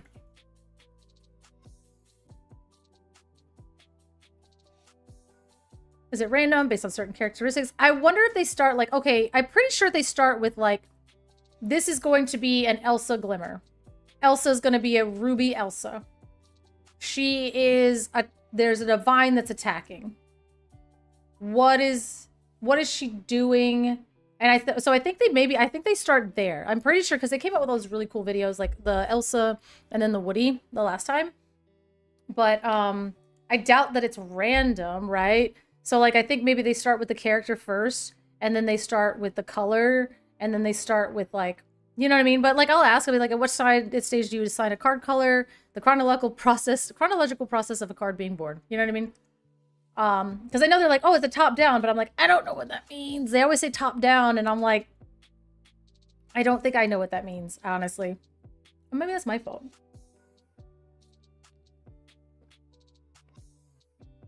But let's see.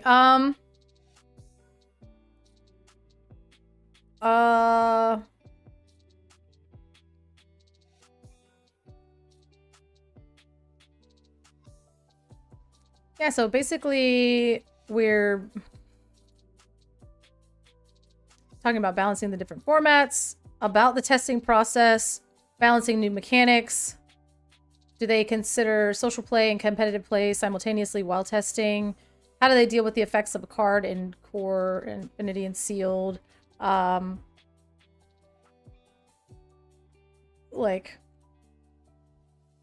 when putting for free on a card. Future-proofing. Future-proofing! That's the word I was thinking about. Which do they personally prefer? Which format? Just because of personal choice, you know. Ask for clarification. Is the top the ink color or the cost and ability literally the top of a card? Huh? Oh. Yeah. Yeah, they like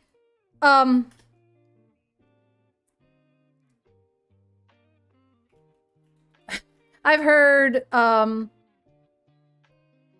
the phrase top down when designing a card. What does that mean? Sick. Yeah, like literally, like is it like we start at the top, like we're starting like at the physical top, like we know how much it's gonna cost, and then we're gonna, or like, you know what I mean? Like I don't know. Yeah, like I want to know the chronological process of creating a card. Does it start with the character? Does it start with the ink type? Does it start with the mechanic? Like, oh, I thought of a cool mechanic. Because like it seems like if we start with the character and then I, as a developer, thought of a cool mechanic that didn't really fit into a last set, you can kind of pull that and be like, oh, wait a minute. We wanted to make a card that did XYZ, but it didn't really fit in the set. So now we can recycle that idea and bring it in and it makes sense for this character. Well, that's like top down. That's a timeline? Okay, thank you. I don't know. I told you, I was like, I don't know what that means. I don't know what that means. I freaking do hair, okay? When have I ever used terms like that in my entire life? I just CC'd somebody on an email like for the first time like a couple months ago or like a week or something, man. Listen, I don't have to do things. Mine is I have a technical skill that I do. So when I discuss like things and production and stuff, I don't know what I'm talking about. I'm as far from a corporate person as possible.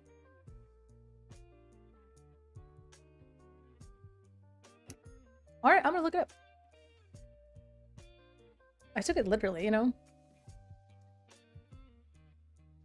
Processing.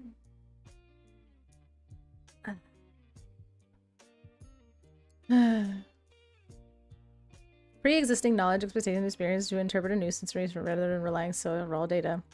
Rapid and understanding. Okay, but like, how would you like? Oh, it's incorporate.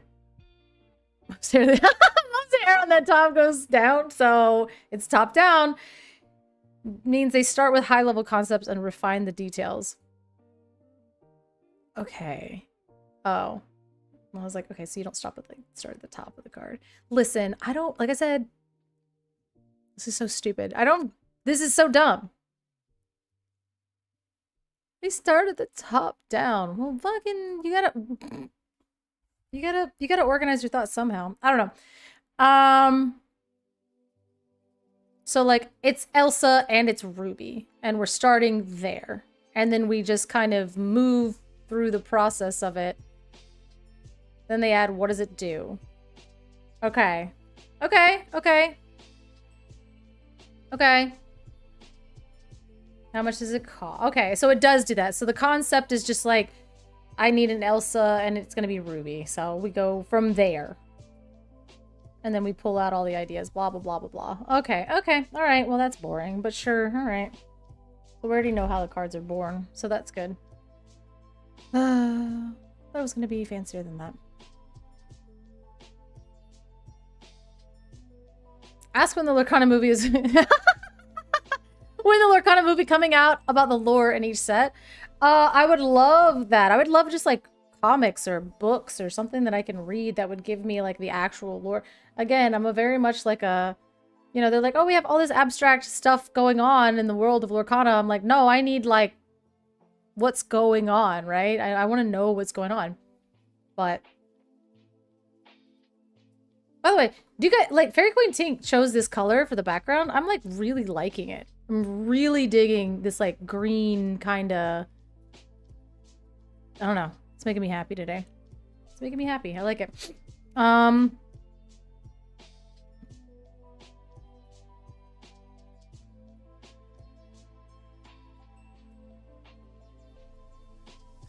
well, yeah. Yeah, I was like very, very good pick on this. Let's see. I think that like in LD's questions, I'm not gonna get too far into LD's questions because they're his personally. But he basically is saying things in a better way than me. So I think you're gonna be really happy with the stuff that he's asking, especially. He's very eloquent. We can take Fairy Queen out of timeout for great light choices. Wait, when did she get put in timeout? What did y'all do? Oh, that was earlier.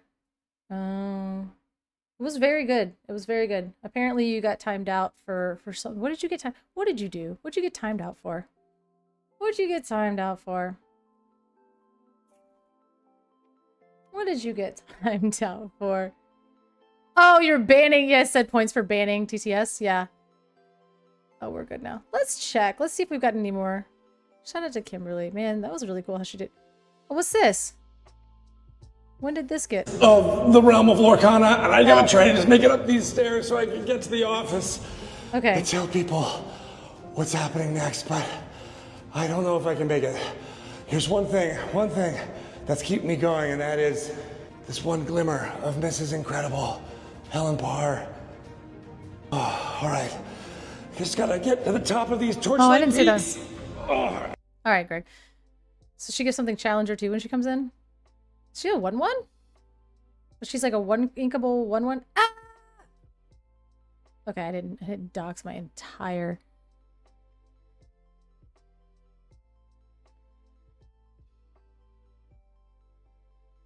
Okay. Okay. The questions. Okay, I didn't dox my entire Discord again. Her stats are a 1/1. Listen, I need to know what the stats are. That's not a glimmer of Miss Incredible. That's not. Ow, that's, you know, that's not a glimmer of Mrs. Incredible. That is keeping us going. No, No, that's not the that's Mrs. Incredible. That's not, you know. Right. Since it'd be boring if anytime. Yeah. All right, all right, all right, all right, all right. So cool things coming in there.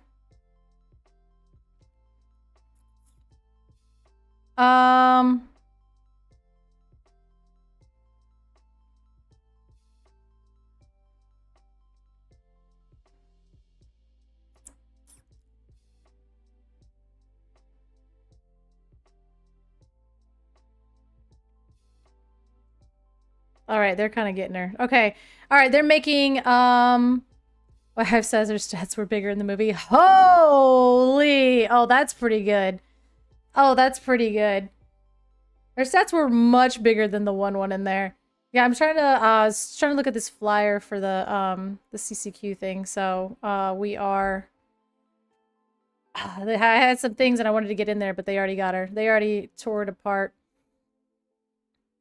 There's the Mrs. Incredible. That's what I was trying to look for. Come on, guys. Come on, guys. Come on, guys. There we go. The stats on that. Look at the stats on that superhero.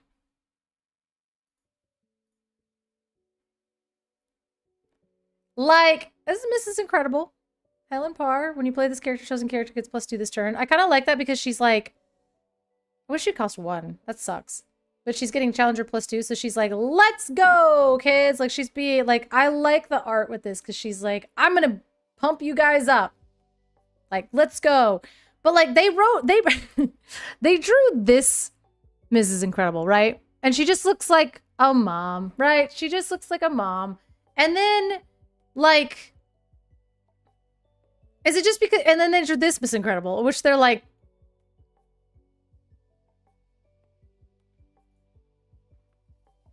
It's such a different vibe. And I guess it's a point, right? Like, that's the point. It's like superhero, like snatched waist, whatever. But then for some reason, when she's like a mom, she's just kind of like, she's just chilling in her like cargo pants, short pants, and then like her button down.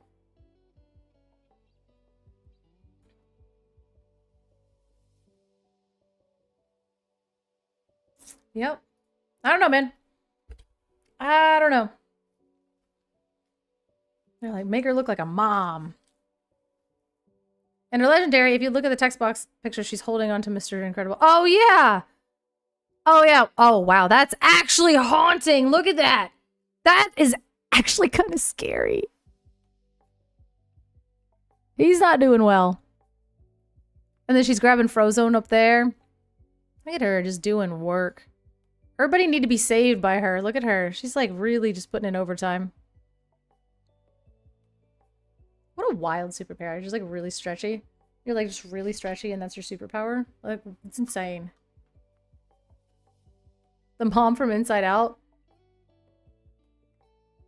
The mom from Inside Out. I don't know if she's been notable to me.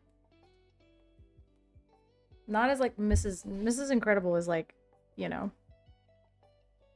That's the one we all grew up on, right? The mom from Inside Out is kind of like...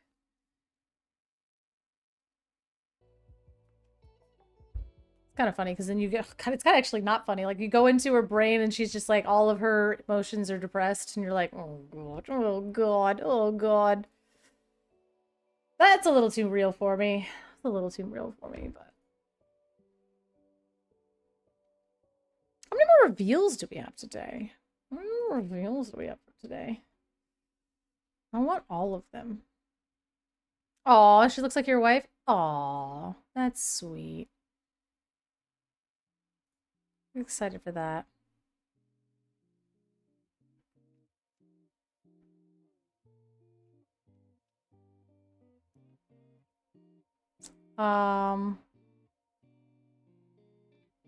Why did it not... Looks like my wife. What? Why did it note out looks like my wife? I don't know what's going on. Okay. So I'm trying to figure out if we have any more reveals coming up because I kind of I want more. So it is the 20th. So we had 1 p.m. is already gone. So let's see.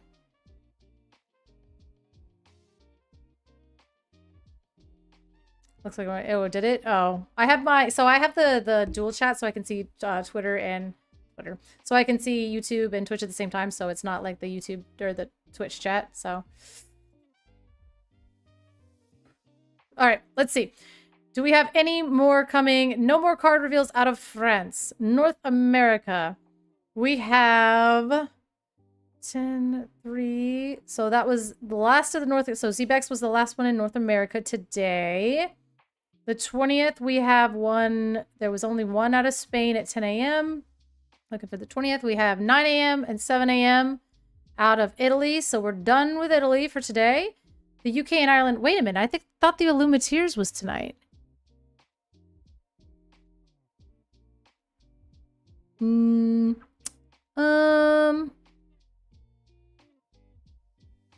Well, give me a second.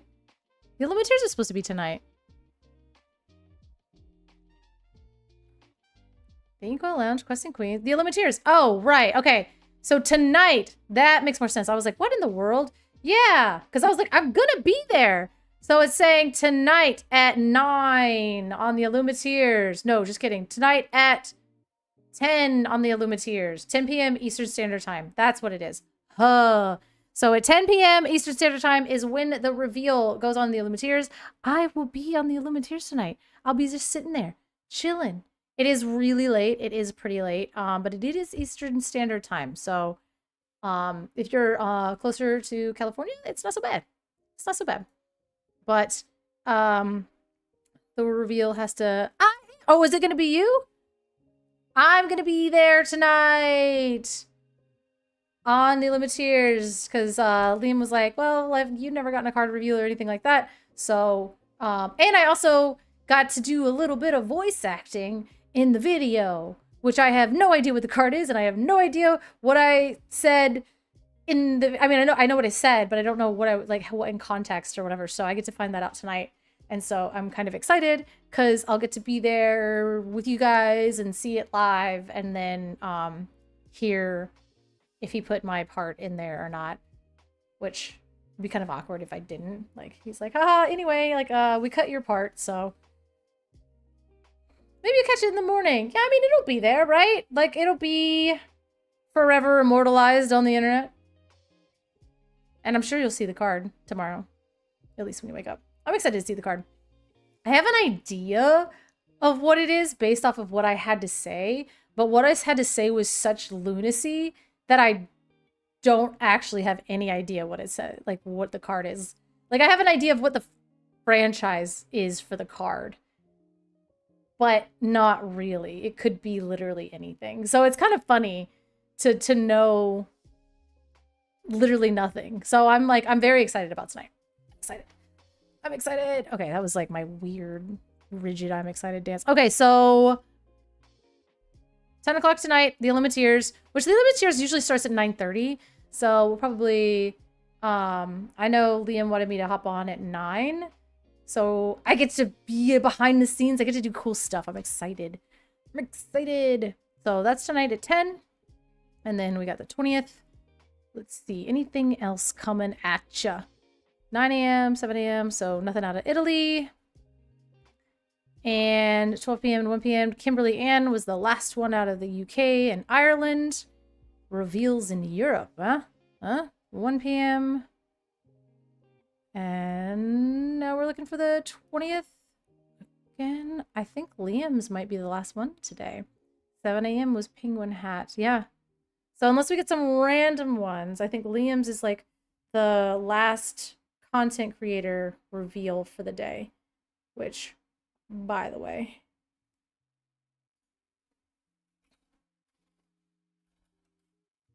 CCQ stuff, hold on.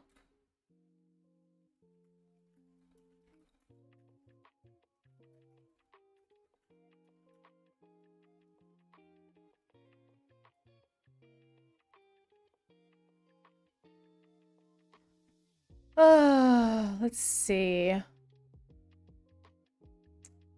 Yeah, so I'm pretty excited. It's about 5 o'clock, so I'm probably gonna hang out for a little bit longer. Sorry. Yeah, no, I didn't freeze. I just kind of froze for a little bit. So basically, I was checking and making sure that we have what card reveals we had left for the day, which at this point it is at the Illumineers, which will be tonight at 9:30 on the Illumineers. I will be there and we'll get to look at a new card together. And I don't know, Liam always does something cool, so I'm excited for what he came up with. As far as content creator reveals, I think that's it for the day. Dreamborn doesn't have all of the cards because I really like, as soon as Dreamborn gets the cards, I'm going to start building decks because I really want to build the toy deck and see what that's going to pan out and look like. I want to really build this like location deck. I want to see what that's going to look like. There's a lot of things I want to build, but until Dreamborn has time to kind of update it, I want to build with this card really bad. So we'll see. We'll see. Yeah, like they haven't done the last few days. I think they took the weekend off, that kind of thing. So once Dreamborn gets updated, I'll start like really brewing and deck building. But as far as like the rest of the stream, I think I'm going to do like the age-old question of, do you guys want to finish out the stream with Dreamlight Valley or TFT? That's it. We're doing the age-old question of, what do we do now? Okay, we already got one for Dreamlight Valley. All right. What do we do now? I don't know how to ask that. Whatever. So we're going to say TFT or Dreamlight Valley. We're going to do a vote. Let you guys decide. And then that's the way we're going to kick it off, because then, you know, I'll probably play for like another hour. Give it till about 5:30 my time. JD Zeal is probably going to be jumping on soon, full of energy and cheer and all kinds of stuff because it's Tuesday. No, it's Monday. My God. Y'all might as well just pick Dreamlight Valley. Hey, listen. Hey, listen. You know? We already got people coming in for it. Oh my God.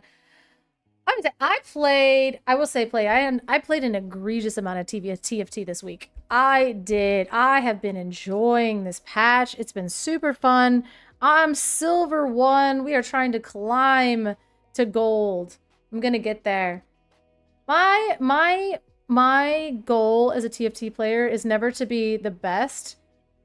It's to be better than Habibi, because I think that I can do that. And that's really it. That's really my goal. You hate it so much? I like it. I like that there's no carousel. Like, yeah, get it out of here. I don't like the carousel. I didn't like that one. That mechanic sucked. So I appreciate the art and the colors of it this time. I like the fact that there are no unlocks. That shit was boring. Oops, I said it. I didn't like that. I didn't like the unlocks. I don't know. It seems every single unit looks the same. I don't know. I like the art. I like the dancey ones, the groove ones. The meeples or the meepsies. I don't know. I like that. I like it. I've been having fun with it. Feels like a watered down version of the game. Maybe that's why I like it. Because I can just like vibe and play it and it's not too terrible. The icons are hard to differentiate, but I agree there, but I enjoy the pad. Yeah, and I have been playing it on my PC. I haven't tried it on my phone yet, so I might be a little upset if I try to, as a high elo TFT player, I'm not a fan at all. Sir, you are in silver 1, just like me. You and I are the same rank, so...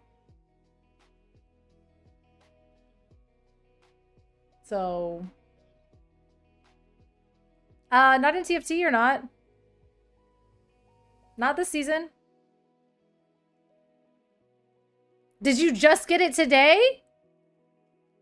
High elo is a state of mind. Did you get diamond today? Because you were literally... Yeah, it just reset. I know. And we're the same rank, okay? You and I are both silver 1. You're not a high elo player. You're down here with me in silver. Yeah, it just reset. So, I got to plat last season, but that was last season. This is this season. This is this season. All right.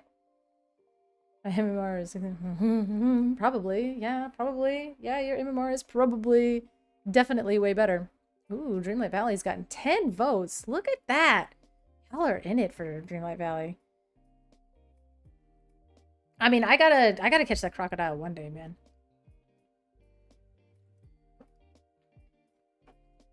You still don't like it? You don't like a lot of things, man. I love you to death, but pretty sure like RM Bay is like the only thing you consistently like. You know what I mean? And that's fine. That's fine. I don't think it sucks. I think it's fun. Accurate. Accurate. I'm gonna close that out. Alright, so we're gonna go boop. And now we have to find... Open it up. Close that. There we go. Open.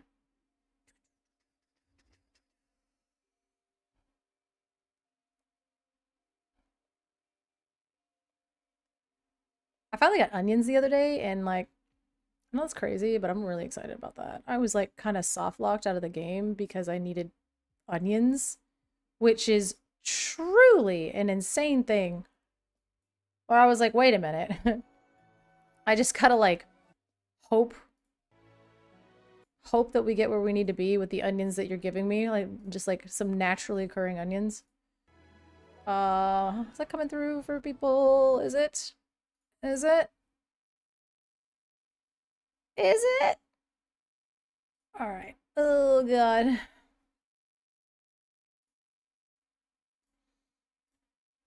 All right. Oh, that's crazy.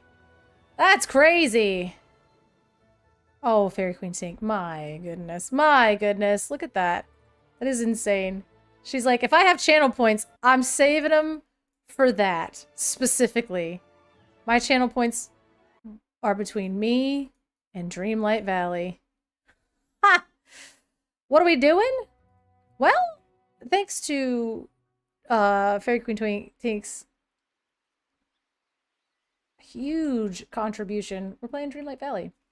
Oh, that's a new button that I found out. Wait, what's that up there? Oh, it's Tiana. Okay. Here's the deal. Here's the deal. This thing... I need this thing to... Oh, yeah, look what I got! Look at him! We love him! Whoa, DPI. Whoa, DPI. Okay. Yes, I know. Come on. So I need this thing to hatch. BB-8 do? I don't know. I'm gonna pet him, though. Oh my god. Pet him again. Can I talk to him? I can just pet him? Alright. Like, it's not like I can feed him. Jesus. Push B? Oh. He can pick up... Oh, he's a mining pet. So I got like 80 mining pets. Where is the dang thing? I'm supposed to be hatching this stupid thing. And, oh, okay. It's been days. Holy God, this took forever. We got an animation! Ha! The ASL videos Disney put out? No, I don't know what that is. Oh! Oh my god, this has been killing me. I've been having to water this thing, and then it rained, and then it, like, reset, and was it ASL? No, I haven't seen those videos. Okay, look, this water looks way better. Look, oh my god, oh my god. Wait. There used to be grass here. What changed? I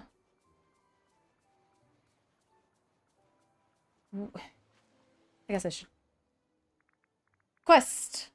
Quest! Nurture versus name. Oh, I have to talk to Scar. Sick! Just saw a snippet of Moana saying and signing Beyond the Horizon. Ooh, that's cool. Scar, what's up? Look, I did a thing. If you'd be so kind. Yes. Uh-huh. I think you'd be able to manage it, even with my guidance. Don't underestimate me, Scar. Uh-huh.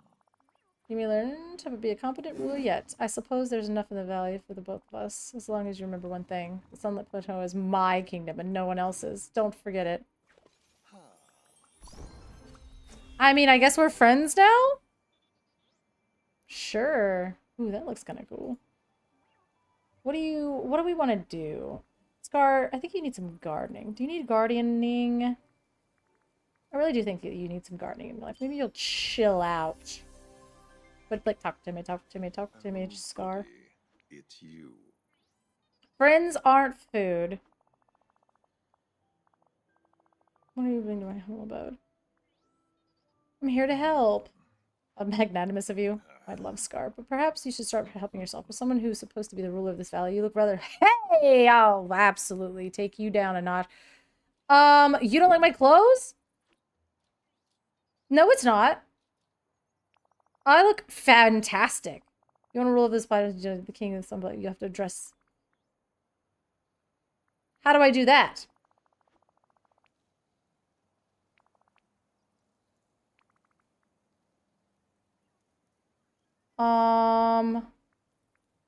I hate Mother Gothel. I'd rather deal.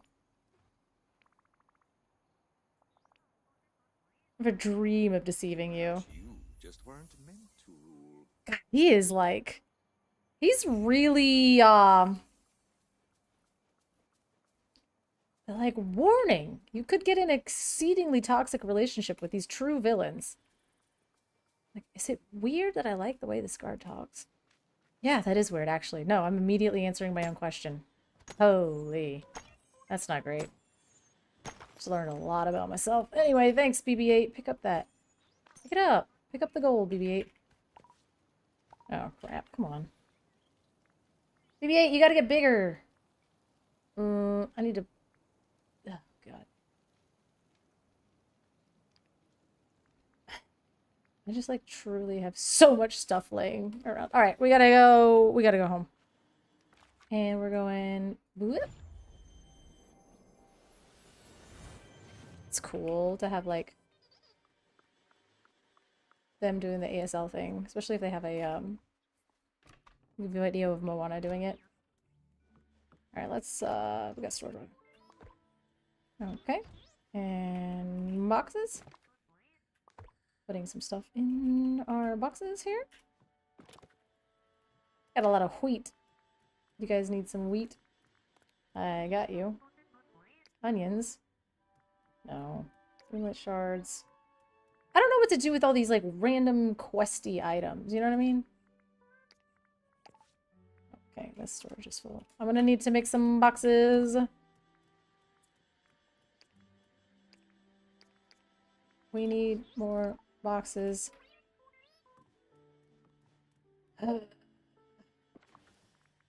Furniture. I need to make a crafting table in here because I am lazy. I don't want to walk outside. How do I... No, shoot, shoot, shoot! Do I have to craft the crafting table? Wait, I have one of these? What? I just have a pillar? What am I supposed to do with this? It's insane. It's insane. Insane. Do I have to craft a crafting table? Oh my god. Oh my god. I don't know why I play these games. Bring the mysterious Cajun. Bring the mysterious Cajun recipe book to Tiana for safekeeping. Yeah, I'll get to it. I'll get to it.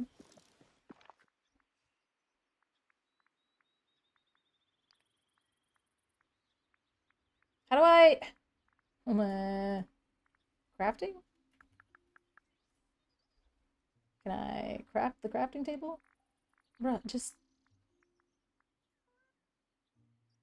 Tables? Craft... Oh.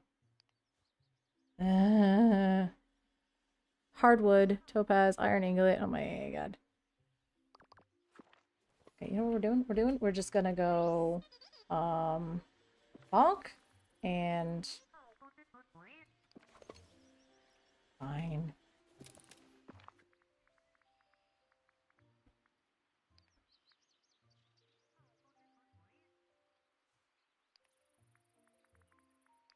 Huh.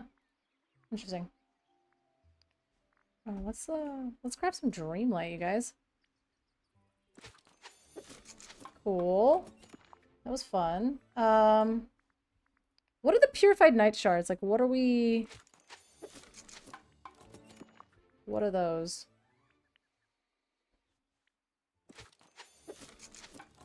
Now I have a ton of night shards, but what do I do with them? Oh god, I need dream shards. Ooh, but I accidentally turned them into... What are Is any... are used for some quests. Okay, good to know. Good to know. I like how you were like immediately... Like, oh, she's about to ask. This is crazy. Like, turning rich soil into soil is insane. Rich soil is so hard to get, and it's just like, what if you took this really precious resource and turned it into crap?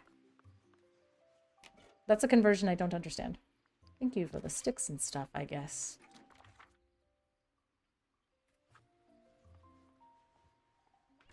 This game is really bad for my ADHD. It's so bad, because I'm like, oh yeah, I have a thing that I'm trying to do.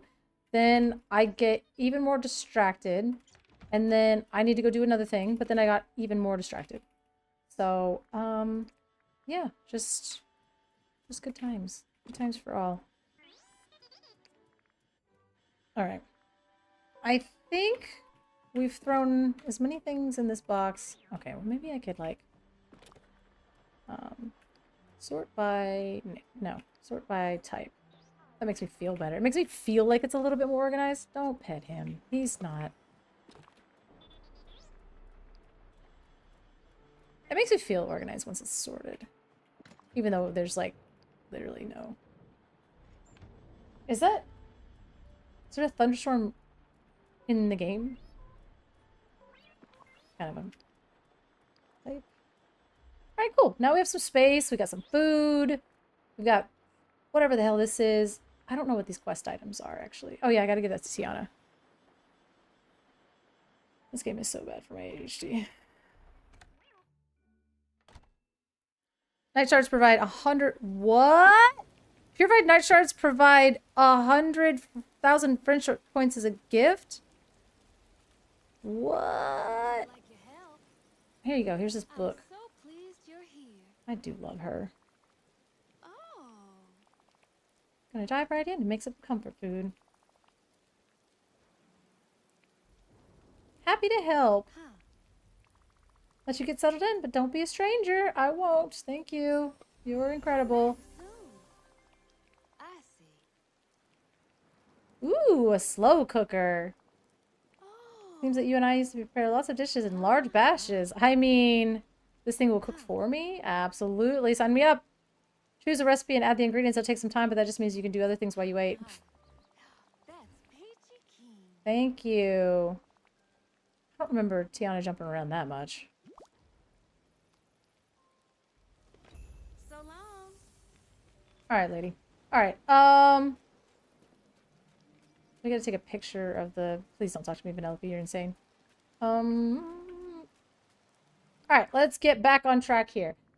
Working miracles. Merlin has something she wants to tell me. And then I also have to do...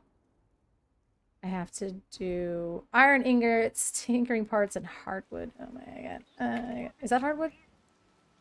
Cool. Sick. We're doing it. Am I still waiting on this main stage, or did I miss it completely? Yeah, so the main stages are at 1 p.m. Eastern Standard Time. So I guess I should stop lying to people. I'm so sorry. I do apologize. Let me fix it. We're fixing it. We're fixing it. So then people aren't coming in here expecting me to be doing anything other than this. Let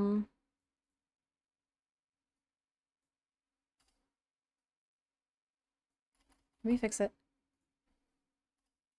We're chatting and brewing. We're doing it.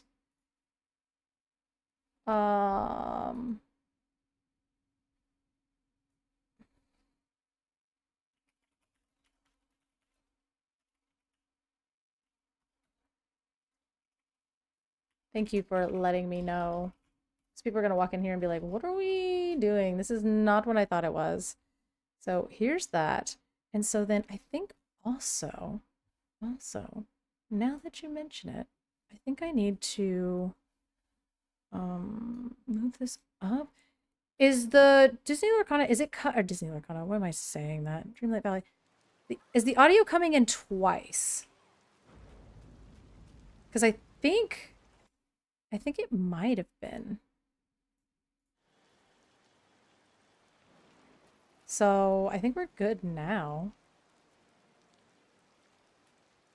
Yeah, the main stage, but if you would like to join us, well, not us, but join the main stage on Wednesday at 1 o'clock, I'm going to be on there talking to the game devs, and I'm so excited.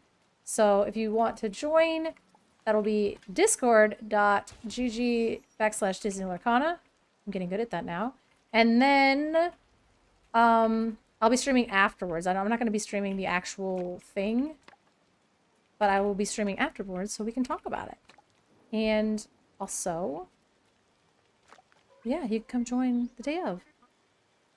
And if you have any questions that you want me to talk to the developers about, then we can, then you can pop them in here, and I will absolutely add that to the list of questions. Look at him, he's so excited! Look, and he's given me 5 iron, which we needed some iron. Thank you, BB-8. God, you're so cute. I was, like, really torn on spending my Dreamlight on him, or my Moonstone, whatever this currency is, and I don't regret it at all. I'm so happy. Oh, well, okay. And what are we doing? Oh yeah, I gotta take a picture of this, because Goofy apparently wants me to take pictures of stuff.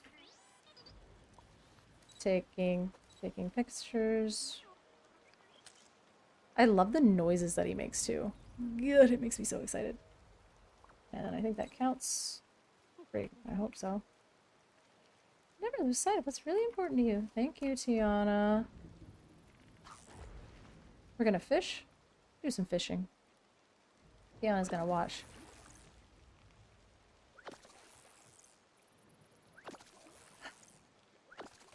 Fishing is supposed to be relaxing, but it's like quite literally the least relaxing mechanic in this game. But I've always sucked at fishing mechanics in games. People would be like, oh, I spend hours playing, like, doing the fishing in, like, Ocarina of Time with, like, Zelda. Like, man, I was so bad at that. I'm getting Dreamlight Valley later this week. Ooh, nice! Welcome! Welcome to, like, I don't know, Dreamlight Valley. It's like the weird completionist part of my brain where I'm like, every once in a while, like, I like, get mad at Mother Gothel, I get mad at all these people. Donald's fine, he's cool. Like, Maui's annoying, this bird, get out of my way. But then every once in a while, like, this BB-8 makes me so incredibly happy. This BB-8 makes me so happy. He just, like, look at him. Yeah. Yeah. Oh, keep going, buddy. Yep, right through the dress. Totally. Yep. Oh, you're just gonna... And then he boops into the wall like a... Oh, through the tree. Well, never mind. There are no rules for BB-8. Game walls don't exist. My man just went straight through the tree. I don't know. It makes me really happy. It does. So... What are we doing? I don't have a ton of Dreamlight, and it wants me to spend... Yeah, we're never getting up there. We're never getting up there. Let's see. We've restored the valley. Run around. Pocahontas. Stitch is also my favorite. Need to grind and get up there. Need pumpkins? Is that how I get Dreamlight? Is pumpkins? How is that? How does that translate to Dreamlight? Tell me. How does that translate? That's how I get money? Does money get you Dreamlight? Ooh.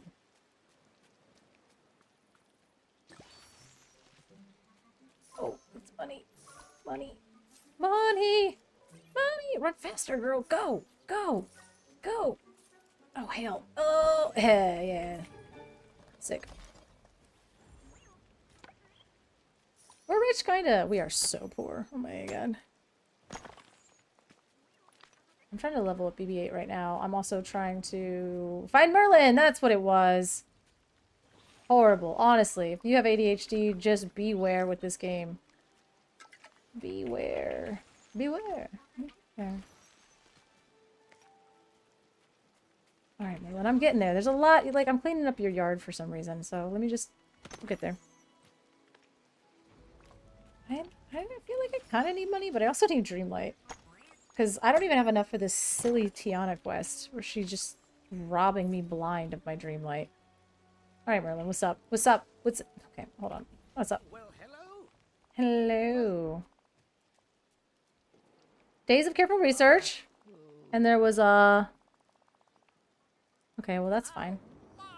But I made quite the discovery. Tell me about it, Merlin. I must say, it's quite refreshing to speak to someone who shares a thrill of discovery. No, I just want you to make my crafting journey easier, so... Call the Vitalis crystal you found in the mines beneath the sunlight. I've long suspected that there's invigorating properties that might prove useful in other ways. And I've proven myself correct. I created special elixirs that will help you carry out your duties. There's one for your royal shovel, one for your royal pickaxe, and one for your royal fishing rod. What do I... Fine question. If you apply the miracle shovel varnish, you'll be able to discover more treasures by digging. In the end, it was simple enough formula. 10 crystals and dry wood is a great deal of dreamlight. Of course, Merlin. What do you got for my pickaxe? As much as there must be fastest clearing problem with your pickaxe. And now, thanks to the miracle pickaxe polish, you can... Miracle pickaxe polish. You can mine more gems with each swing. I'm sure Mr. McDuck will be happy to hear that. How do I make it? Ingenuity. Oh, and of course 10 by and 5 pieces of onyx. I just destroyed all my onyx for night shards, so yep. Fishing baits to make one, you have to be, and a great deal of dreamlight. I'm ready to try them out. Marvelous. I'll give you the first potions I've made. Then if you like more... Oh, okay, I understand. I understand. So you're just gonna give it to me, but then... That's right. 1, 2, 3. Thank you. 4? Huh. What's that last one? We're working miracles, y'all. Greeting, my friend. Do you have time to talk? Why do you wear a blue robe and a pointy hat? I've worn this since I was a young lad. I do suppose it helps that I'm a wizard. Part of being a wizard is managing people's expectations, you know? That might even be the most important part. Thank you. You're very kind. What a crazy, insightful thing for a wizard cartoon character to say. Hello. I have something to give you, I think. What do you want? Oh, you do want one of these. You can have it. We are almost level 10, y'all. Merlin, my Merlin. Sick. Sorry. Not right now. Off with you now. Lots to do, lots to do. Yeah, I know. That's why I'm going to do it.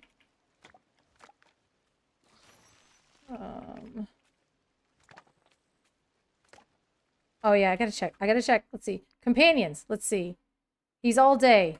All day we have our blue crocodile.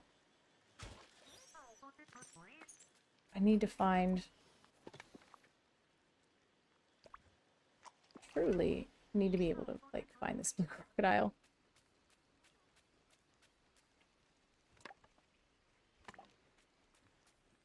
And some currency. We love it. And I'm just gonna walk into your house, apparently. That's not what I wanted to do. Thoughts on the new Gizmo Duck? That card is cracked in half, bananas broken. It's not broken. It's really good. And I think the circumstances in which you're going to have to, like, put yourself under to get rid of those Gizmo Duck, especially post-rotation, is going to be very, very good.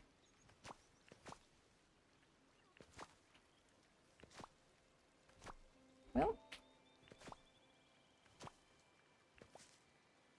It's already full? My inventory is already full? Oh, man. I really need you. Oh, because we gave it the 4 potions. So what does this do? Shoot, we just used it. So now we have to just use it. That's crazy.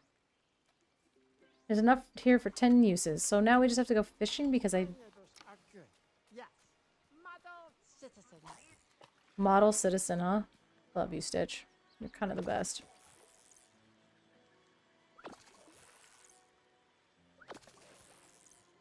Let's see. We got a fish. Sick. Hey. I have something for you, Stitch. Do I? Do I actually have something for him? Does he wants clay? We don't even have any clay. You want a fish? Shiny amethyst? He looks so happy and expectant. I don't have anything. You want a lemon? You can have a lemon. He didn't really want the lemon. Opening hand. Angel. 2 Akud, 4 Angel. Oh god. Gizmo Duck and 2 Inkables. Oh my god. Yeah, that's what I'm saying. It's like, just play out your whole hand. Give your Angel resist. Give your Gizmo Duck resist. And you're kind of like zooming. Which is truly terrible.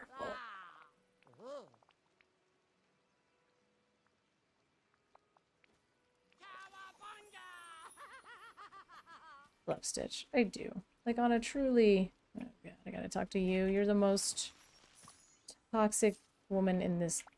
Okay. What a pleasure. So we have this lion. Get rid of him before he hunts and eats something. No, I'm trying to convince Scar to talk to me. Why? But if he won't, unless my coat looks more than worthy of a rule. I was hoping you could help me with that. Possibly, but why would you allow this beast to stay in the village? My dear, the quickest solution is to turn this foolish feline into a coat. Hilarious? Okay, Mother Gothel, we're kind of on the same thing. Now, if you want me to help you make a coat, you'll have to bring me the materials. I need fiber, pieces of fabric, and a pair of citrines and an iron ingot. Citrines for a coat? What do you want? Teach you not to ask stupid questions. Oh my god, she's so toxic. You should learn to smile more. You're always so gloomy. Anyway, god, that is like textbook toxic behavior. Oh. Literally textbook. Textbook toxic, abusive behavior. Oh wait, hold on. Goofy. How's it going? Hey buddy. Let's hang out after I give you a salmon. Do you want an entire salmon? Do I have something that you want? Do I have anything that you want? I friggin' don't. It's a cod. You can have a fish. I'll give you a fish, buddy. But more importantly, we're gonna hang out while I fish. And you're gonna... No. I love camping, kinda. Oh. Goofy. Okay, now we're gonna hang out. Let's hang out. Let's go. Okay, now I'm gonna fish because it gives me all the points. Pocahontas is just gonna run straight through me. Okay, sick.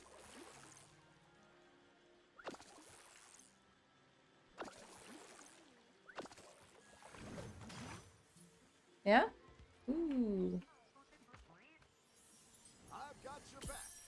God, there's like a huge crowd here waiting.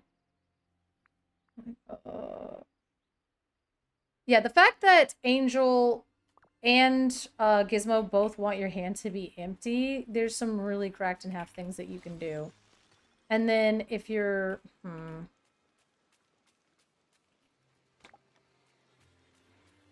just gotta be careful, right? Like, having no cards in hand is usually, like, awful.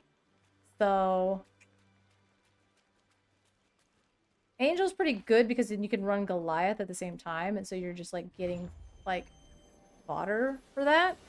But Gizmo Duck is only up to a certain point, right? So if you're really truly ending every single one of your turns with no cards in hand, I hope that you're doing stuff on your turns that's drawing you extra cards, or you're just going to be sitting at low resources and you're kind of stuck. But, got, like, a whole new world... And then you draw stuff in cards, and then you ink a bunch and play a bunch, and then you end your turn with no cards in hand. I think that's kind of cracked.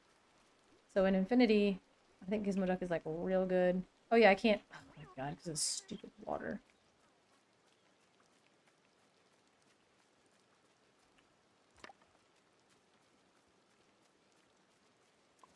And I think that's what R&B was saying, was the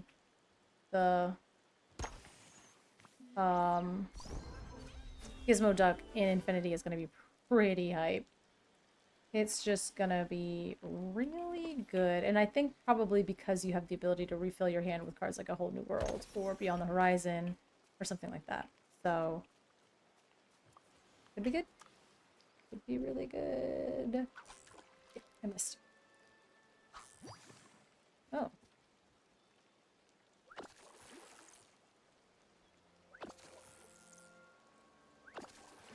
I like that this, Ooh, they're just gonna give me another swordfish? Thank you. I like that this enchantment just stays onto the fishing pole. It doesn't, like, time out. And for me, though, I'm tired. Let's eat some sushi. Sick. It does run out? It's after 10 times, though, right? Like, it's not time-based, it's, use-based, is kind of what I was saying. So I have to use this, like, 10 times, and then it'll... whatever. Tramp. Give me another one. Oh, God. Yes. Oh, my spine.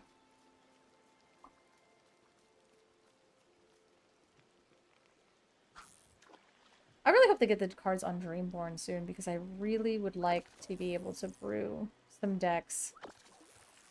And just kind of see, because I have all of these ideas, but it's hard to keep the pieces entirely straight in my mind. Because, right, I'm like, I want to see the curve of these decks. I want to see the possibility, what the uninkable count is. Because if you have a high enough concentration of card draw, you should be able to get a little decently away with the uninkability cap. But for 10 for the potion and 25 for the big potion. Friends aren't food. How do you make fabric? Huh.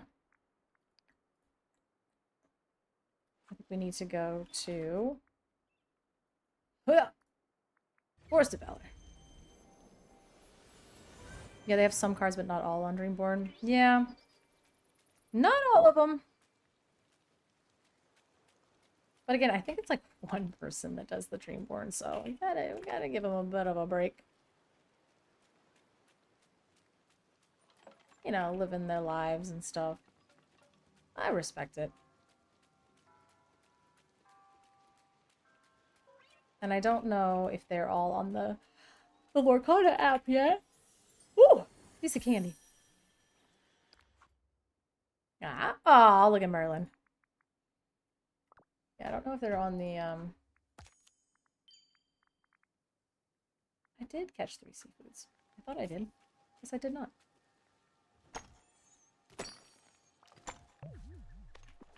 Oh, we're really like...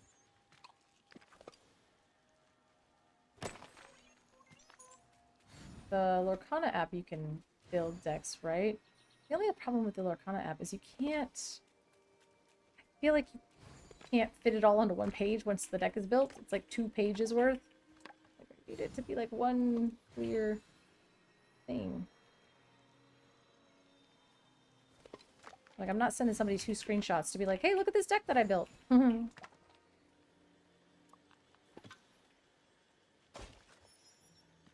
Yup. And...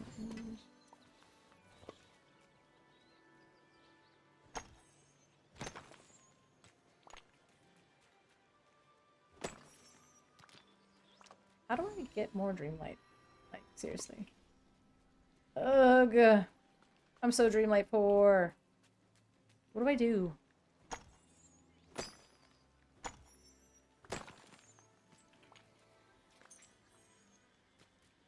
Didn't Stitch want a shiny emerald?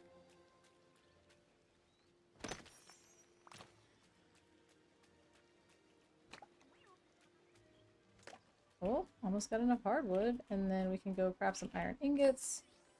Sick. We got the Dreamlight. Pink ring parts.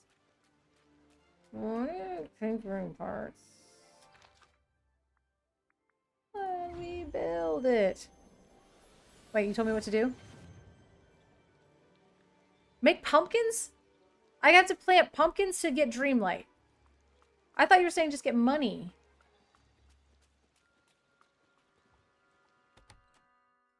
Is it really just the pumpkins? I'll plant a bunch of pumpkins. I don't even care. I'll do it. I'll uproot Tiana's entire life right here and make a whole field of pumpkins. Ooh, nice. No, pumpkins to get money, daily quest to get dreamlight. Dang it. Daily quests are so aggravating. Alright, iron ingot. Make that. And then, oh, tinkering parts. Ooh, chill. How many tinkering parts? Oh my god, oh my god. What do you need? Oh, how do I make fabric? It's cotton. Sick, that's annoying. Oh, tinkering parts. I need 2? Okay, well. Well, that's how you get dreamlight. You can also make it, but you need the pink stone you get from digging. Oh, right. Yeah. Tinkering parts. I just need 2. So, whoa, not 6. I need 2. I guess we're gonna do 3. I need some more dang, room here.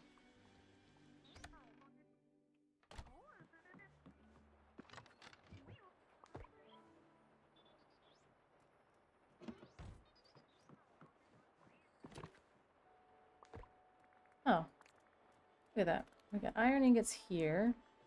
We got this here.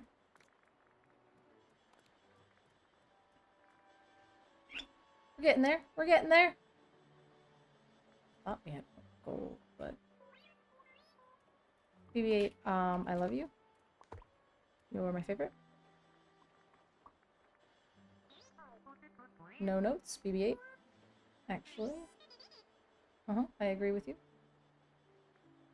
100%.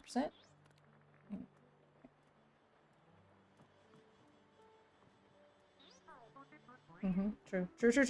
Alright. Mine's mine! Alright, so what do we need? Tinkering parts. Base from our things. Man, this is like tedious. Okay. Tinkering parts. Thick. And that's gotta be it, right? Iron ingots. Oh my god. Oh my god. I thought I already did it. I thought I already did it. I pulled all the iron ingots out of the 3 out of 6, but I have.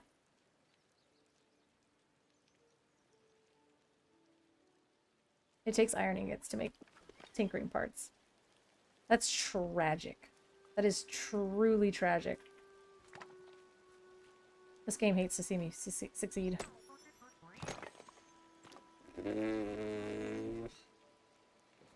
Alright.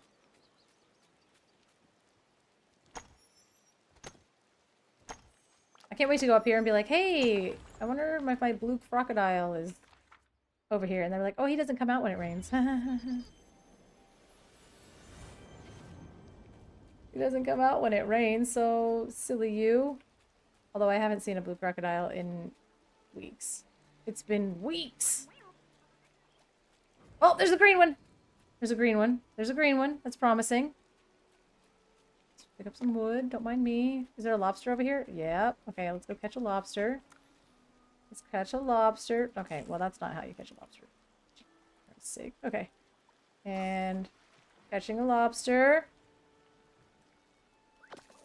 Be supportive, Goofy. Help. Help. Oh, lobster.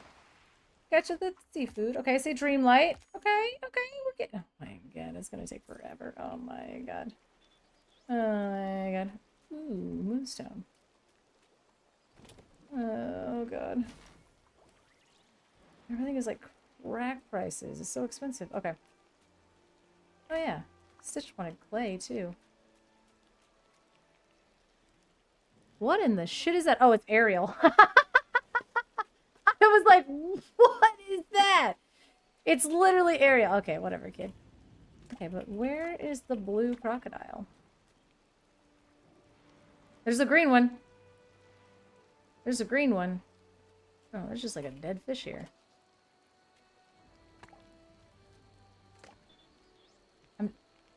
Where's the... Okay, Ariel, quit being weird.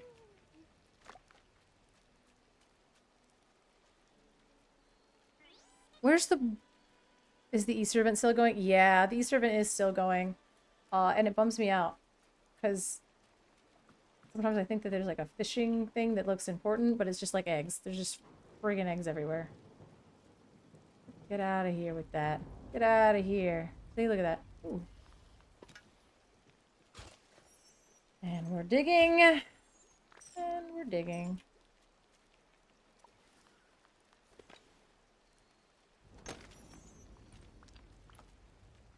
You guys see a blue crocodile? I would love.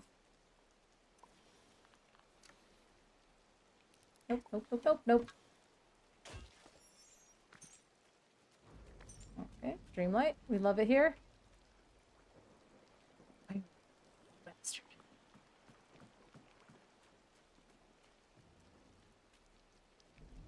It says he's supposed to be here all day. Now I can't even find the green one. Is that a... That's algae. Okay, alright. Well. Cool, I need to craft one more thing. There you go. Still have your shot. Thank you, BB-8. You rule. But also... Oh, okay, there's the green one.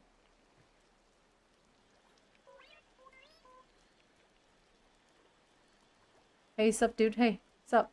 Oh, okay, he's up. He's up. Okay, he's down, he's down, he's down, he's down, he's down. Whoa! Where's the blue one? BB-8's ruining it! BB-8!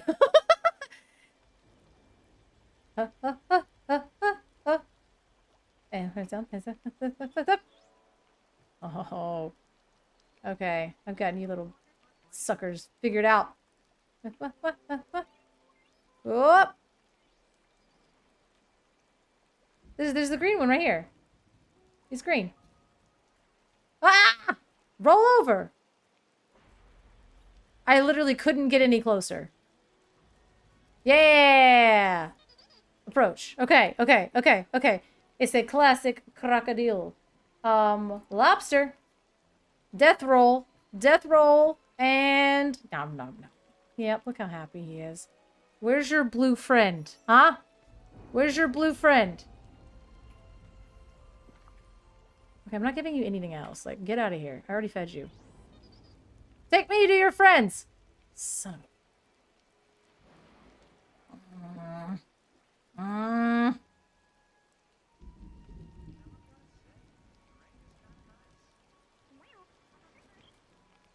The thunder in the game keeps messing me up to where I'm like, is it actually thundering outside? Christoph, where's the blue crocodile? Like, specialty, right? Ugh. Oh, this is tragic.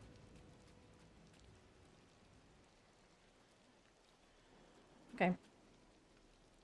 We'll be back. Says he's there all day. We gotta go get iron. Iron! I do enjoy how quickly all this stuff respawns, though, after you do. You go mining, I can just do a lap, come back, respawn. Get some more iron here. And some aquamarine, apparently. And dig a little hole in the ground.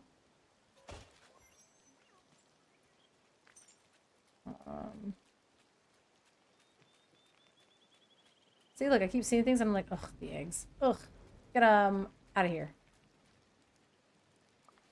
Nope, nope, nope.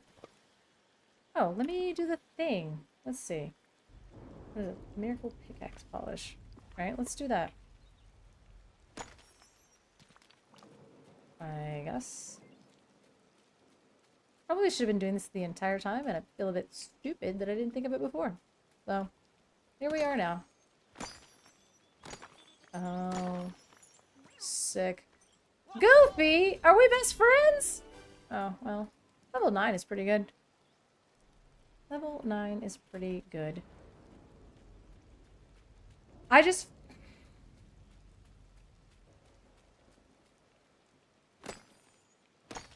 need a little bit of iron. Pull in a little bit more iron. BB-8's loving this, though. Look at him. He's like, yeah, you mind. Iron. Where else has iron? I think it's, the Sunlit Plateau where Scar keeps yelling at me. Super fun stuff, by the way. Alright.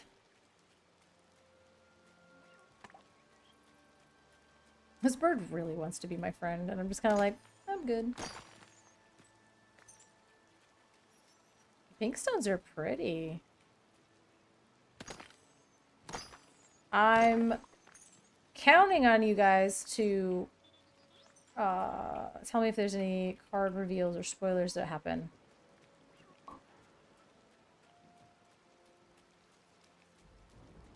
But as far as, to my knowledge, I feel like the next one will be tonight on the Limiteers. Which I'll be there, and you'll be there, and we'll be there. And it'll be fun. Fun!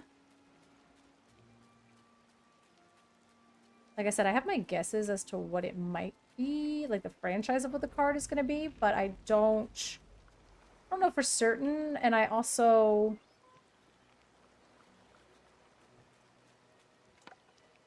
It's like it could be it could be a million different things.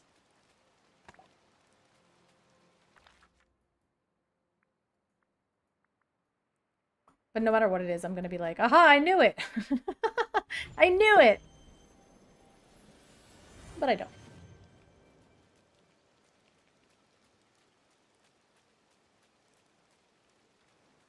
Okay, we're gonna make one more pass here, and then I'm gonna see if there's enough iron ingots to please Tiana.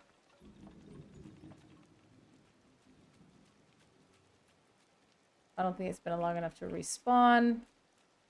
It has not, so let's try to go make some stuff. Oh, I hate fetch quests like this.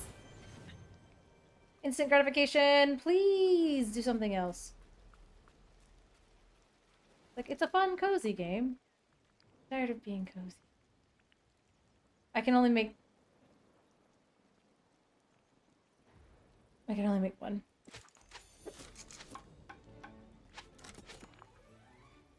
Is there somebody that I can talk to about buying more?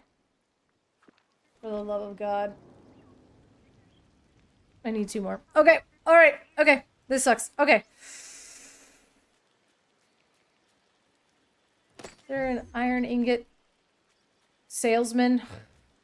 Please.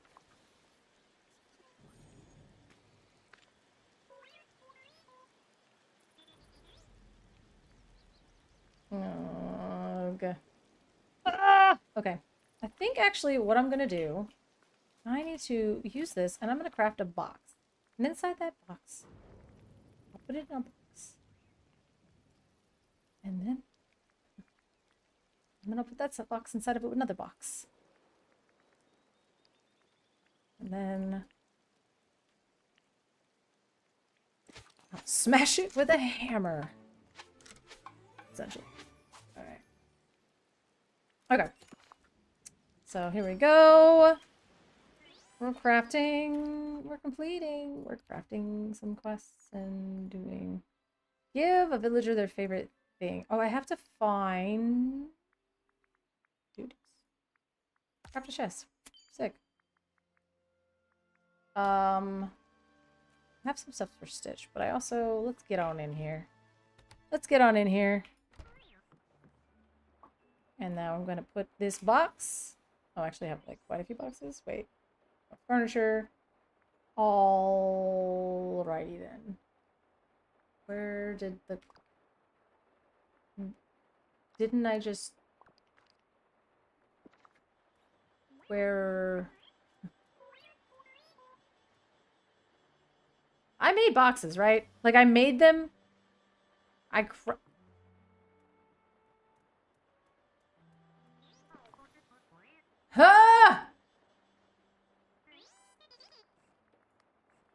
made boxes, right? Storage. Small chest. Thank you. Thank you. I was like, where in the... Did I put them? 2, a 3. Alright, alright, alright, alright, alright.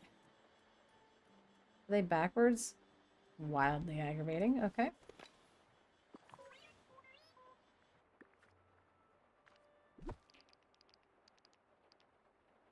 I truly can't tell. That's the back. I think. Does that mean that these are backwards? Why do these look different? I don't even know. Oh my god. Can't even tell. Doesn't matter. Alright, fish. Putting all of the fish. All of the shrimp. All of the fish. This is my fish box. It's gonna be a fish box. I think the seaweed can also go in this box. I think that's actually truly fine with me. This is the fish box. Okay? And this box is for food. Ah, see, we're getting there. So, food. Somebody wants zucchini today, so that's fine. Look! Oh my god, we're getting actually organized. That's what we're doing. What the hell that is? Was that all the food that I have? Okay. And then this one is for stones. I'll figure it out. Pink stones. Whatever the hell that is. That too. I don't know if that's a stone. Somebody else has a gift today. Those are gifts today. These are for this. Gift. Quest. Quest. Quest. Gift. See, we're doing it. Oh my god, look at us. We're getting so good at this. Quest. Gift. Stone. Random ass bottles of whatever. Okay. Okay. It's all coming together. Now, what the hell is in this? We have... Okay, rich soil needs to go in here. So that's like kind of a stone or whatever. I don't know, I just wanted to put the soil in there. So I'm gonna put the gold over here. It's like a stone. I don't know, man. And then we're gonna sort by type. Flowers and plants and whatever. Open source. So, okay. So we're gonna get the food and the fish out of here.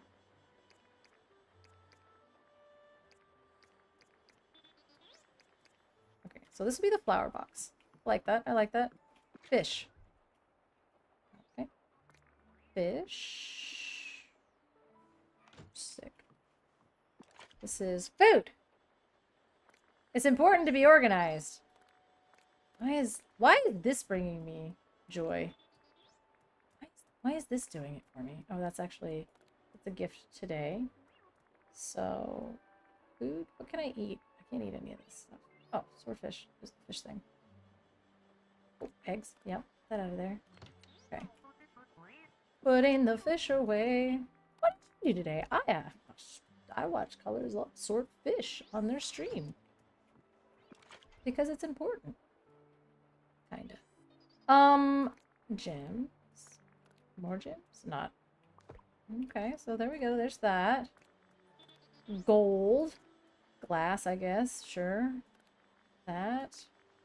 Big old thingy. Bricks or something. So what did I say this was? This one. So put the flowers there. I think that's food. I'm like, actually, I don't friggin' know. So let's put some wood there. Rope probably goes there too. That's not a chest. Don't pet the dragon. Don't pet the dragon. So, flowers. Flowers. Flowers. Food. Oh, damn. Hey! Ooh. Thank you for the raid, Corin Angel. I appreciate it. We're just kind of vibing. I have no idea. We're sorting. We're sorting.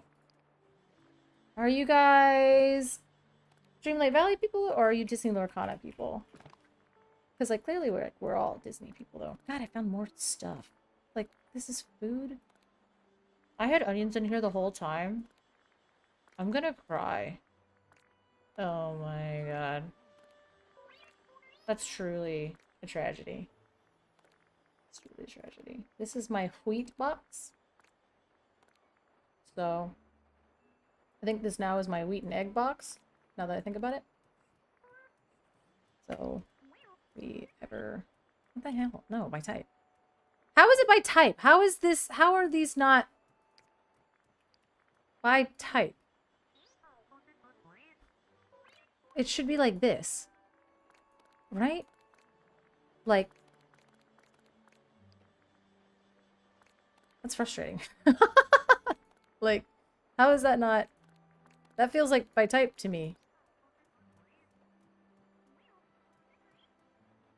And also, what the hell is this? Alright, well the auto sort should be better, but that was terrible, so... Okay, well. Half of these are the same flower, you can't tell me any different. You ever, like, embark on a journey and just kind of, regret it? Okay, so this is a food. Butter is a food. I would recommend it. That's technically... Oh, but that's actually... I'm not giving onions away, I'm sorry. I don't care if anybody wants those as a gift. They are hard to come by, so you can't have them. BB-8, I need you to, like, take it down a notch. This is food. And this is a flower. BB-8, I feel like you, like, want attention right now. Oh, I don't have... Man. I don't have any stones.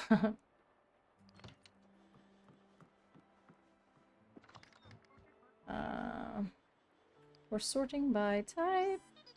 That doesn't make any sense. There, I guess we'll sort by name. Sure. Wood. There's some sand.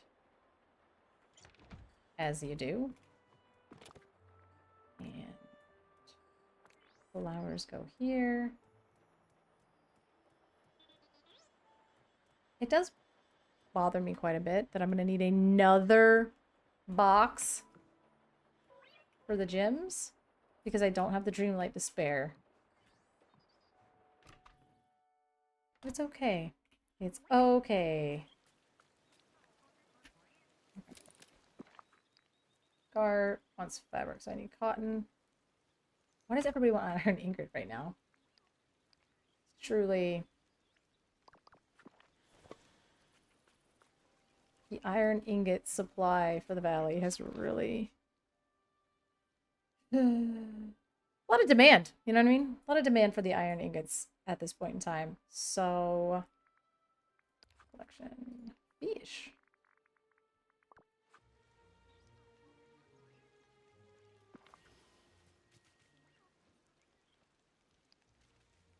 Goofy. I guess I could give Goofy an image. Here. You're almost like... I have something for you. And I'm going to give you an emerald. Just going to walk around handing people stuff, I guess. How's it going?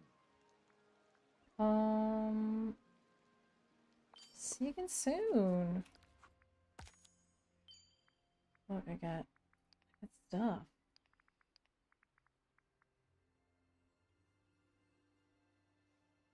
Okay. Oh, what's the shop have today? BB-8, I got you. Oh, okay. So this is kind of like, I really want this. Like, really want this. Like, look how awesome I look in this. Look at that. Looks great. What else do we have today? I feel like this is the same stuff as the other day.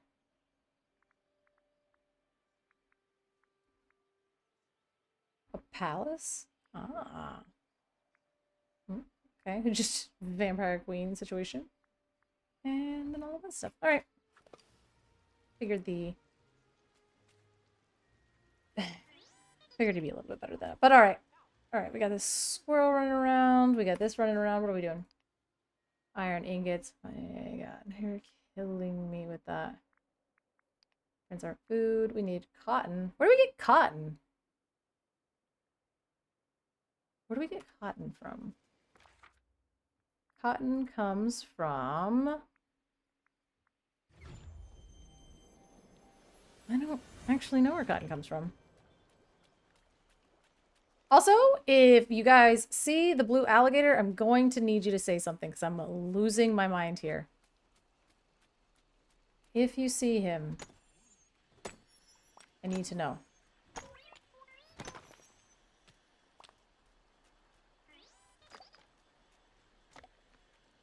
Slow and steady wins the race, BB-8. Go find him. Go find him.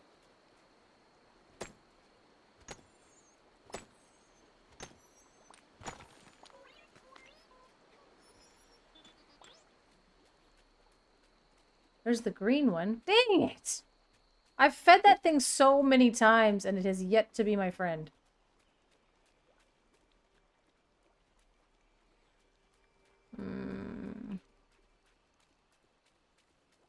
Truly a tragedy. Ooh, what's this? Just dig a hole in BB-8.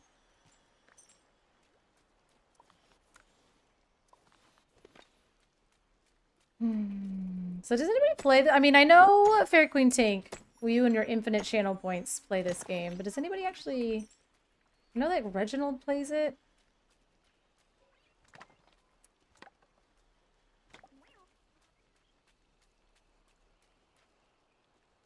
But I have like your wife. Oh, you're finally off work. Welcome. Welcome to this. I cannot find this blue crocodile. I also have to find cotton. I don't know where the hell to find cotton. I have also, I don't know. I think I've scared off the crocodile. I'm pretty upset. But I did make a bunch of boxes and I sorted stuff and I feel really weird about it being excited about that. So everything feels very sorted. So there's a place for everything and everything in its place. But also, where the hell is Stitch? I'm trying to give him a gift. Alright, well, let's just go like this. Place it. Boxes and sorting? Is this my kitchen table with Lorcana cards? Listen, I think that's probably what we'll be doing at some point this week because I have so many cards. Also, I didn't even think about this. I don't know what we're playing on Masters of Disaster. JD and I have not even gotten, like, if we're doing franchise, if we're doing... Like, we have been so busy with all of the stuff, with all of, like, everything that's... Because all Files Unknown and all the release stuff coming out for, like, Disney Lorcana, that I have not even gotten to be able to talk to him about what deck we're building. So... I gotta figure that out. We gotta figure that out. I want it to be good, but at the same time, like... I don't know if I want to, like, franchise it up just yet. But he does seem like that. Do Infinity. I have a spicy list I can share. No, we're always, like, so we're always doing Infinity. But it's always just, like, a jank brew of Infinity, right? So it just depends on... what we decide to do. And JD's been trying to win recently, so I gotta think of something good. I have to think of something good. Oh, it's finally stopped raining! Oh, thank goodness. Wonder what Goofy's up to. Dude, Goofy is like right here. Like, what do you mean wonder what Goofy's up to? He's right here, Mickey! Actual Infinity before new set. Because, like, what? When does the new set come out? How far? Like, so 20th? So what are we, 2 weeks out? 3 weeks out? Oh my god. How long is May 8th? How far away is May 8th? Is that 3 weeks? It feels like 3 weeks. 2 weeks. Ooh, we're 2 weeks out. Okay. So, maybe... Let's see. The week before... the new set. We probably should just build like a straight up Fire Infinity deck. But I mean, the thing is like, ICL should be Infinity soon. Man, you don't want to watch JD and I just like battling Sapphire decks back and forth, right? Like, that's not.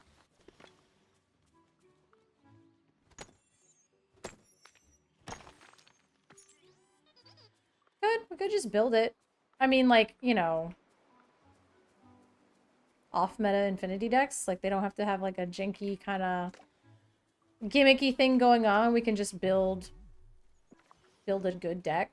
but, you know, with the added, let's see, the added thing of just like don't post Hiram ban. Okay, okay, okay. This looks boring.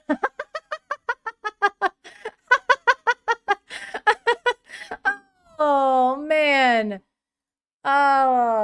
The Sapphire Decks can hurt you if you say no items, or I mean, yeah, like if you're keeping the ancient ways, I guess, and then you're peating, I guess. Yeah. I will say, purple steel has always seemed so like I don't love purple steel. I don't That's like a deck where it's like not even, I don't know. I don't want to be like mean about it. Eat a zucchini so I can dig up this hole. Repeat. Yeah, because you're bouncing it and then you're playing Pete and you're bouncing it and playing Pete, which I guess is like, I'm going to play Purple Steel's set chips this weekend. Red Purple isn't doing it. No. No, I'm hoping for some Ruby something or another. Maybe that's why it is. Like, I don't want to play Amethyst Steel. I'd rather play Ruby anything if I was going to play in Infinity. So, maybe that's why I look at that deck and I'm like, there's a severe lack of Sisus in that deck. There's a severe lack of Sisus, and I would love a little bit more. Want a little bit more point and click Ruby removal. I like it. I like it a lot. So, I guess I could put this stuff in here. This is my miscellaneous box.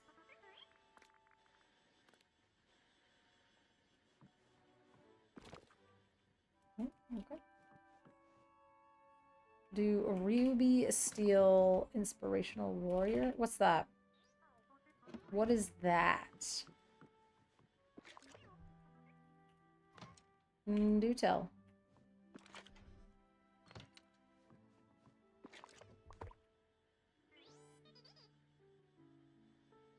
What's Inspirational Warrior? Soil similar to miscellaneous box. Here we are. I guess some seeds are fine as well. Oh my god, we're so organized. By type? Sick. No, that was actually... I had it organized kind of by name. Type? Whatever the hell that means. Money! Money! That works for me, whatever.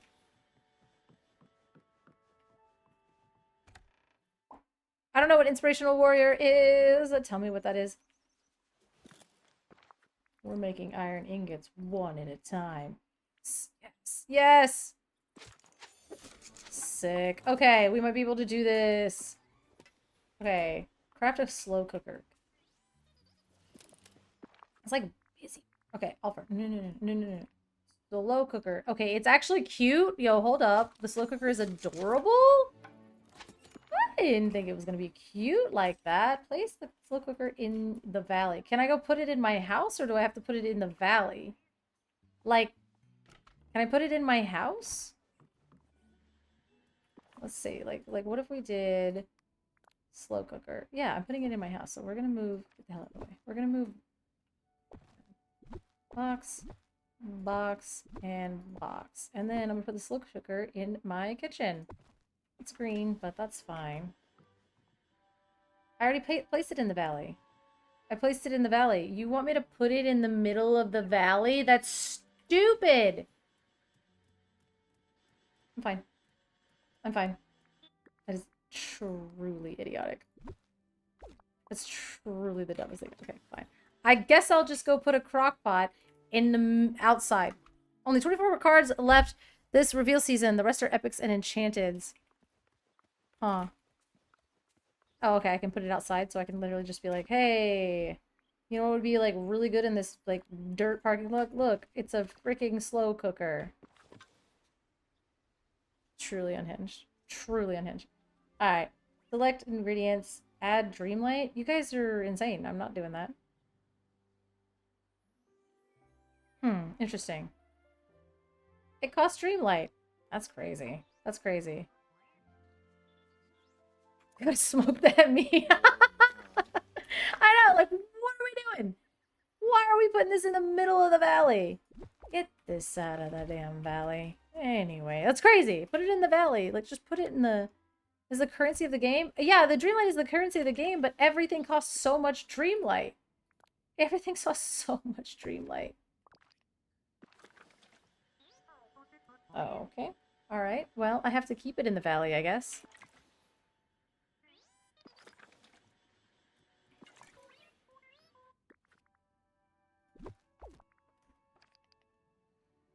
Make it make sense, Mr. Krabs. Okay. Alright, alright, alright, alright, alright, alright. So let's just put the slow cooker in a field. And that's much better than putting it in my house. So slow cooker goes in the field. Alright, slow cooker is in the field. It's in... Cook a gumbo with your slow cooker. Sick. Alright. Select ingredients. How do I make gumbo? Son. How do I cook gumbo? Ha! Okay. Ha! Why are you telling me to cook something? Gumbo, third favorite food. Gumbo's pretty good, especially with the sausage and everything. This is I could make bouillabaisse. Okra, shrimp, chili pepper, tomato, and onion. Totally. 100% something I knew. Okay, let's see. Select ingredients. Okay, do we have okra? How many shrimp? Also, where's okra? Chili pepper, tomato, onion. Ooh. Also, where do I get chili pepper?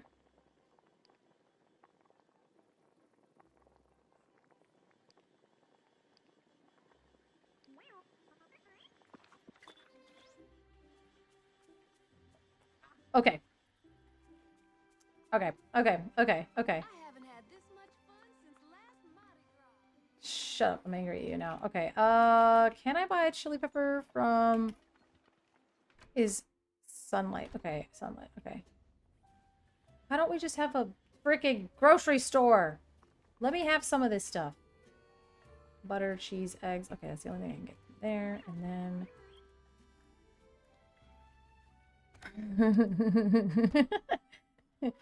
I know, the seasoning. Oh my god. Okay, so we're gonna go... Hopefully we can go shopping over here. That's what Goofy is for. You just have to go to the biomes. Okay. We're going. We're going. Okay, we're upgrading. I don't think I have enough money to upgrade this.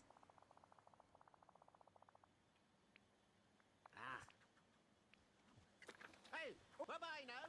Good day to you. What do you want? Natural resources, but with the nourishing it can be fine. Sightseeing. Let's make a spot for going on adventures. That sounds grand. Rebuild the sunlit plateau.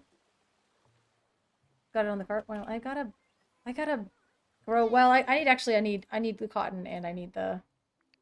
Oh, I don't need that much. I don't know. How much cotton do I need for the fabric? We'll do the calculations on that. Chili pepper. I don't know. What is, like 5? Is 5 a lot? Is that a little bit? What is the fabric conversion? So how much cotton does it take to make a piece of fabric? Do we know? Because I need... I don't know, whatever. Seems like a lot. Do I need this one? 5 cotton for 1... Really? That's insane. So that's 2 pieces of fabric. It's 420! So if I need 3 fabric, oh my god, that's like all my money! Goofy is robbing me blind. Oh my god. Okay, hold on.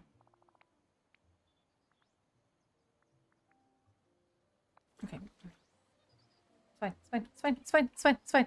It's 420 on 420. Okay. I think we need to find, yeah, Stitch wants clay. I can go get that to Stitch. And Remy wants that. I don't know what this red potato is, so we'll just ignore that, I guess. Alright.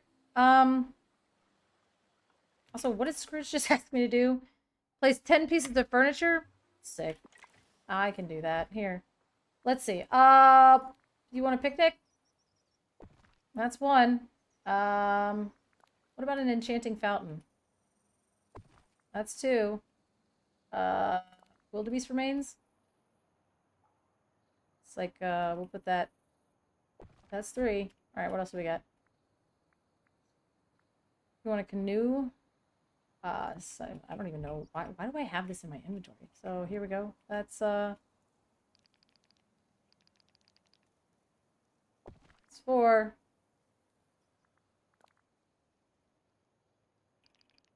Uh, 5? Why do I have this?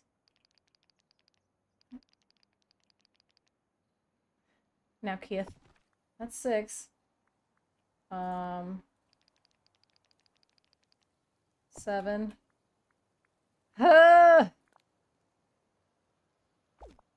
7?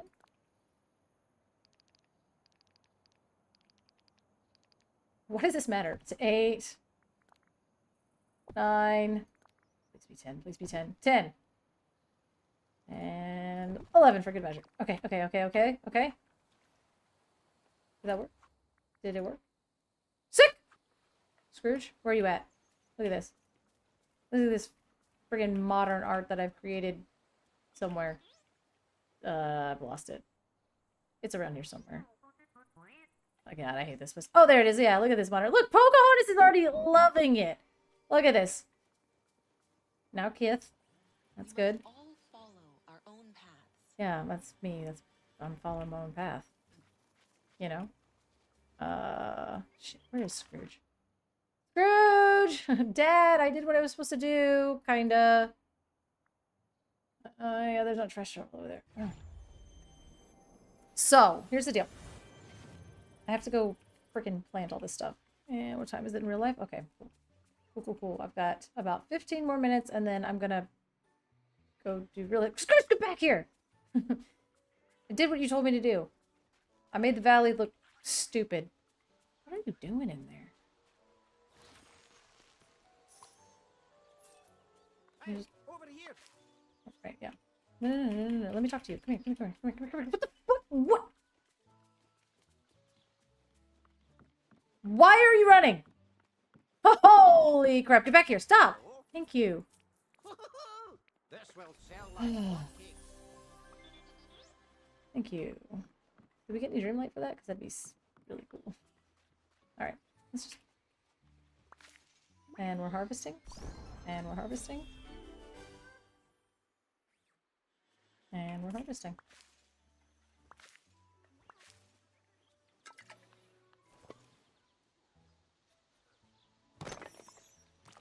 So yeah, I think I'm gonna harvest this stuff. I'm gonna go dig a bunch of holes. And then we're gonna... Ooh, lemons! Yeah, dig a bunch of holes, plant some stuff, and then I have to go do real life stuff. Because it's Monday, and that's what... How did Scrooge even get back here? I created an actual death trap. And here, and here, and here, and heading, and there. Okay, so, but I won't. Okay.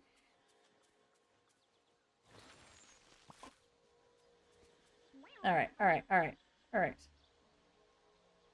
Now we're gonna go home. And...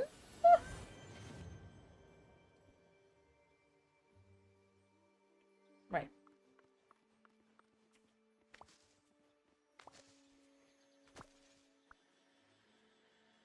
Wait, what in the heck? What is this? Are those... Is that okra? Oh shoot, I have okra! Dragon, are you gonna pick that up, or are you gonna literally make me go back there? Don't you pick that up right in front of my face. You little shit. Okay. Okay, so. We're gonna put away some of the rocks. We're gonna put away... Crap, that's like food. A bunch of eggs. This is food, I think. Oopsie. And then we have a whole miscellaneous box right here. Which is sort of fine, I guess. If I have stuff in my storage, will it let me plant it outside, or do I have to carry it around? Like, do I have to have it in my pocket for me to be able to plant it outside? If you do, that sucks. Okay. Open. Put in... Oh, well, dang.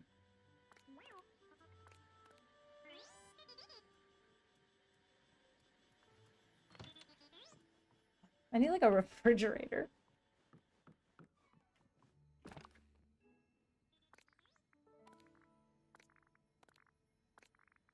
We have already run out of space. Okay, let's go.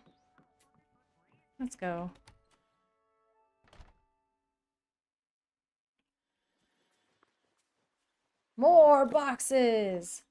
Oh, thank you. Boop. And small chest. And take some boxes. And get okay, go. So here's the thing.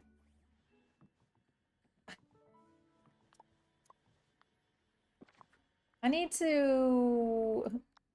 like a storage room. What's a refreshment chest? And there we go. So miscellaneous box will need to be cleaned up.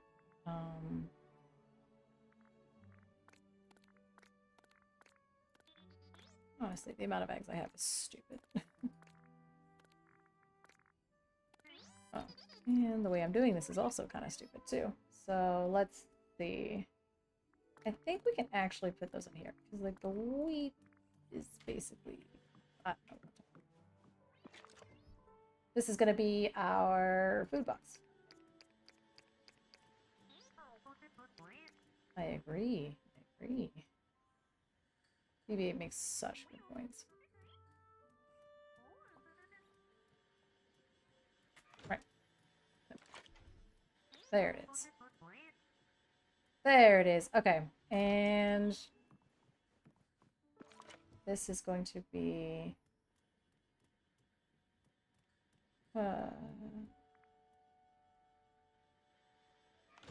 And my memory went. Okay, well, okay, duh. Here we go. No. No. This will be the food one. So, or the extra stones, I guess. Shiny emerald and an emerald. Okay, well. You wanting a shiny emerald is insane. This is food for Remy and Donald. Okay, this is for Stitch. Where does the wood go? PBA's got, like, so much to say. There we go, and... Oh.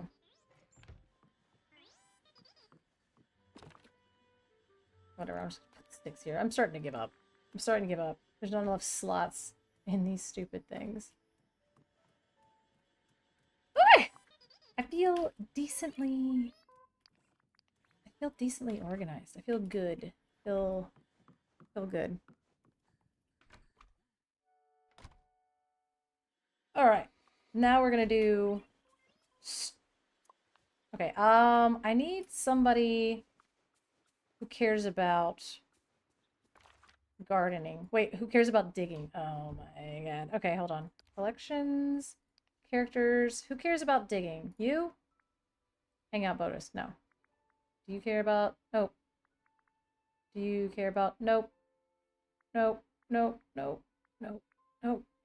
Nope. Nope. Nope. Nope. Oh, holy shit. I have to hang out with Mother Gothel? Ah! Or Merlin. Yeah. I don't want to hang out with Mother Gothel. I want to hang out with Merlin. Merlin! We're gonna dig holes, my dude. Scars for gardening. So I'm gonna dig a bunch of holes with Merlin, and then I'm gonna garden with Scar. Which is a truly unhinged thing for me to say. Well, we're doing it. We're doing it. I want to make Scar watch me garden. Maybe he'll chill out. Merlin, what's up? I happen to be the world's most powerful wizard. Yeah, well, let's go dig holes. This place is the cat's pajamas. I like you, Goofy. You and I are cool. Who's worth Mother Gothel or Grandma Mother Gothel for sure, for sure. Mother Gothel for sure, for sure. Because listen, like, the thing with Grandma, like, Alma Madrigal, like, she's like the grandma that, like, you can ignore that, right? Like, you can just be like, listen, like, you have your expectations for me, and that's fine, but I'm never gonna live up to your expectations, and I'm sorry. Mother Gothel is a toxic wench. She's like, she negs you, she, like, gaslights you, she, like, she's truly evil, and Grandma, you know, she's just kind of like, she expects a lot out of you, but that's up to you to, like, create your own, what are they called? Boundaries within that, right? Like, just because... Yeah, like, she tells Rapunzel she's getting chubby when she's, like, probably, like you said, like, she's, like, 50 pounds soaking wet. Like, she's just a toxic, narcissistic, like, grandmother, like, oh, Mother Gothel is dangerous to be around. Like, the way that she talks, she's just dangerous. You know, Grandma, what is her name? Grandma Alma Madrigal. She is like, she just expects a lot. And I think some of us have parents and grandparents that expect a lot out of us because they expect us to be a certain way or act a certain way. But eventually, we get to a point in our lives where we realize, like, it's our own life. And you may be disappointed in me, and you may not, like, be happy with the way that I've chosen to live my life. But you don't get to choose how I live my life.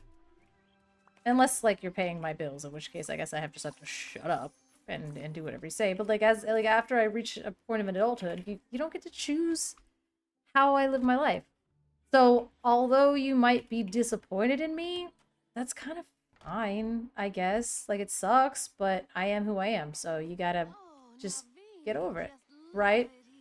But Mother Gothel is a evil. So evil. Like, truly, though.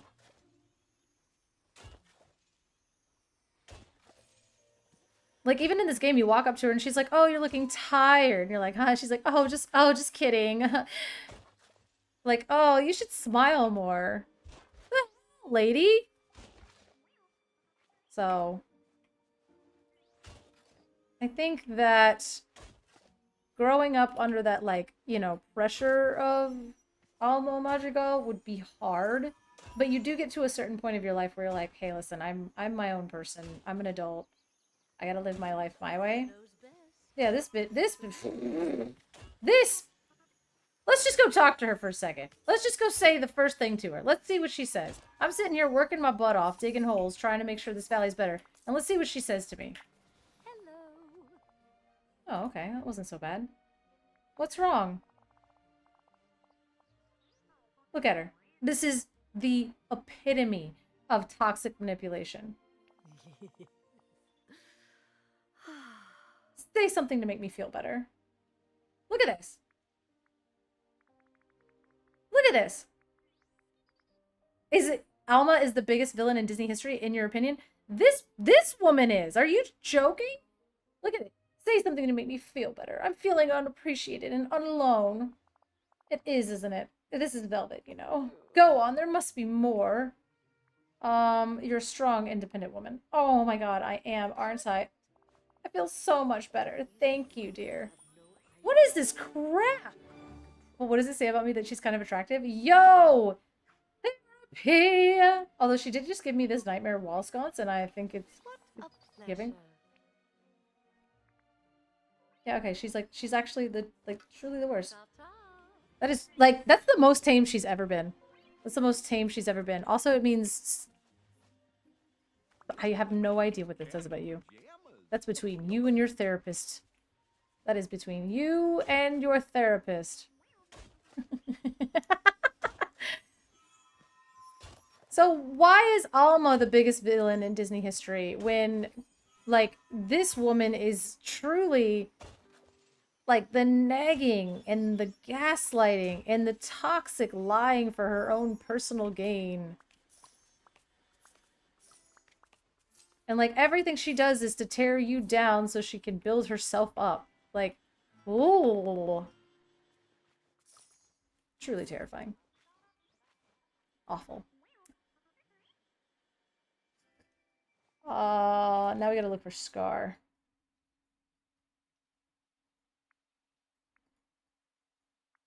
Where's that damn lion? Did he hang out with Scrooge? Nope, that's Remy. Oh, he's just, like, living his best life.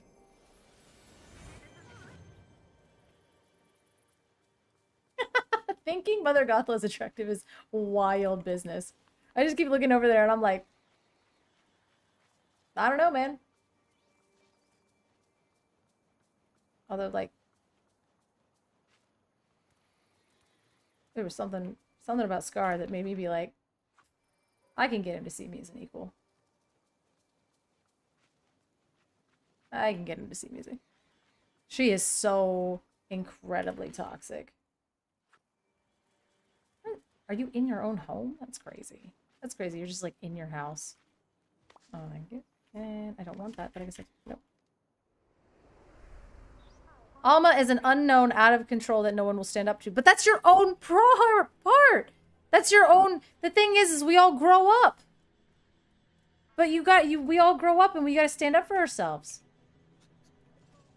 And then once she did get, like, pointed out to, like, how her own fears and everything were, like, controlling her and controlling the family, then she like backed off. She apologized. She tried to, you know, she realized that her own anxieties were shaping the way that she was shaping the entire next generation of her family.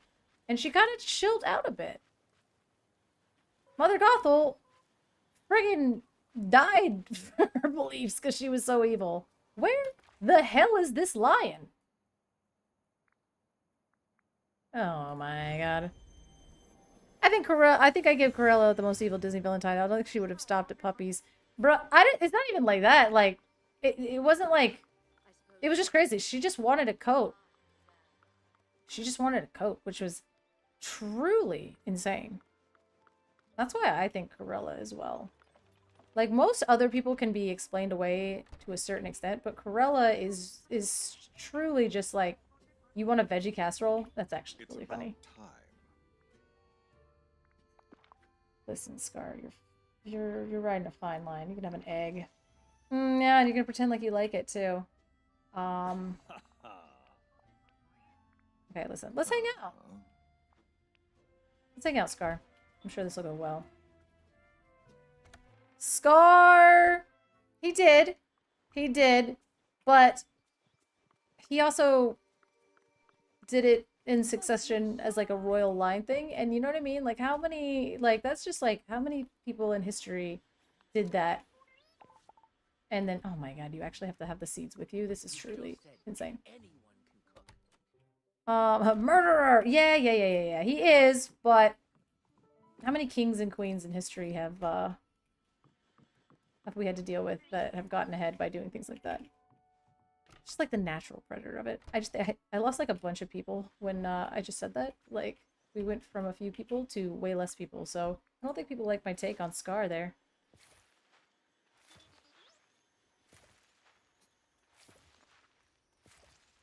That's right, watch me plant Scar. Maybe it'll chill you out. I dug more holes than I needed to. So is JD live yet? Where's he at? I'm bummed that there's no rhyme or reason to how she goes ahead and plants stuff. You look angry. The lion's share, but he's got brute strength. You're ill-suited, give it over it. This is crazy!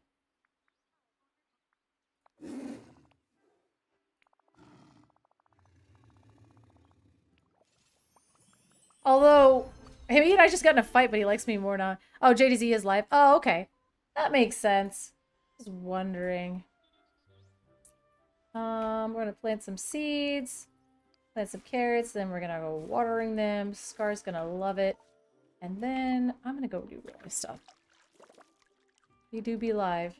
Okay, sick. So we're gonna go raid JDZ after this. I do a little bit of raiding. Look how much Scar loved it. See, you love gardening. Look at you. Yeah, that's right. Chill out. That's right. Let's go collect my money back here. Whoop. Okay. I have no idea if we've accomplished literally anything. I think the only thing I accomplished today is potentially...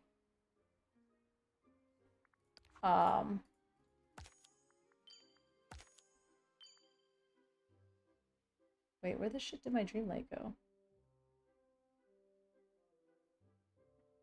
Was the strongest Infinity theme deck? So where the hell did my dream light go? What did I spend a dream light on?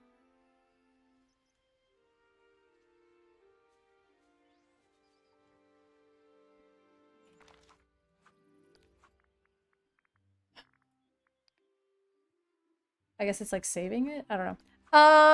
Infinity theme deck. Let's see. What do you guys think? Strongest Infinity theme deck.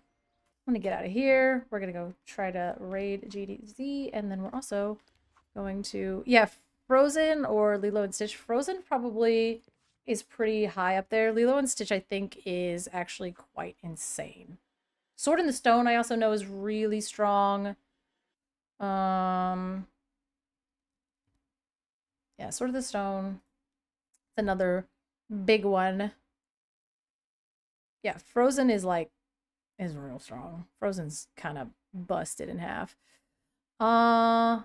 Stream together. We're raiding! Looking for that JDZ.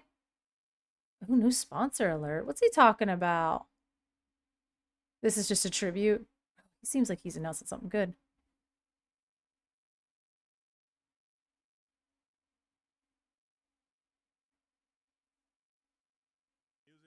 I've been watching a lot of 80s stuff. What is he doing in the 80s? The more I learn and discuss more 80s things, the more I'm interested. You're piquing my interest. Times in the 80s seem like they were lit. What? Seemed like it was a good time. What are we talking People just about? out there being whatever. It didn't matter in the 80s. Maybe I'm wrong. I have to talk to some real OGs out here to see what they have to say about it. I'll probably be very, very, very wrong in my assessment of the 80s. But it's still a vibe, though. Everybody, grab a hold and come on down and go to the door. Oh, yeah. Oh, Sharp Jump Gaming on it. logos were sponsored? What are you talking about, man? And then, Where and is then he? they have That's the his same house. audacity, He's the changed his old old heads. thing. Shout out to the old heads again. No disrespect, of course. Shout out to the old heads again. No disrespect, of course. But they'll have the audacity to get on the internet. Like, hey, man, music today sucks. Oh, he's talking about music. He's talking about music. Bad. Okay, that makes sense. Buns. It's cheeks. That makes sense. That makes sense. You guys don't know what you're doing over there. The music today. All right. And they got that going, and they're fine with it. Oh, where is he? They're Oh, probably right, right, yeah. which is the craziest Sorry. part. Sorry. They're probably correct in their assessment, which is literally We're about the to craziest raid. part. We're gonna All right, raid. let's get back We're to gonna it. raid. Let's get back to work. All right. Shout out to Les Unikables. Les right. Unikables podcast out there. We just kind of joined in, did a little joint stream episode, first time. We've done something like that before. Thank you guys for supporting that. A joint stream. I tried to get him to do that. I tried to get him to do that. As they do most of their Killing content me. is going to be in French. Still, it's a vibe. Yeah, I was like, life in the 80s was nuts. I was like, why is he saying that? That's crazy. Off. Let me fix my stream real quick. Because like, I was like, life in the 80s for like so many different marginalized communities is so bad. But we're going to raid. We're about to raid. We're raiding. So I'll see you guys on Wednesday, main stage. 1 o'clock. Maybe I'll be streaming before that. Probably streaming before that. We'll probably be streaming before on Wednesday. Then we'll jump to the main stage and then we'll come back. And then we will do the thing. So we're going to raid. I'll see you guys on Wednesday. I do apologize for that. And I do apologize for that. So let's get that's a no from me, but I will. Let's see you on Wednesday. This little thing a little bulked up there. See you on Wednesday. Bye. Bye, bye, bye, bye, bye, bye. Bye, bye, bye, bye. Right now?